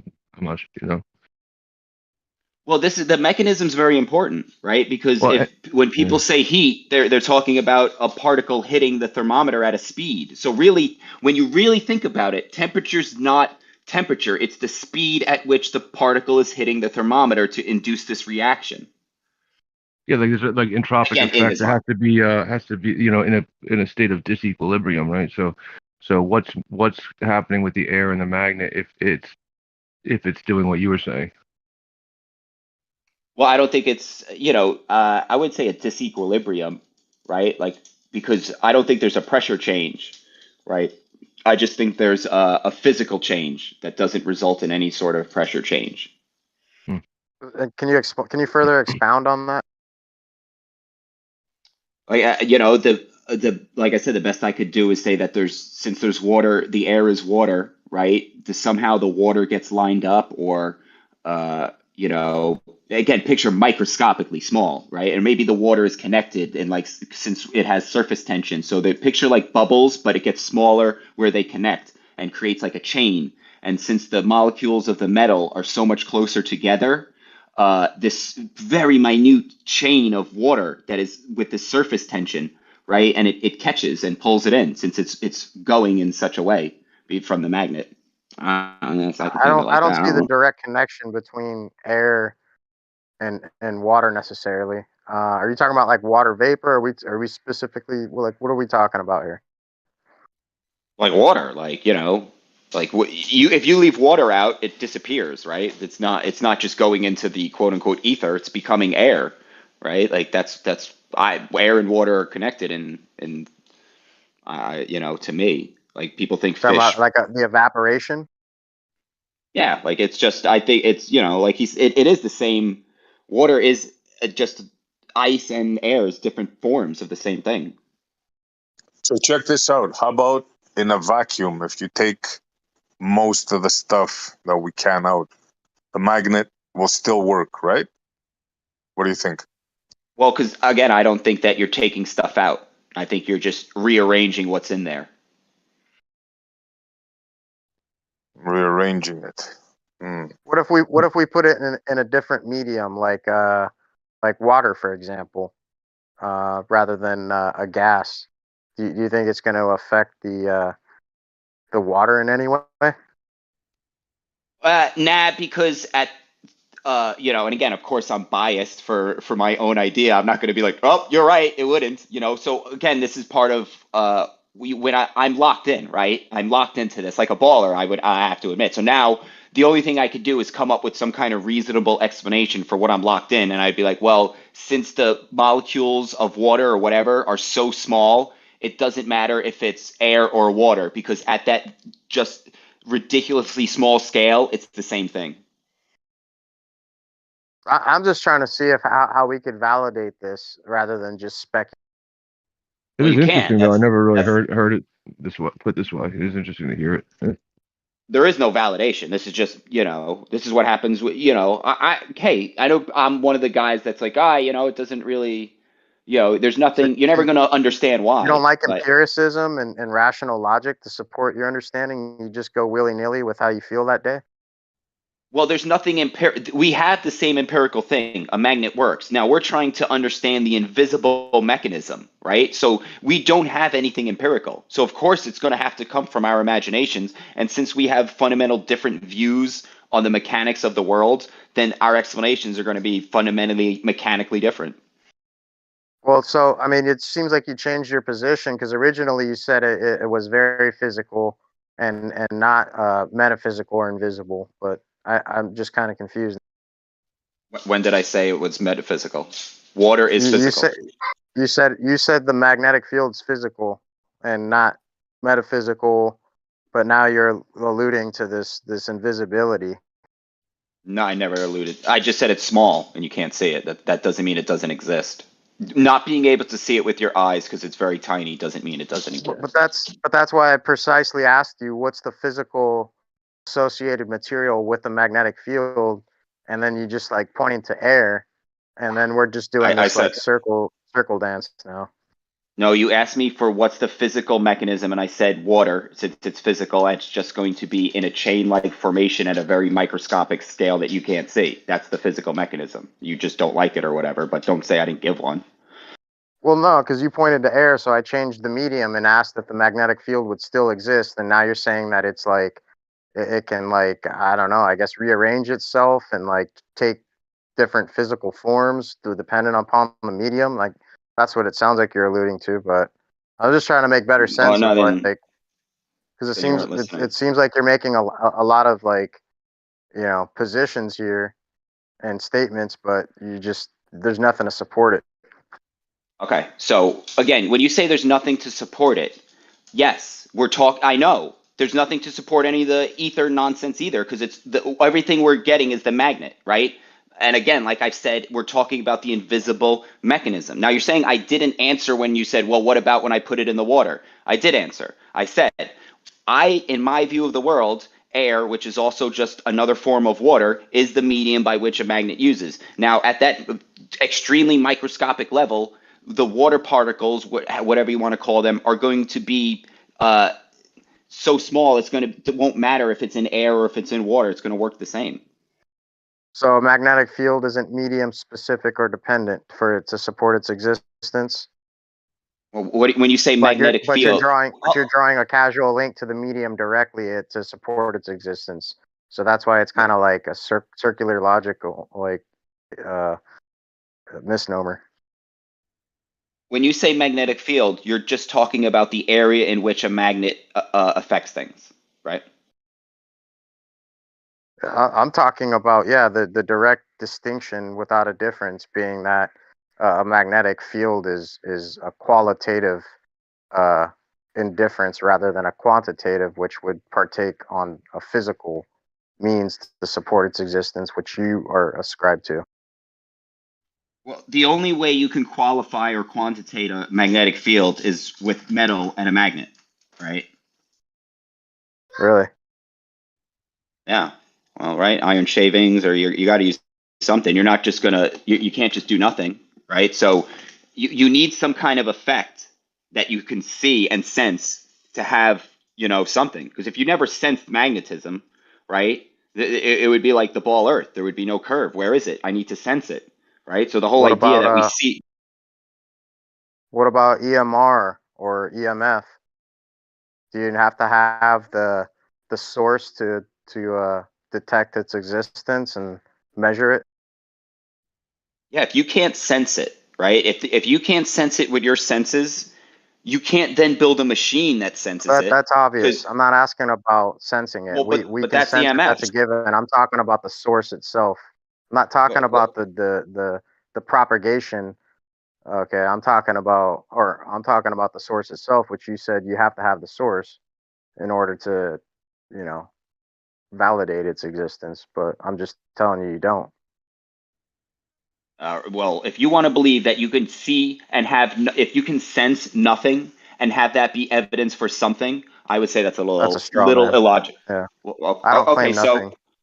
okay, hold on. So I was saying unless you sensed an event or sensed something, right, you wouldn't have anything to go on. And you're saying no, you don't need to sense anything, right? Isn't that did I maybe I Well, mis sense would be like see it or feel it or something like I mean, that. there's we necessary know what the senses antecedents are. to things that Yeah. you can't necessarily sense. Like most flat earthers say that you can't have pressure without a container, but then can never point to a container. They only point to its existence based on the necessary antecedent of pressure requiring containment.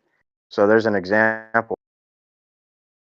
Okay, so what you're saying is you're going to use an example to empirically demonstrate or whatever. So your evidence, let's say, is something you've never sensed. So what you're bringing to the table is not anything that I can sense. And you're going to say, see, this is what I have.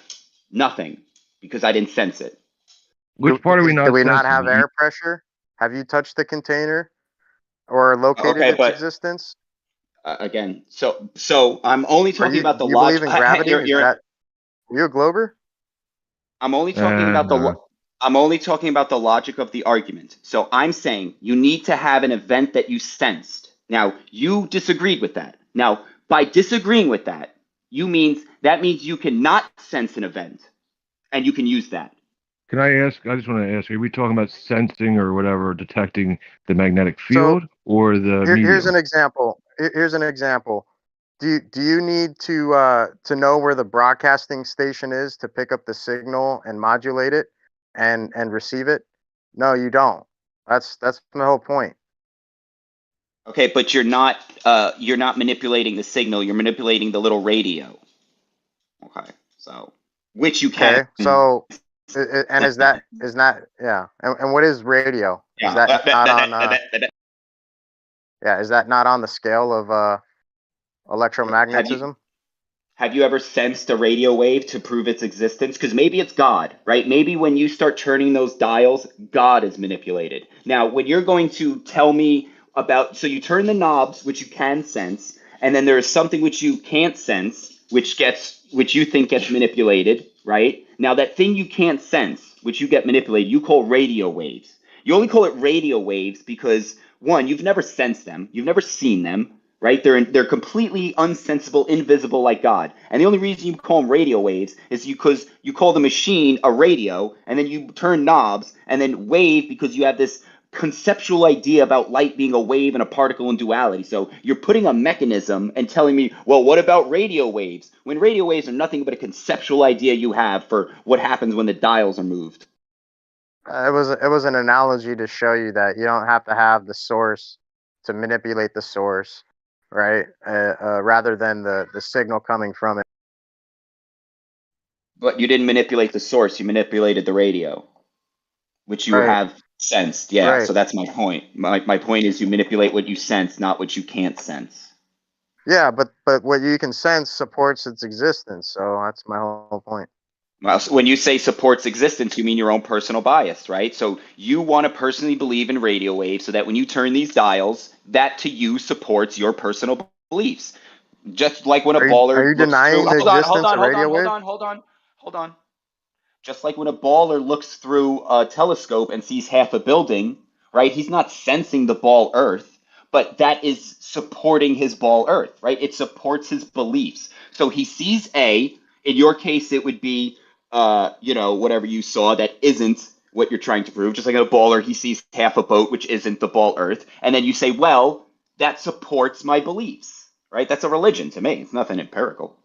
So are you denying the existence of radio waves? Are you denying the existence of God? Nope.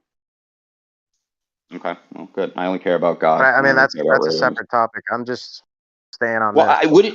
wouldn't you have to prove radio waves existed before I started denying them? Because right now you've never shown me a radio wave. All you've done is turn dials on your ham radio, right? So you don't have a radio wave to show me that I can disprove. And this is the whole problem with proof. There is no proof. You don't prove something. You show an event. That event happens, right? Like you drop a rock. Yeah, rock drops. How are radio waves measured? Aren't they measured in frequency?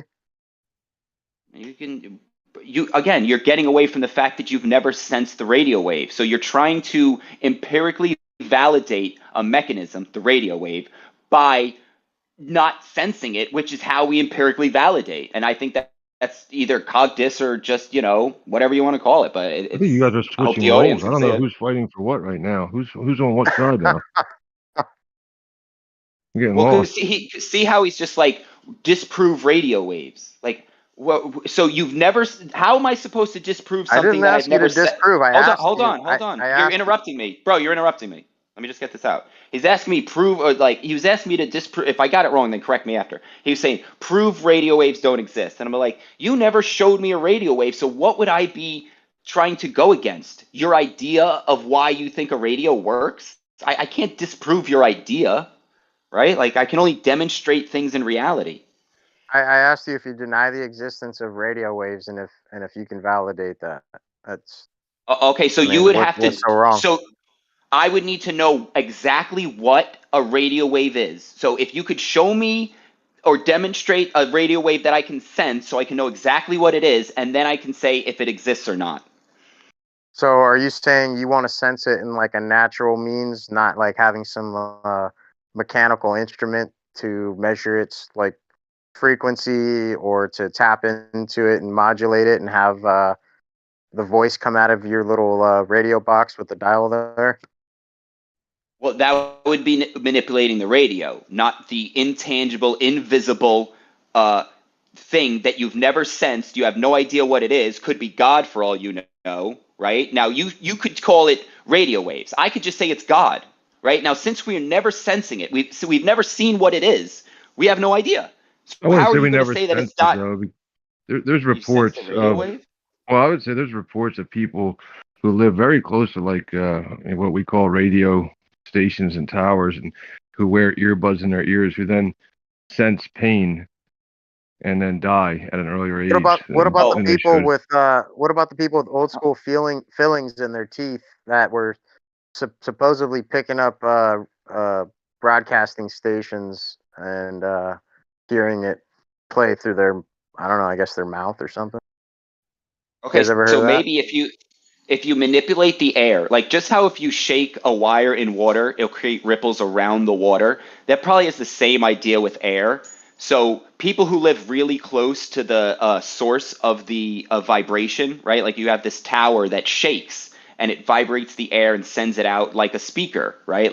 But it sends it out at a, you'll call it a frequency or whatever, but it's a different manipulation. So you don't hear it like you would a scream or something. But yeah, if you lived right near there, you would be getting physically affected with this thing. Yeah, of course, that makes sense. But that's not a radio wave, right? That's just the medium being manipulated by some, something that's in it.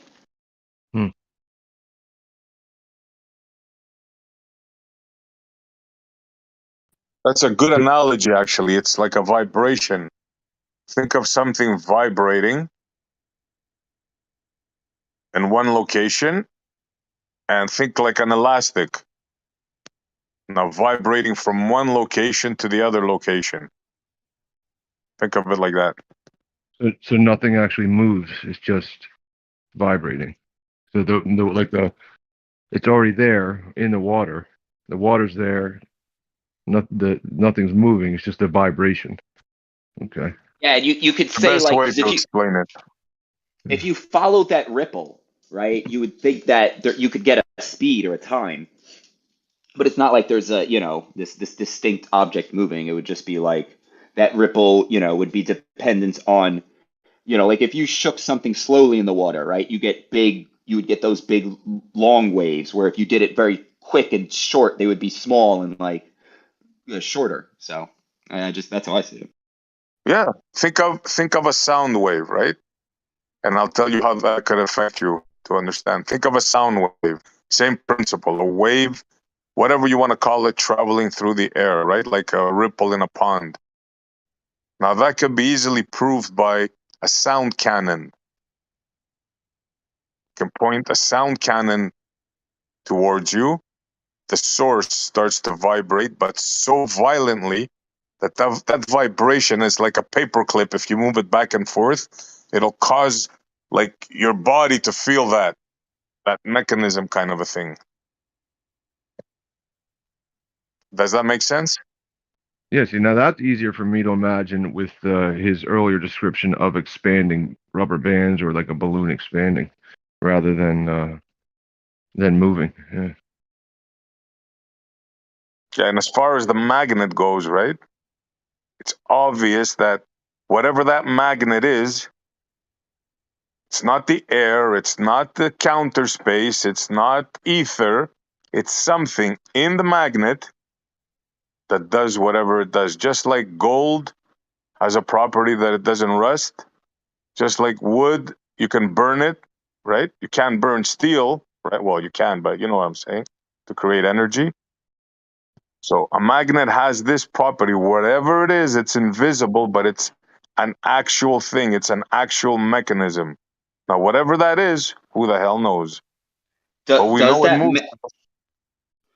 does that mechanism displace the air, or does it exist uh, alongside the air in the I location? think it's independent of the air, personally. I don't think it has anything to do with the air. It's something in the magnet, because you can find that in nature, right? A magnetite. Now, whatever that is, that property, whatever, it aligns the atoms, call it whatever the hell you want, right? But whatever it is, it's in that material. So is that It's what I'm hearing? independent of the air, I think. That there's two ideas. One idea is that the magnet is actually sending something from the magnet. It's traveling on a field for whatever reason. And another idea is that that the field is always there and the magnet is just affecting what's already there. I think the creator put a magnet here to play with our heads because it's clearly something there, but we can't see it. I think it's the creator playing with our heads. It's meant not to be known. It's one of the, it's like a signature, right? If the Earth was just natural and formed organically, right? Like we'd be able to figure this out because it would just follow these very simple rules. There wouldn't be these like curveballs in there. At least, that's how I'll look at it. It's invisible matter. That's the way I see it.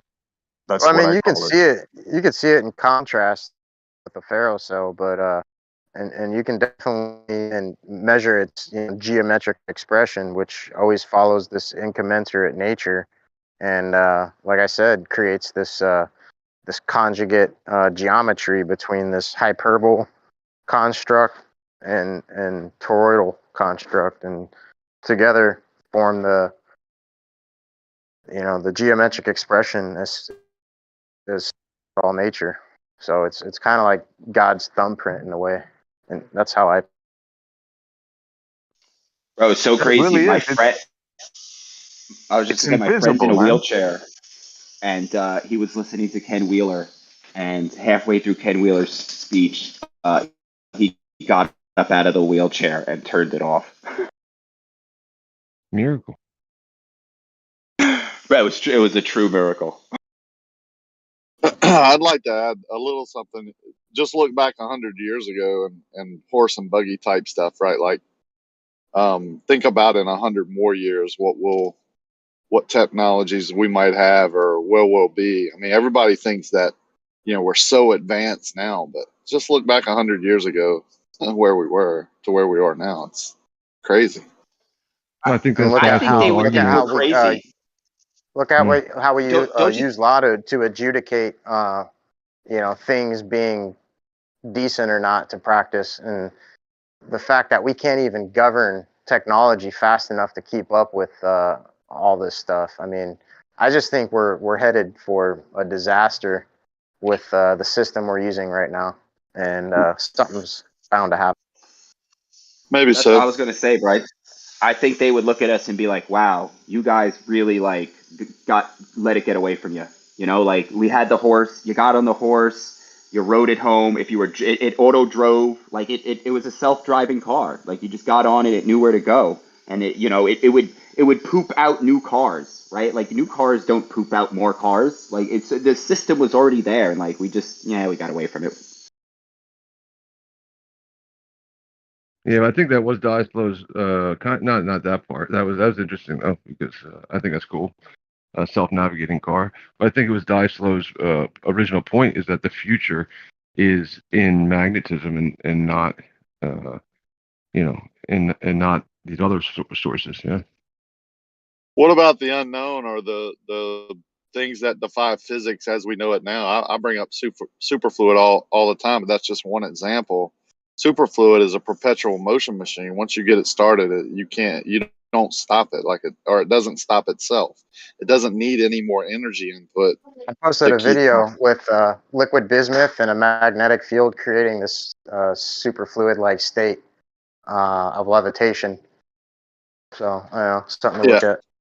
Helium is not the only element that will turn into a superfluid at certain pressures and temperatures. There's other things that do it. So, how could that? Yeah, that might be happening. I mean, there's scientists right now that are studying how what we call space or what looks like space to us could be actually a superfluid, giving us the depth and the frictionless environment and things like that we observe and that we see the speeds in. So you never know. What sounds better, a superfluid or a vacuum? No contest, right?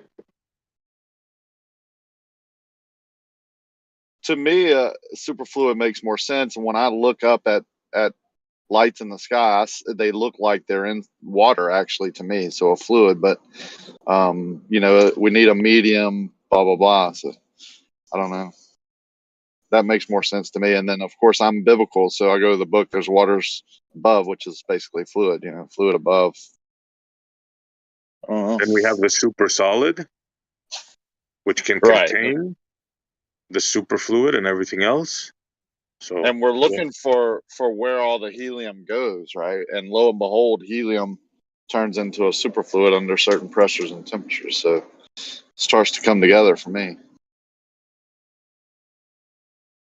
You throw in the magnetism and the electrostatic effects, in these type of fluids that, you can, the quantum locking and all that. I mean, you put it on a magnetic track and an object in this type of fluid will go forever at any speed that you want. It's frictionless. Frictionless can go through material that otherwise it wouldn't.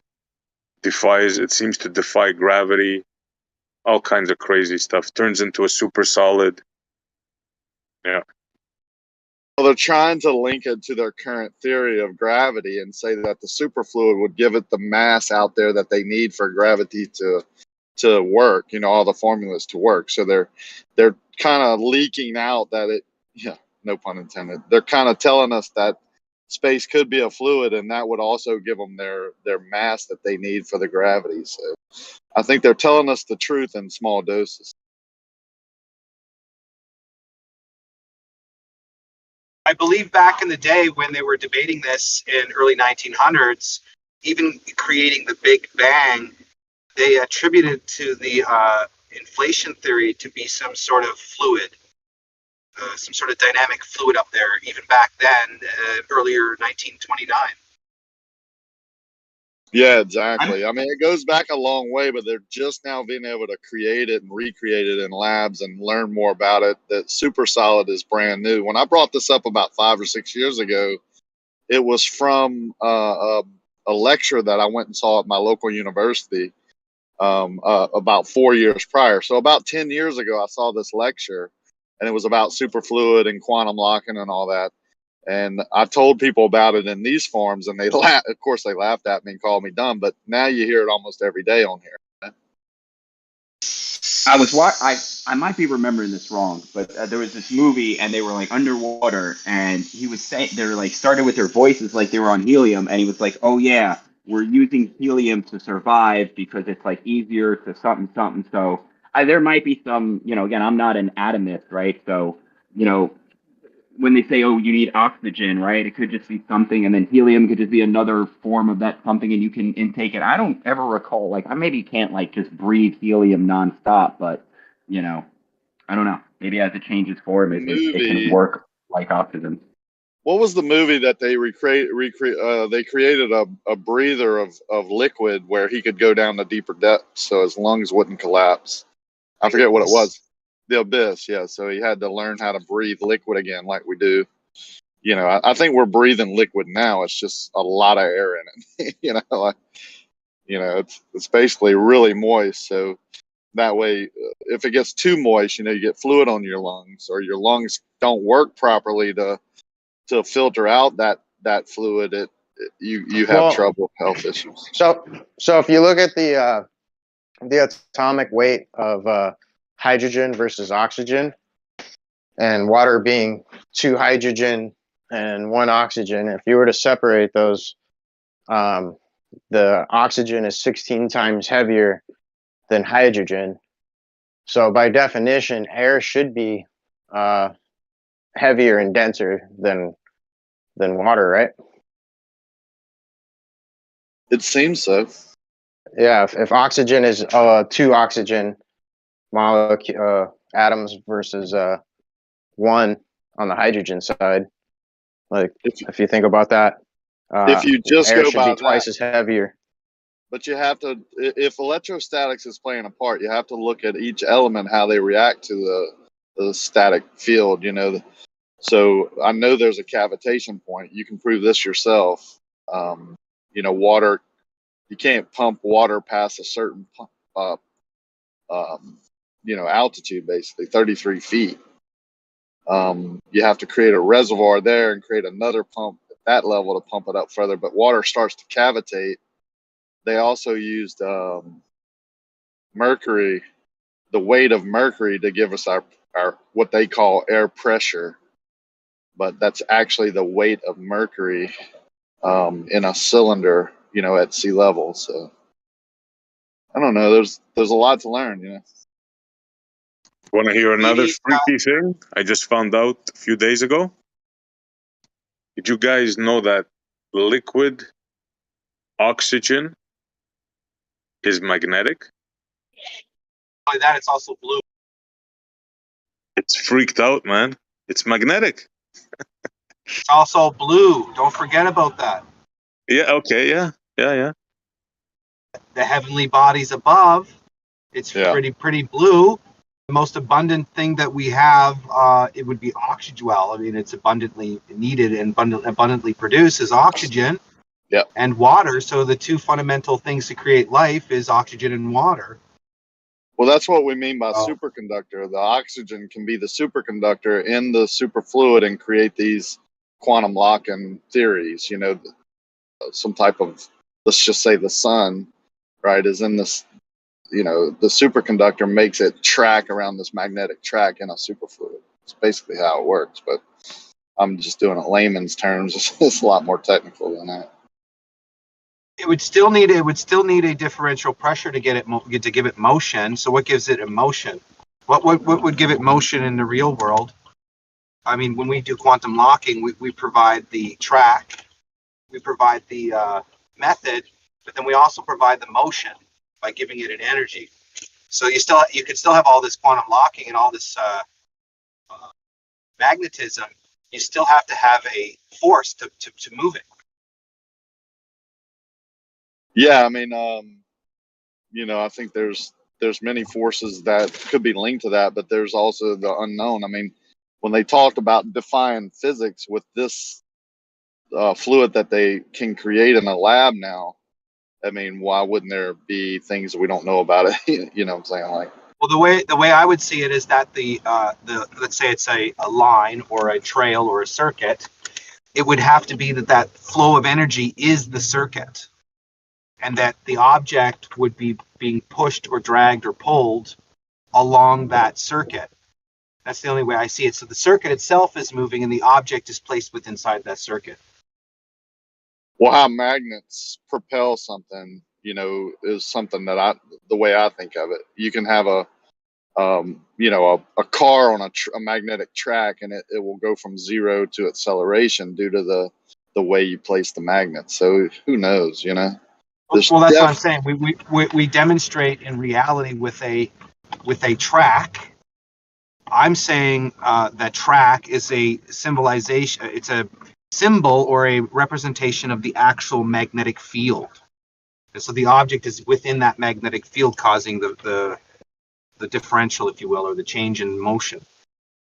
I think the next future device from a magnetic invention is going to be from that of like a quadrupolar magnet, creating a different type of a magnetic field applied with I don't know, maybe a small input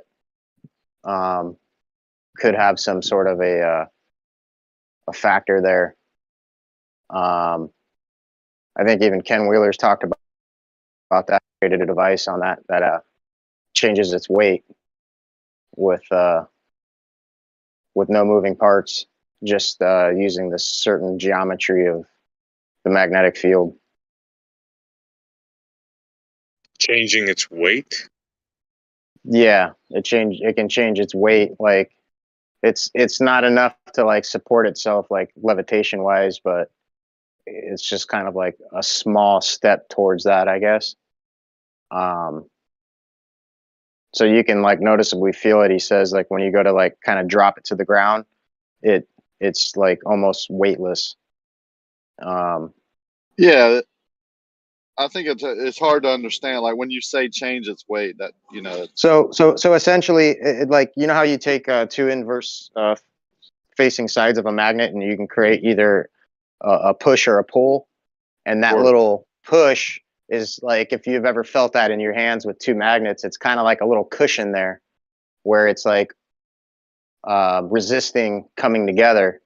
And it's similar to that. So like when you go to drop this device towards the ground, it's resisting the downward vector at like a 45-degree angle. And he was talking about creating this like dielectric reflector that would essentially do that, resisting the downward vector. You can drop magnets in a tube, right? Like in a copper tube, and it'll slow down and stop at a certain point, or you can control it like that. Yeah, you could place a copper tube on a digital scale and drop a magnet down the tube, and you can see the indifference within the weight versus the magnet coming to rest and falling. Yeah, but you needed energy to lift the magnet up, or call it whatever you want. So just out of curiosity, are you talking about? energy. Are you talking about eddy currents when they take the magnet and drop it through the copper pole? The copper itself is not magnetic. It's not a ferromagnet. It's not ferro. It's like what do you call it? Ferromagnetic.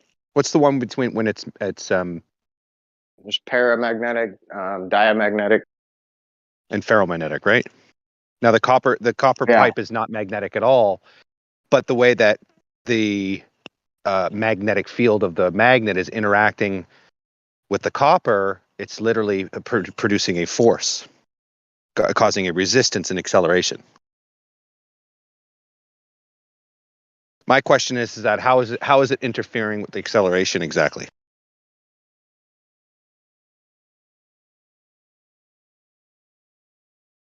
I think anytime you He, disrupt he goes the net, he goes through it in the video. If you want to like type it in, Oh, I just type in want some to. keywords. I've seen the video. I've seen it, but I just wanted to see if anybody here knows what's impeding its acceleration exactly. What's causing the differential pressure and how? A magnetic field, they say. I understand that they call it the eddy current, right? No, I mean that's not what the ether proponents call. Isn't that what it's called when they dropping it through the copper tube? They call it an eddy current. Colloquially, yeah, but not from ether field theory.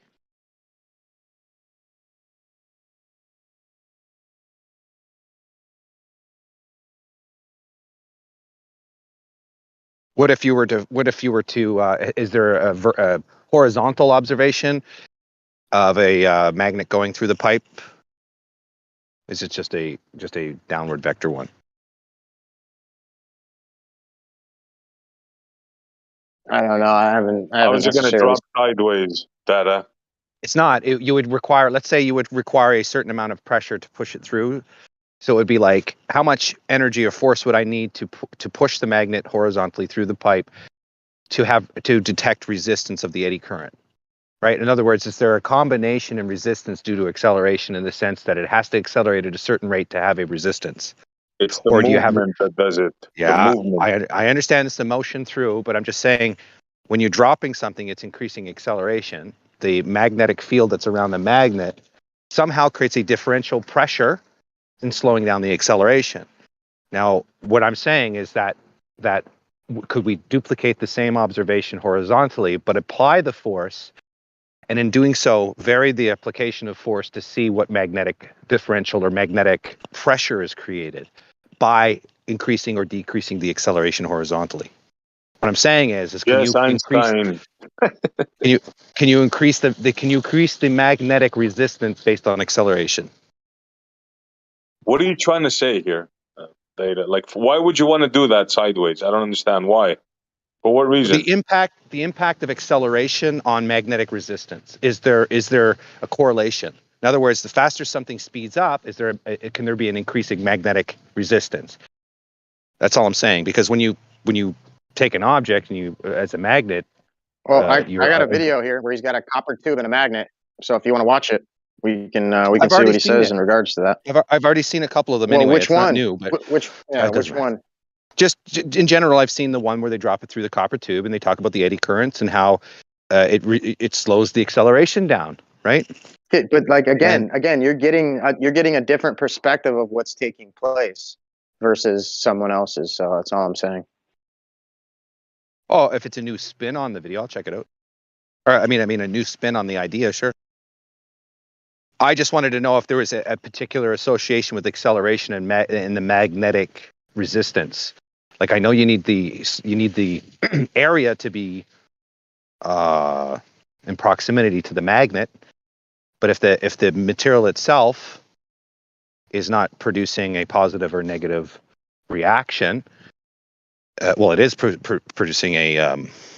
Would it be producing a positive then? It would be producing a positive, wouldn't it? Because it would be slowing it down, and it would require energy to slow it down. So it would be adding energy.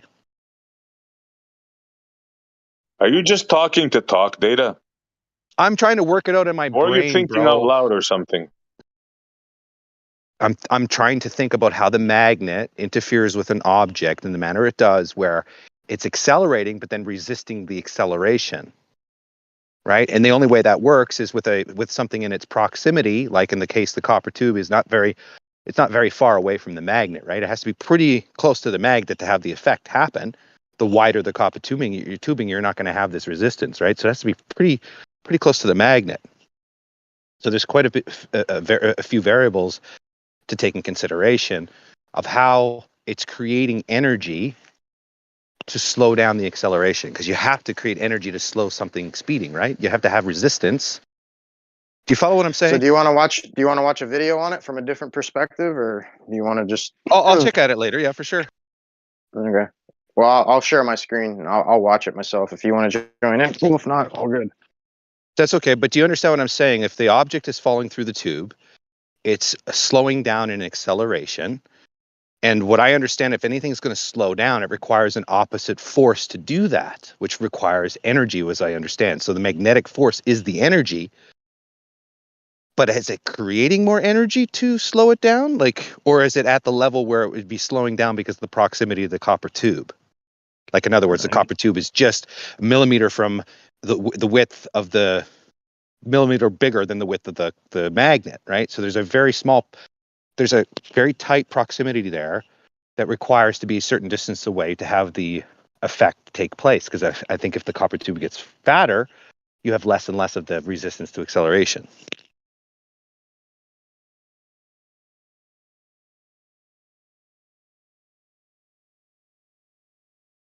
Well, the copper tube was required to showcase the analogy being made. So, I mean, I would assume, yeah, the wider the diameter versus the diameter of the magnet, creating a distance of, further proximity between the two would have an effect, sure.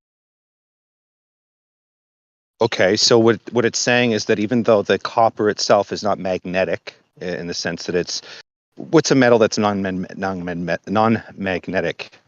What do they call that? What kind of metal again? I forget now.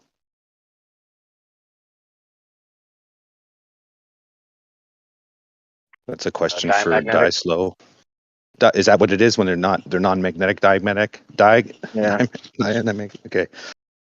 Well, if that's the case, that's the issue, right? That's what the phenomenon's about, right? Is the lack of the magnetism in the copper, but yet a resistance to acceleration is observed. That's the conundrum, right? What happens when you turn a magnet around copper wire? Data produces more magnetism. It was. Well, the field increases proportional to the output generated too, because that's how you essentially you can generate a voltage, right? Passing well, anytime you have magnet voltage, through anytime you have copper windings electricity, you or have vice magnetism. Right? Anytime you have electricity, you have magnetism, right? Yeah, so you don't understand the relationship of the thing dropping in the copper? Well, you can specify what you're saying, so I can clearly get the picture. I'm trying to understand the where the energy is coming from to resist the acceleration. Right? You're saying that here's a phenomenon. We have a copper tube that's not magnetic. It shouldn't react with the magnetic field, but it is.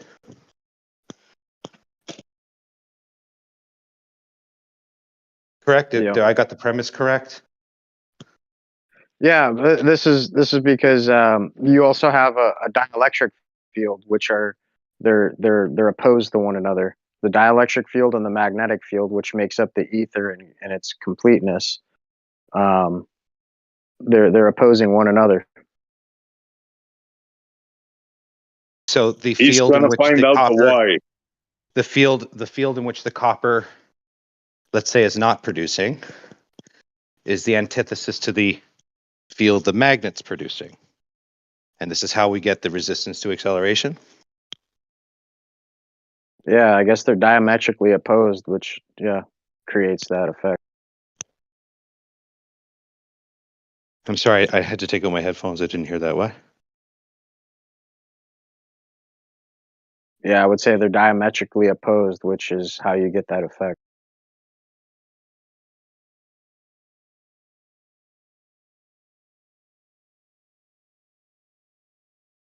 So the being that they oppose each other, it's creating more of a force.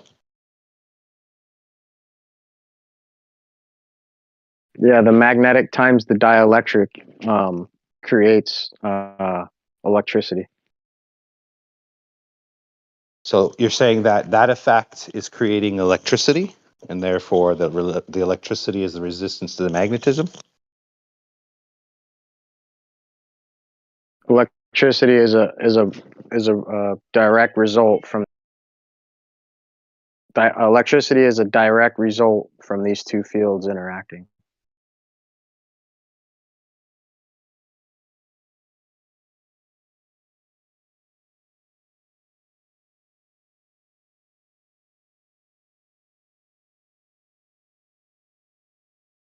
And that's why Steinmetz always said, you know, phi times psi equals Q on Planck of electrification. Phi being the dielectric and psi being the magnetic.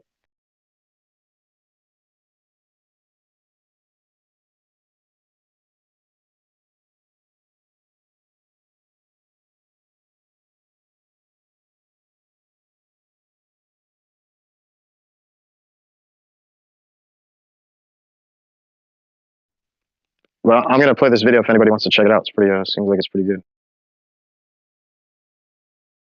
So essentially, the premise here is where the eddy currents is changing the field by changing the way it's conducted, essentially.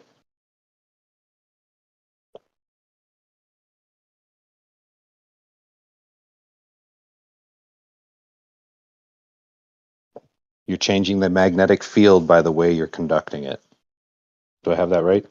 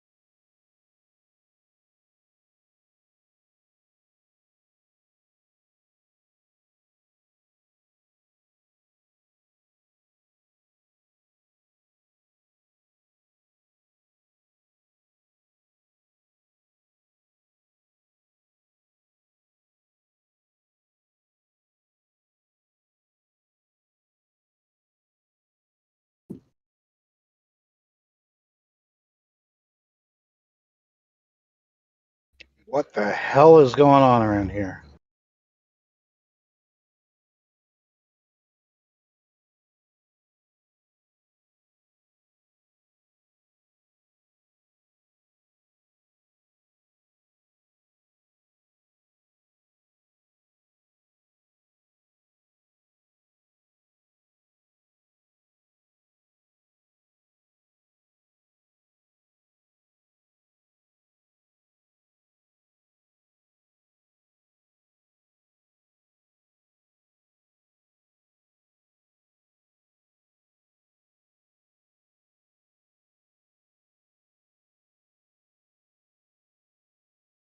Yeah, don't do it. Just fucking go forward, fuckwad.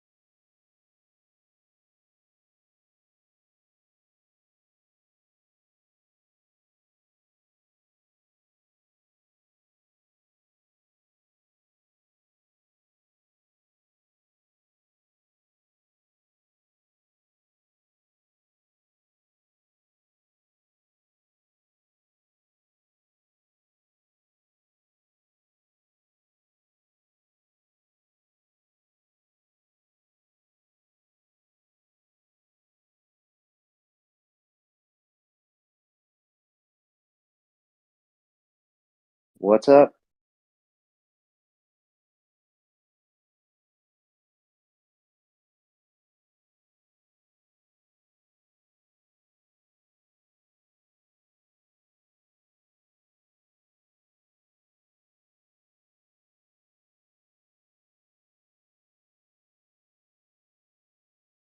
What are you guys doing?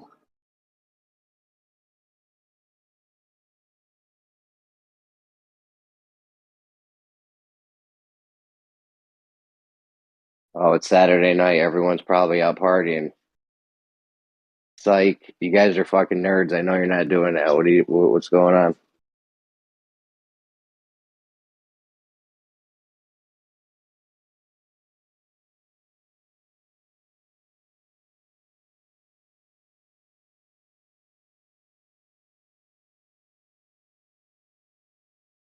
Check, check, check.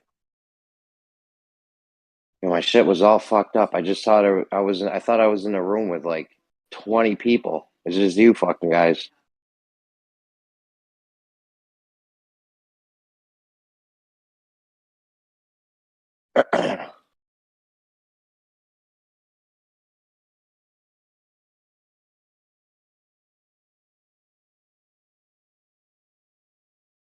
How come every time I leave for 5 minutes, everyone else leaves?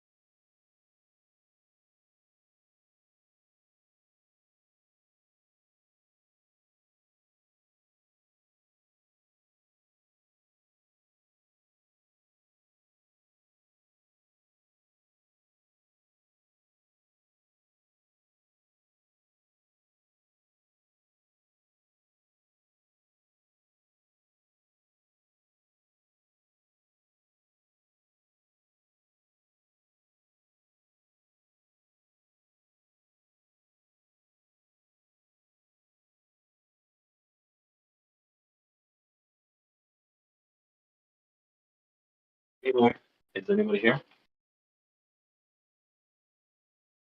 What's up? Not much, dude. I came on here looking for some advice. On what? I'm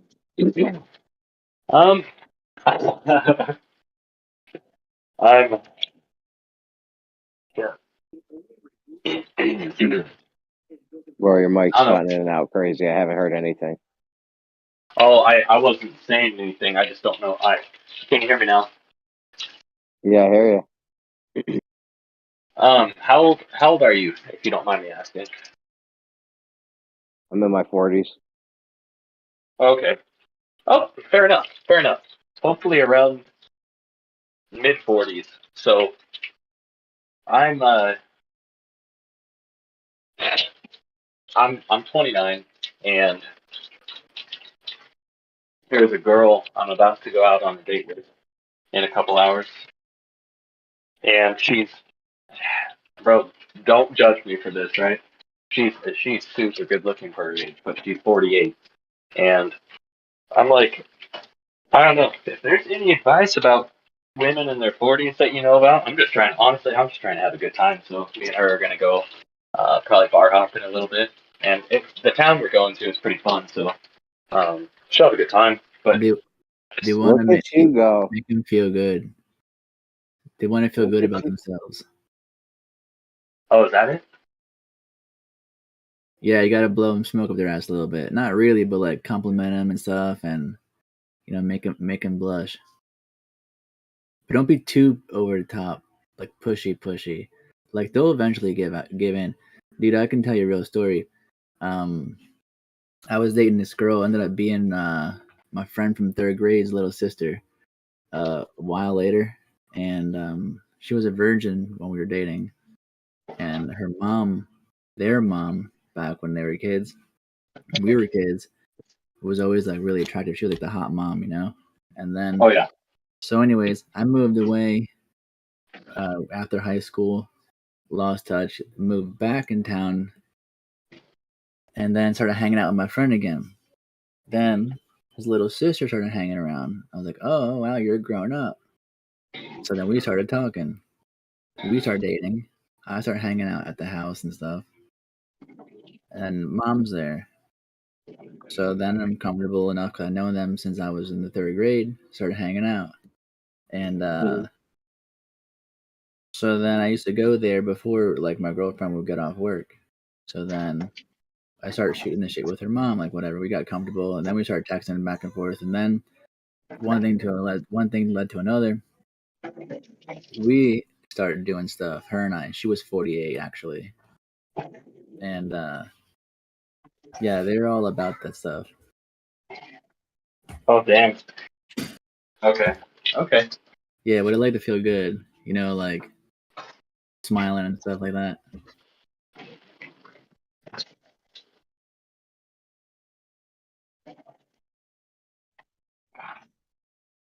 So I was talking I was talking to my stepdad about this because he's a little older, he's probably 56, 57, something like that. And he was telling me, he's like, well, that's quite the age gap. He's like, I don't know if you're going to have much common interest, to talk about. It's like, uh-oh.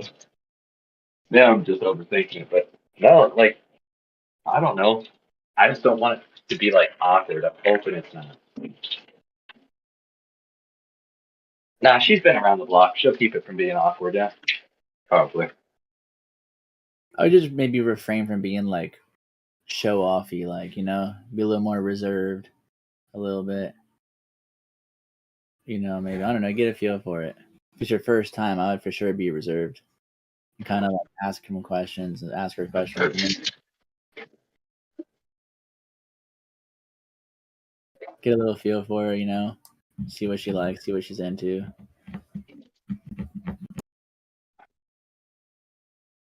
Okay. Oh man, dude, I tell you, it's a fun ride. Oh, dude, I bet. And honestly, no, like even okay. So, my stepdad, my stepdad's like, I've been given him. He pretty much taught me the game, right? And not like I played hard, but he's kind of giving me tips on what's going on with certain girls. You know, the broken ones or ones that fucking are gonna play with your heart. You know, fuck around on you, whatever. Like he knows it pretty damn well, but I don't know. I want to say for the last like 5 years, I've been giving him a few pointers along with learning from him. But one thing is, it's like I was going through the list of gals he was talking to, and this one, I was like, this was pretty damn hot. Out of 48-year-old women, man, she's definitely got it going on. She's cute, cute. So I'm stoked. I'm stoked. Well, congratulations, man, and don't sweat it. Yeah, I'll try not to overthink this. I feel like Yeah, dude, just go with the flow, man. It's cool, dude. Yo, do you remember me, by the way? Actually, my name was something different, but you were the first person to like an FED like about a year or so ago. Like Harp and everybody was in there, and yeah, you kind of introduced me in there a little bit. Oh shit. That was days ago. I'm sorry. I don't. No, that's I cool. was good, right? Sometimes I troll. I was good, right? Oh no, you're cool, dude. Yeah, it was cool. Cause I was a little shy. I didn't know about Discord and stuff really, and then that was like the first time ever getting into a VC. Oh no shit. And then he was like, "Speak up," and then he got open my mic and shit. Heart put me on the spot. Of course, dude. Harp and Steve probably who you were talking to. Harp, Steve, and Yeah, Fundy was in there too. who? Fundy, Fundamental. Oh, okay. Yeah, we have a I little don't. server I by don't. ourselves. I don't talk to him. I've never actually. I don't think I talked to him very much at all. But Steve and Harp, those little bastards, bro. I love fucking triggering them just for the sake of trolling, and they know that's what I'm up to. But it's so funny, bro. Oh man. I love grumpy old people. Yeah, they're cool though. I like both of them. They're fucking hilarious. I don't know if you ever heard about them get into the debates about steam rockets and shit, bro. It's so funny. It's so funny.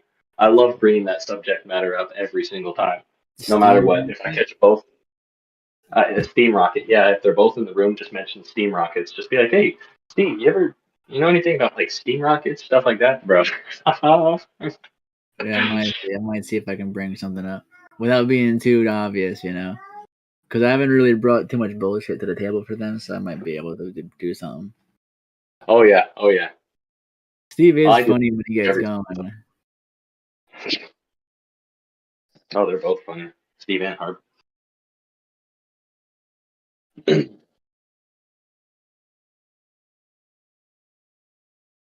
Oh.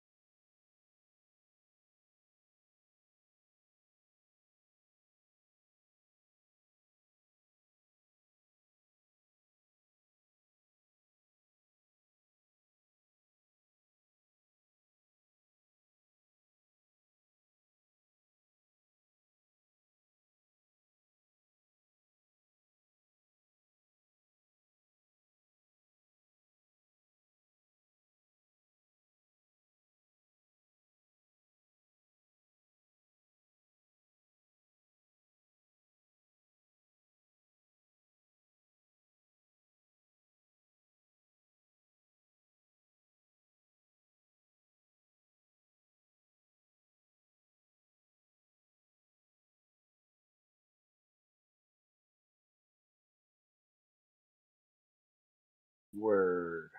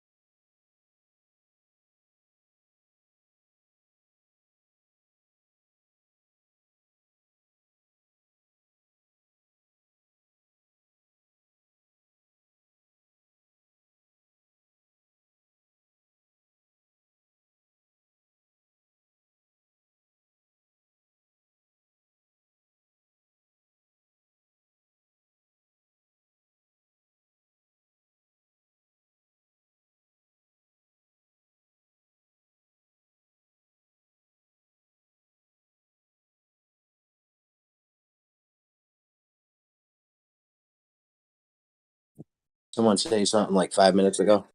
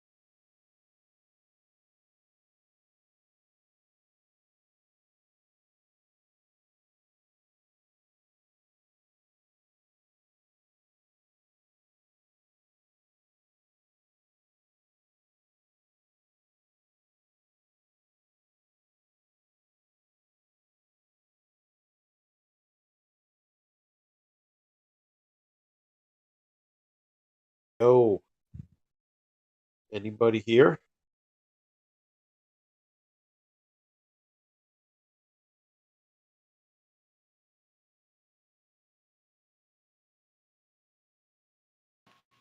Yo, what's up, Ron? Hey, Gio. Where's everybody? Why is it so quiet? Everyone sleeping?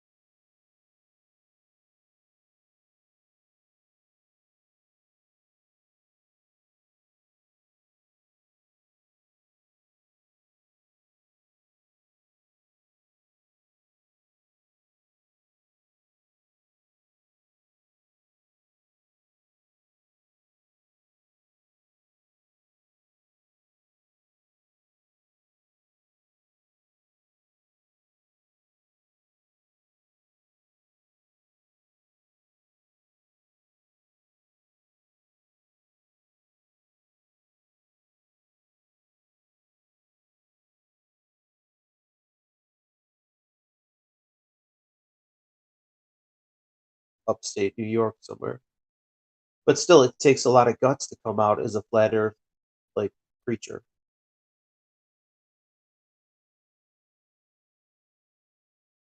Yeah, we were just talking about it a couple days ago on here. You know North Star? Remember him? North Star? Let me Yeah. think. I might, but I don't. I Yeah, he don't know was- personally. Like I know you. Like it's not someone I know like very well. I did know him. He was 24/7 back in some of those earlier days. Was he North Star? Yeah, his name is North on here now, but it was North Star, and I've heard him still refer to himself as North Star, but yeah, I think he just shortened it to North. But he's just very knowledgeable with the Bible, and the other day on here, he was going into all of the ways that the Bible, you know, in terms of the cosmology parts of it, he pointed out a bunch of really good ones. Oh, I know those. Those are the only parts I know because that's the parts I read. I'm like, what? Like the earth is stable on its foundations; it shall not be moved. Like, those are the verses I know. I'm not even like I'm not someone like that's well versed in it. Like if you were raised in it, you would know all these different chapters and verses. I don't know that. I only know the ones relevant to flat Earth. Yeah, Blaze is pretty knowledgeable on it as well. Oh yeah, she's like went deep into it. That's like her whole thing after she found flat Earth. I knew Blaze before. I brought her to 24/7. I knew her from a mutual friend, and I'm like, you should come over here. And then there's a flat Earth hangout. There's like hundreds of people to chill out with, and she like that the religious part of it, right? The religious room. She just found her home there. At the time, it was pretty chill because it was like everyone, like even her and Becky had disagreements. She would like say Yahushua or Yahweh, whatever, and Becky would be like a Jesus person, but it's all the same entity. It's like you guys gonna fight over a name. The King James calls him Jesus, so like, what's the big deal? If you're brought up in the King James, that's how you refer to him. And then she's going down that Rob Skiba Hebrew root shit, and I'm suspicious of the Hebrew stuff. Is they want to make, I think, Christians into Messianic Jews. That's the whole angle I think they were going for.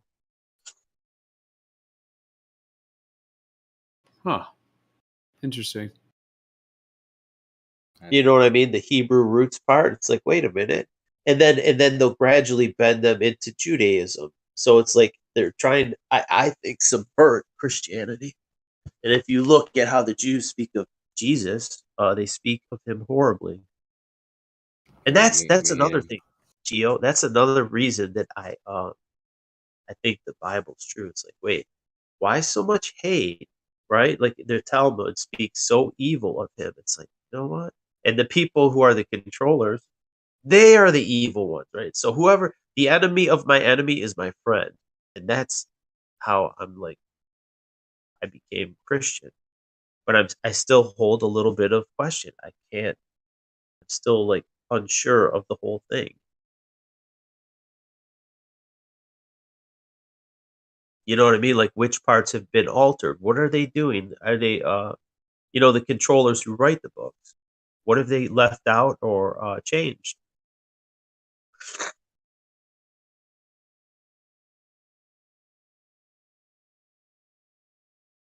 But as far as the realm is concerned, that part seems plausible. Like I can envision that totally, right? Like the things about the firmament, the waters above the firmament. That all seems very plausible. The waters above the waters, above those waters. The waters above and the waters below. If you ever looked into it, go read Genesis. Not only have I read Genesis, Genesis is one of my favorite bands. Ha! Not in your favorite crypto exchange, wasn't there? There's a crypto exchange or something. Yeah, actually, that's actually funny enough. I actually use them. Yeah. Use Genesis. Okay. I really do. You talking about Gemini? No, no, there's a Gemini wallet. and Genesis. Yeah. They're affiliated. They're both. They're basically tied together at the hip. Gemini is the exchange, and Genesis is I don't know. They're like tied together. Yeah, the main wallet that I use to trade or whatever is through Genesis. Hey, G, I don't know if you heard me say this yesterday or 2 days ago, but I apologize to you and everyone in the room because I was kind of short with you, although I was really responding to the people who are normally trigger me, and I shouldn't let that. It's my fault for being triggered, but I felt like I was being short with you and a few others who didn't deserve it. I hear you, bro. Yeah, all good. Yeah, you Guys, did. in the spat, You did huh? get a bit. Well, he just got a little bit. You got a little bit irate in a way. Really? Yeah. I will You say gotta that show skin. I was thinking about it earlier today, actually, because Rakia, like Travis, actually, I like him, and Rakia sometimes very, like a grain of salt sort of thing. But at the same time, I can't blame them for because that's the way they always talk. They always talk that way. So it's not. It's a me thing, you know what I mean? I'm just responding to the way that they normally talk, and I did allow it to trigger me. And I was thinking about that earlier. It's like, I got to just not allow that to trigger me. So it's really my fault. How did he trigger you? I like Rakia. He seems chill. Yeah, he does seem chill, doesn't he? I mean, you seem pretty chill most of the time. I've never seen you get like pissed off. I get pissed off at times. Yeah, I know. Most of the time, but I rarely hear you get pissed. Is what I'm saying. You usually Like, stay for pretty instance, level-headed. I respect Witcher, right? To some degree. Yeah. But at the same time, he does have an arrogance that you could allow it to annoy you or trigger you, and there's something along that same. It's like it's always that sort of thing. And I realized that when I was thinking about it earlier, and I was thinking about Ricky and Travis, I remembered that when I had inserted myself into conversation, I actually did it in a sort of arrogant way that basically that was almost enticing for a triggered response. So you know, uh, anyways, the whole point is I'm just apologizing because it's really my fault for being triggered. You know what it is, dude? It's if you know something is 100% true and someone's trying to bullshit you and lie to your like fucking just lie to you, it gets aggravating, right? It's like don't fucking lie to me, bro. Like you got to understand.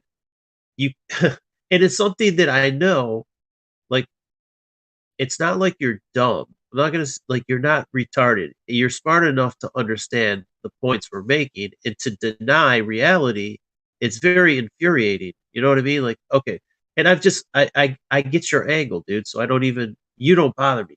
But other people who do that shit, it really aggravates me. And that's kind of I gotten away from this shit because it's why should I get aggravated? What's the point? That's actually what I jumped in with because somebody I'm not going to get into because I'm it's like I said it's my fault, but they were going on and they were criticizing ballers and globers because we talk about a bunch of stuff, but we never provide any evidence for measurement of the curvature or something. Uh-huh. And I thought that was like you said, like it's sort of like dishonest. Not that we've proven the Earth is curved, but plenty of people have given at least evidence for measurement of curvature. So I've never seen that's kind of what upset me. Well, I mean, people have shown you evidence of measurement of curvature, even if there's a disagreement of whether it's valid or They not. show you numbers. Yeah. Numbers are not evidence, bro. It's got to be something that I could go check and verify myself. Like if I could check and verify that it is curved, I would be okay with that. Like if that's how it was, what do I care? That's just how it is. That's reality. Well, Kosho was literally giving us a list of numbers because they were just GPS coordinates. That was it. Just Right. literally numbers. Right. If I can't check those numbers out and those numbers don't match up with reality, like say I go get a measuring tool and I take the numbers you've given me and say, wait, this doesn't add up. Right. There was a guy that his name was Jesus Freak Computer Geek. He worked for NASA and he was a programmer. He was supposed to map Antarctica. just like Robert Simmons made the blue marble for NASA, this guy was supposed to make a map of Antarctica. He's like, wait, I'm missing the data points. Like there's a giant hole in the center. How do I fill this hole? I need the data points. And they wouldn't give it to him. So they just left an empty hole in the middle. And that's basically if you took a circle and turned it inside out, you'd have a donut hole. You'd have this part in Antarctica that can't be filled. Is that what happens? And he realized it. He's like, oh, what is this?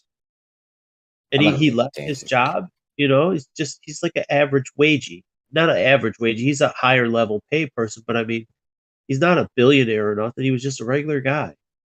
And I'm surprised they haven't silenced him. He did lose his channel on YouTube, but I'm surprised they haven't went hard after him. They allow him to do his thing. And he said, you know what? You could say anything except Jesus at NASA. You couldn't say the word Jesus. You could say Buddha, Muhammad, anything, but you couldn't say Jesus, which I thought was odd. That's weird. In all their documents and stuff, you can't. It's a no-no word. Yeah, Coach, so the other day, like, the thing is, people were asking for measurements of curvature, and you came in with a pretty assertive, possibly even a little bit arrogant stance of, like, dropping the mic, here it is, guys, game over. You know, so you came in with that, and it was obviously just numbers from GPS, you know, coordinates.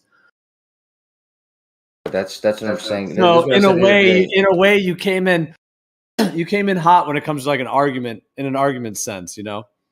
And then as people started, well, I was trying just to calmly say my point, and I think I stayed pretty calm. I remember, but I know that I was like breaking it apart, and then others were probably throwing in comments or whatever it may have been. You know, Google Maps, Google Earth. This is why I'm sorry. I thought I was pressing the wrong. I was pressing the wrong push to talk button. I gotta go. Hey, before you leave, Kosho, go on Google Earth and you drag the mouse. But you know the topography where it tells you elevations. Yeah. Every time you drag it over water, it goes neutral. It just goes flat. There's no topography and there's no curve. Even on Google Earth. I noticed that. It's so how do you explain it? Like, why does the water not have convexity? Like, why is it? You can't have a ball if the water is flat, right? As much as I'd love to explain that, but I want to respond to what Gia said first, just because I just want to clear up. I want to make it clear that what I was responding. The reason why I was annoying, because Rakia and Travis had brought up a conversation where they misinterpreted everything. They misinterpreted the entire conversation and then recorded it as a gotcha. And it still confuses me that they think that we're talking about one thing, we're talking about something else. And then at the same time, when Glatt Flobe or whatever had said what he said, the only thing I was responding to was that we have indeed provided evidence that we claim is measuring the Earth curve. I'm not saying that this is definitive proof the Earth's curving. I'm just saying that it would be dishonest to say that no one presents evidence of measurements of the curve. You know what I mean? Like it's evidence doesn't have to be the proof of anything. It could just be evidence of a measurement, like the laser test that you guys do. That's evidence. We can break it down and see if it's valid or not, but it's not to say that you guys don't provide evidence, right? So, hey, Kosho, could I ask you a question? How sure are you that it's a globe? Like, if say someone put a gun to your head, can you prove to me it's a globe 100%? Right? Would you say yes? Like, would you gun to your head? Like, I would 100% gun to my head. I know it's flat, 100%. Would you do the same to say it's a globe? Why would the guy shoot me? He's going to shoot me. No, 100%. You give me the wrong answer. Wrong answer, you're dead. Give me the wrong answer. He knows the right answer? No, say someone took you hostage and said, you fucking lie to me, I'm blowing your brains out. Is it a ball or is it flat? Well, it really depends on who it is. Like I said, if I know the person knows for certain, then I might, I'll answer it one way. But if it's like, like right the hand or something like that. You can't pull one over on them. Come on. That's all you want to do is pull one over on the guy. Okay, let's say it was God the creator. God Although the creator. it is for your life, so I do get that. Yeah. If right the hand has a gun to my first of all, the person who has a gun to my hand in this situation is almost most likely going to be a flat earther. Okay, so I'm just saying. So, someone has a gun to my head and asked me about the Okay, shape of the earth. let's say it was God. He's like, your soul will go to hell eternally in hell, right? You can't lie to God. You can't hide anything from the creator, right? He sees all. So you're not gonna bullshit him. And I think in your heart, like that's what I mean. Gun to your head, in your heart, you know the truth, right? I know you know. It's just for whatever reason, you'll never admit it. Kosho, would you bet your soul that the Earth is a globe? I already have. You know, I adhere to the truth, and if I share something, then it's because I think it's the truth. So if I was sharing something that I thought was a lie, I would already be betting my soul against it. So But do you think you're going to convince us, or do you really think you're going to convert like people that are flat earthers that actually have looked into it for a long time? no, not at all.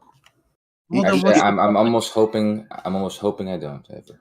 Then what's the point of that conversation? Why do you spend so much time trying to convince people that are like 100% confident in something? Why does a teenager masturbate? Right? I don't know that all of them do. I mean, it's case Not by all case. of them, but a lot of them do. Yeah. I don't know because they're horny. I don't know. They don't make any babies doing that. Horny for arguing with flat earthers. No, it's just a way to pass the time, and it ultimately doesn't get you anywhere. You might get stronger from it in some regards. That's a whole different question because there is a biological component to that. So it's kind of different. It's almost healthier even than what I'm doing. It's different. Because what I'm doing is So you're masturbating? Yeah. I actually had this thought again today. I was thinking this earlier. You just dropping like globe information that doesn't actually validate it, and then that's doing something for you. I even though I'm like, okay, let's say me and Ruhif are in a room, right? Wouldn't you want to just be with us? That like the Earth isn't a globe, and let's go do it. Like, why would you want to stop the actual? I know with you guys, man. To use the word revolution, even though I'm not trying to say like, but it mean I'm not trying to like, not in a way of like a militia, but more just like the actual paradigm shift that's coming. Like, why wouldn't you want to actually be on the crest of that? What if I am? Let me ask you a question. What if you are, but you're like trying to stop it? No, I'm not trying to stop it though. That's what I'm saying. Is that I was listening to Waterworld. He was praising Witsit the other day, and I was thinking about this today too. And there's nothing wrong with that because I think, like I said, Witsit deserves respect where respect's due. You know, despite the arrogance and all that, because he does inspire people like Waterworld and probably many others. Get them involved in, learning about these things and all this kind of stuff. But I was actually thinking about asking Witsit the question, not in an offensive way, but I'm just curious how he would feel if he were to learn that all these people he was influencing them something that was a lie. They're completely wrong. Would it still? How would he? Where would that leave him? Is what I would ask him. And the same would be true with someone that you think is lying. If you think that I'm on the offensive of the truth, if it happens to be that what is the truth to you guys is actually not true, then that renders me as not a bad guy at that point, right? You know what, Kosho? What you just said, a lot of teachers are going to have to come to grips with that they've taught kids lies, right? A lot of them are going to have to come to grips, and there's going to be a certain guilt process. Oh my God, I've lied to them. Kosho, I like to have a talk with you sometime in length, in the future, if you don't mind. But I got one question, if you don't mind. In 1927, a astronomer, Catholic priest by the name of George Lemaitre came up with the Big Bang. And then I think it was 2015, don't hold me to it, another Catholic priest by the name of Pensant was asked about the Big Bang, and he said that George Lumet invented the Big Bang. Does that bother you that a Catholic astronomer priest came up with the Big Bang in 1927, and somebody after him, who was also a Catholic priest, said that Lumet invented the Big Bang? Does that bother you at all? No, but should it bother me? I mean the whole concept of, I call it a religion and a philosophy of heliocentrism, which is now the great attractor, because heliocentrism went bye-bye in the 1970s, and now the universe orbits a black hole called the great attractor. I think I would kind of like be bothered if the person that came up with Big Bang, and Doyle coined it for the scientific community a few years after that Lumet comes up with the Big Bang, and then another Catholic priest says Lumet invented it. Does that give you pause? No. Why? Well, I mean, why what's doesn't his it? name? Why doesn't it give you? Why doesn't it give you pause? Well, I mean, I know Copernicus was a priest, and Giordano Bruno was at least a religious man. I think he was a priest. They're all Jesuits, dude. They're Jesuits. They're all Catholics. Jesuits they're didn't all exist yet. Catholics. They're all Jesuits, and they're all Freemasons. That's what they are. Yeah, they're all part of secret societies, and they were into like black alchemy. They're essentially black alchemists. Alchemy is a big thing that people don't understand about not Darwin. Newton. Newton was huge into alchemy, and people just don't understand that. So, I think Kosha, we consider you the most rational, besides Matthew, probably the most rational of the globe advocates. And so that's why I like to have, when you have a chance to have a nice long conversation with you, if you don't mind. An interview. Not an interview. How long have you been here? Just a back and forth, that's all. We've had a conversation with him for like 5 years, and he's still the same guy. He's still the same way. Like he never comes around. It's okay. It's okay. I just like to know. I know how Matthew thinks. I got a pretty good idea how Matthew thinks. Now I want to find out how another, rational globe earther, which I consider Kosho to be, how he thinks. Well, in terms of the alchemy, like the black alchemy, the globe actually is black alchemy, because alchemy has to do with the containers where there's a vessel, and within that vessel, there's certain processes that occur. And so essentially they've made the globe the alchemical vessel by which they're controlling humanity through. That's really good, Gio. Yeah, that's really good. And then alchemy also, like black alchemy would have to do, because like the way thoughts and intentions interrelate with the physical world. So there's ways in which like good forms of alchemy can actually manifest positive things, but when used in a dark way, and that's the deception part. It's like almost like the stuff it's like you get into like almost spell casting and different ways of like linking certain ideas with certain dynamics, which I think is part of what they've done with this globe too. Like I even think there's a genetic part going on as well. Like it's like a genetic modification linked with certain deceptive programs. And then you get into like the orphanages and like the reset stuff. Like, wow, it's pretty deep what the potentials of how they've actually like imprinted us and like pretty much like MK Ultra the whole world with this kind of new paradigm that they've been pushing. And the globe is like the central control mechanism of all of it really at this moment in terms of the cosmology and the actual like our place in this realm. It's interesting.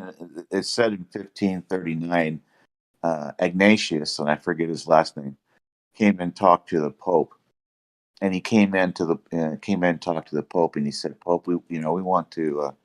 He was the kind of like where the Jesuits are taking, because the Jesuits started in 1540, and he came in and talked to Pope in 1539. He went, "Hey, Pope, we want to take over the sciences, we want to take over medicine, we want to take over the lawyers, we want to take over everything. The Pope stood up supposedly and said, "Go for it." And so Ignatius was actually, at that time in 1539, he was the first black pope. We had the black pope, the gray pope, and the pope we all see. And so starting in 1539, the black pope, which was Ignatius, was the first one, kind of took over, the ruling of the white pope, took over the Catholic Church, and that's the Jesuits. And so it's interesting that the Jesuits took over Catholicism, and the Jesuits said in 1543, the Earth's a globe. And we're going to teach that to our kids. We're going to take over education. We're going to take over lawyers. We're going to take it all over, and that's the only thing people are going to get to see. They're not going to be able to see the the stationary topographical plane, whatever you want to call it. And so it's fascinating. It has, if you really look at the heliocentric model and now the great attractor, there is no science behind it. There's no science behind heliocentrism or a sun-centered universe or gravity or anything. There's no science behind it. It's absolutely a religion and a philosophy brought to us by the Catholic Church and the Jesuits and the Freemasons. There's no science behind the globe. None. Did you? I wouldn't trust those dates too much, because if you look back into some of the eras as recent as like the 1850s, I agree. You don't I find agree. many books before that, so they may have rewritten all those dates to I throw us agree. off. Yeah. I don't think Copernicus lived at all. He was born in 1473, died in 1543. He gave his little thing to the Pope in May of 1543. His celestial spheres, or some people call it the celestial bodies, in 1543. In May, he died in 1543 after he gave the Pope a nice letter, giving the Pope credit, for for what he just dedicated, and then they killed him off in the script. He did it in 1543 in May, and then they killed him off in the script. And he was always under the employee of the Roman Catholic Church. You can see this in the Catholic Encyclopedia. I don't think he lived. I'm not convinced, and it doesn't matter if he did or didn't. But it's just like they could have easily invented him, and because the Catholic Church at the time wanted two things. They wanted the Gregorian calendar. They wanted to get rid of Jesus around Passover and make it secular. So they came up with Istar, and Istar was bunnies and eggs and fertility, which kind of means a lot of sex, right? And so Istar, or Easter, we call it Easter, but it's actually Istar, which is totally secular. And they got their Gregorian calendar in 1582, which we still use today. And the second thing the Catholic Church wanted, and I believe it was Pope Clement who first heard it in 1533. Somebody said, "Hey, we're going to do this. We're going to do this heliocentric thing when the sun is going around the Earth is going around the sun." And Clement said, "Let's do it." And it's just amazing that this whole thing, this whole globe, has nothing to do with science. Nothing to do with science. And you can make a great argument that it has nothing to do with science. And there was some protocol that came out that said we're going to eliminate the Godhead. We're going to eliminate God by two ways. We're going to teach mathematical formulas, and we're going to preach materialism to the world. And what do we have today? We have mathematical formulas, and we have materialism today. And it's just, the eyes are useless if the mind is blind. It's just like, open your mind and your eyes will see. It's so odd. I've been at this 13 and a half months. I am totally blown away by the fact that I believed it for 60 years of my life. I am totally blown away that I actually did that. I never questioned it until I realized COVID was COVID. And then I realized, and Gio would disagree with me. And then I realized a bunch of other things I've been lied to about health. And then I came to the earth. It's just amazing. I mean, everything that we've been taught since age 5 that was of importance is a lie. When did you realize it was flat? I realized it was what, sir?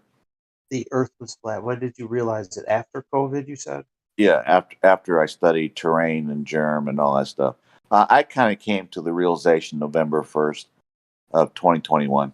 Yeah. That was your the COVID was your wake up call. Like, holy shit! Like, what's going on? Yeah, I realized COVID was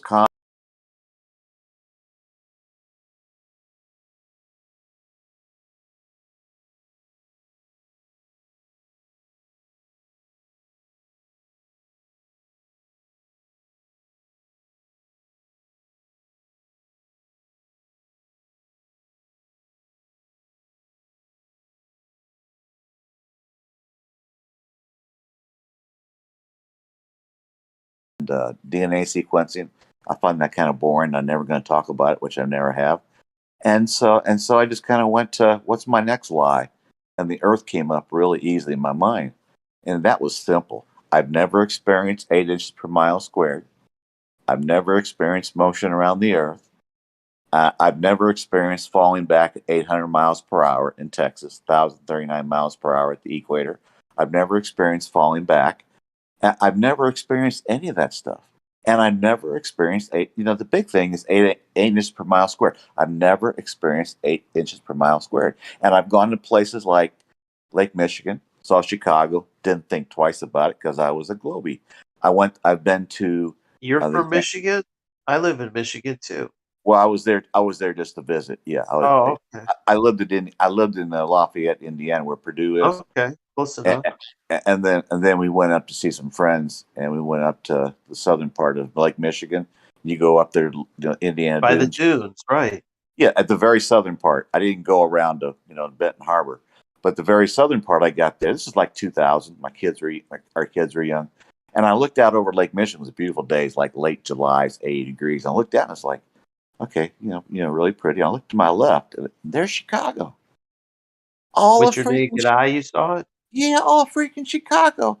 And I didn't think anything of it because I was a Globie. I didn't think anything of 8 inches per mile squared because they don't teach you 8 inches per mile squared growing up. And so I saw all of Chicago. And it's about 22, 25 miles where I was straight. If you go through Gary, Indiana, and go up Chicago by road, it's about 33, 35 miles.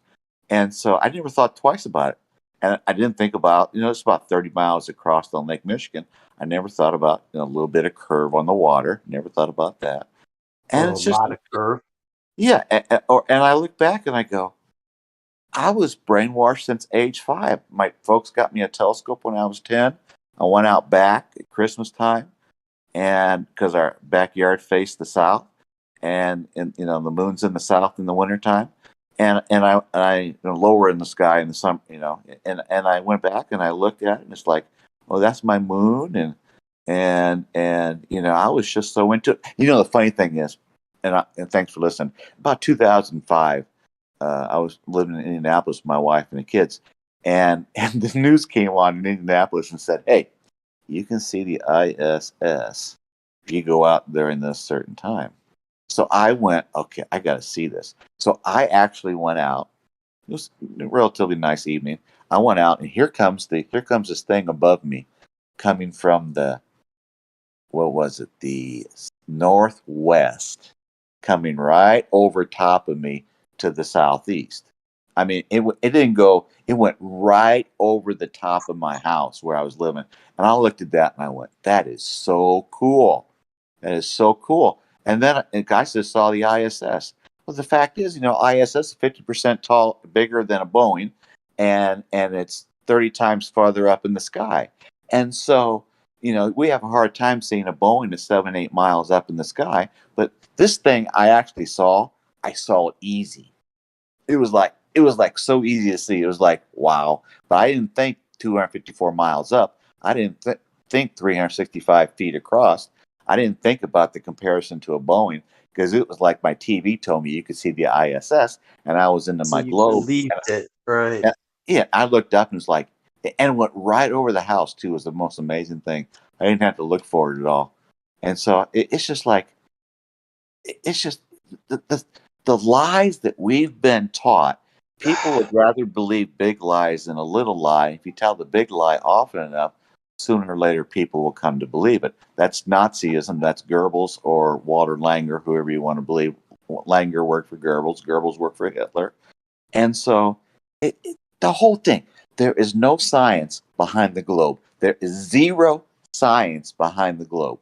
So when somebody says it's in the math, the globe, or when they say that, they are just they're repeating what they've been told. It's just the most amazing thing. Thanks. It's pseudoscience. Oh, it's terrible. And the The thing is, brainwash. how much work they go, like how much effort they go through to keep this deception going, like the NASA budget, all these different fake space agencies, the amount of effort that goes into maintaining the lie is huge. You got even like Elon Musk with SpaceX. You got so many entities that are in on it. Like, you know what I mean? If you took all those billions wasted on fake space, just think what you could do for humanity if you just redeploy those resources and your human capital. There's smart people working at NASA, but they're just completely brainwashed. Think about all the money they have spent on teachers, education, elementary, high school, college. How much money they've paid teachers over since 1958 or whenever the globe, I don't know, whenever the globe got in the classroom, the party was over. But how much money they spent teachers over the last 60, 70 years to have a globe in their classroom and to tell their students, this is where you live. Think That's about just the that. tip of the Think, iceberg, dude. yeah, The Rockefeller education, it's all propaganda. It's every bit of it. Not just the globe. It's way deeper than just the globe. All of the shit coming from the schools, it's just propaganda. Rockefeller and Carnegie, starting in 1902, started firing homeopathic doctors, putting their own doctors in schools, and changed the curricula. They went into hospitals, gave the hospitals a whole bunch of new equipment free of charge, and told them that they're going to start working on prescription drugs. Rockefeller. The thing about Rockefeller, he was big into oil, right? And so what he did, he started putting oil products into his medicine, into his pills. And then when he found out that that was causing cancer, the oil in the pills were causing cancer, he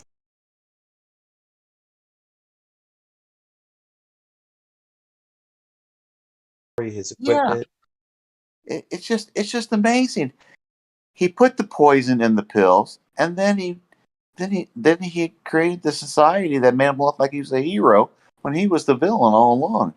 Did And you see the flu back in 1909? They were wearing cloth masks, just like with the current situation from yeah, last year. The same shit. It was him behind all of it. Dude. It's the Rockefeller. It's all, Bill Gates and Rockefellers are related. Bill Gates' father was good friends with Rockefeller. Like this, it's a tight group of scumbags that run the world. it is. It's Bill Gates is the third, and then his dad, and then Bill Gates, the first one, along with Margaret Sanger, was part of the Eugenicist Society in the early 1900s. In the 1900s, when they found out that being a eugenicist wasn't a cool thing, Gates, the first Gates, helped Margaret Sanger, who hated black people, wanted all black people eliminated from the face of the earth, helped find Planned Parenthood in 1920. And 35-40% of all abortions in this country, 35-40% of all abortions are on black people, on innocent I black have people. news. They want us all dead. Well, they Not do. just blacks. They want us They all do. dead. They do. They do. Anybody who's not like them, they want dead. And they went after the gay people, the gay men, in 1980, 81, 82. Fauci. It was Fauci behind that. Yeah. Giving them the what is that drug? that drug that was ACT, chemo. ACT. AZT, yeah. That motherfucker was behind that. He was behind the COVID. These people are diabolical, man. They are beyond evil, and us people, we aren't that evil. We don't think that way. We get up in the morning and we tend to enjoy our day, and we don't think that way. There are people in this world that are so evil we can't comprehend it. Oh yeah. Well, that's why some people can't wrap their head around it. Why would they do that? Why would? Because they fucking hate us. Why would they put fluoride in the water? Why would there's because they want to kill us at many different levels. Ted Turner, you can look this up, said, I don't know how long ago, somebody asked him what was the best population for the world. And he said, without batting an eye, 250 to 300 million people. 250. Yeah, they said he was behind the Georgia Guidestones. Yeah. Ted Turner might have had something to do with that. And Stanley Johnson, Boris Johnson's dad, who was Prime Minister of the UK for a number of years. Stanley Johnson was talking to this British interviewer in 2012. You might be able to find it on Google. You might not. I have it. But he was talking to a British journalist, Stanley Johnson, Boris Johnson's dad, and the interviewer said, I love this part. What is the standing capacity? He actually said standing capacity of the UK, of the people in the UK. What's standing capacity? And at the time, it was 67 million people.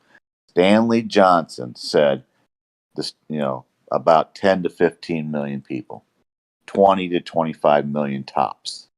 And they both laughed about it.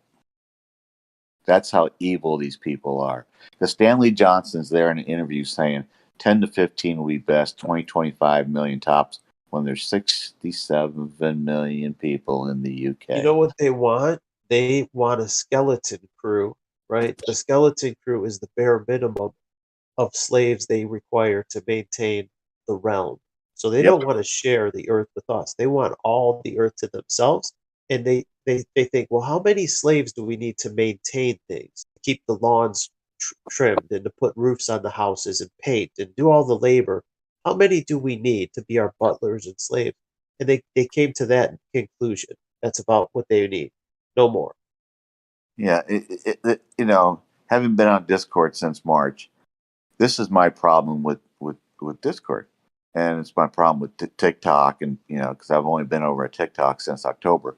The problem is no matter what amount of evidence that you tell somebody who believes they live on a globe on social media, and no matter how much information you tell them, no 8 inches per mile squared, no motion, no nothing. No matter how much you tell them, they don't believe you. Now, if you give them all this information and they don't believe you over months, maybe years, if they don't believe you over months, what do you think is going to make what makes you think they're ever going to change their mind?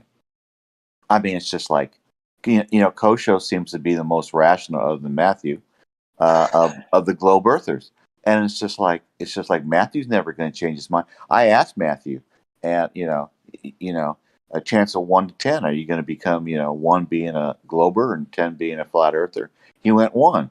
No, he went 0. He knows it's flat. Matthew knows it's flat. There's a guy, flat earth dude, that knows him personally. He knows it's flat. Yeah. Yeah, he knows. He just won't ever let you know that he knows. That's just his thing. Yeah, I think Matthew, Matthew's not married, doesn't have any kids.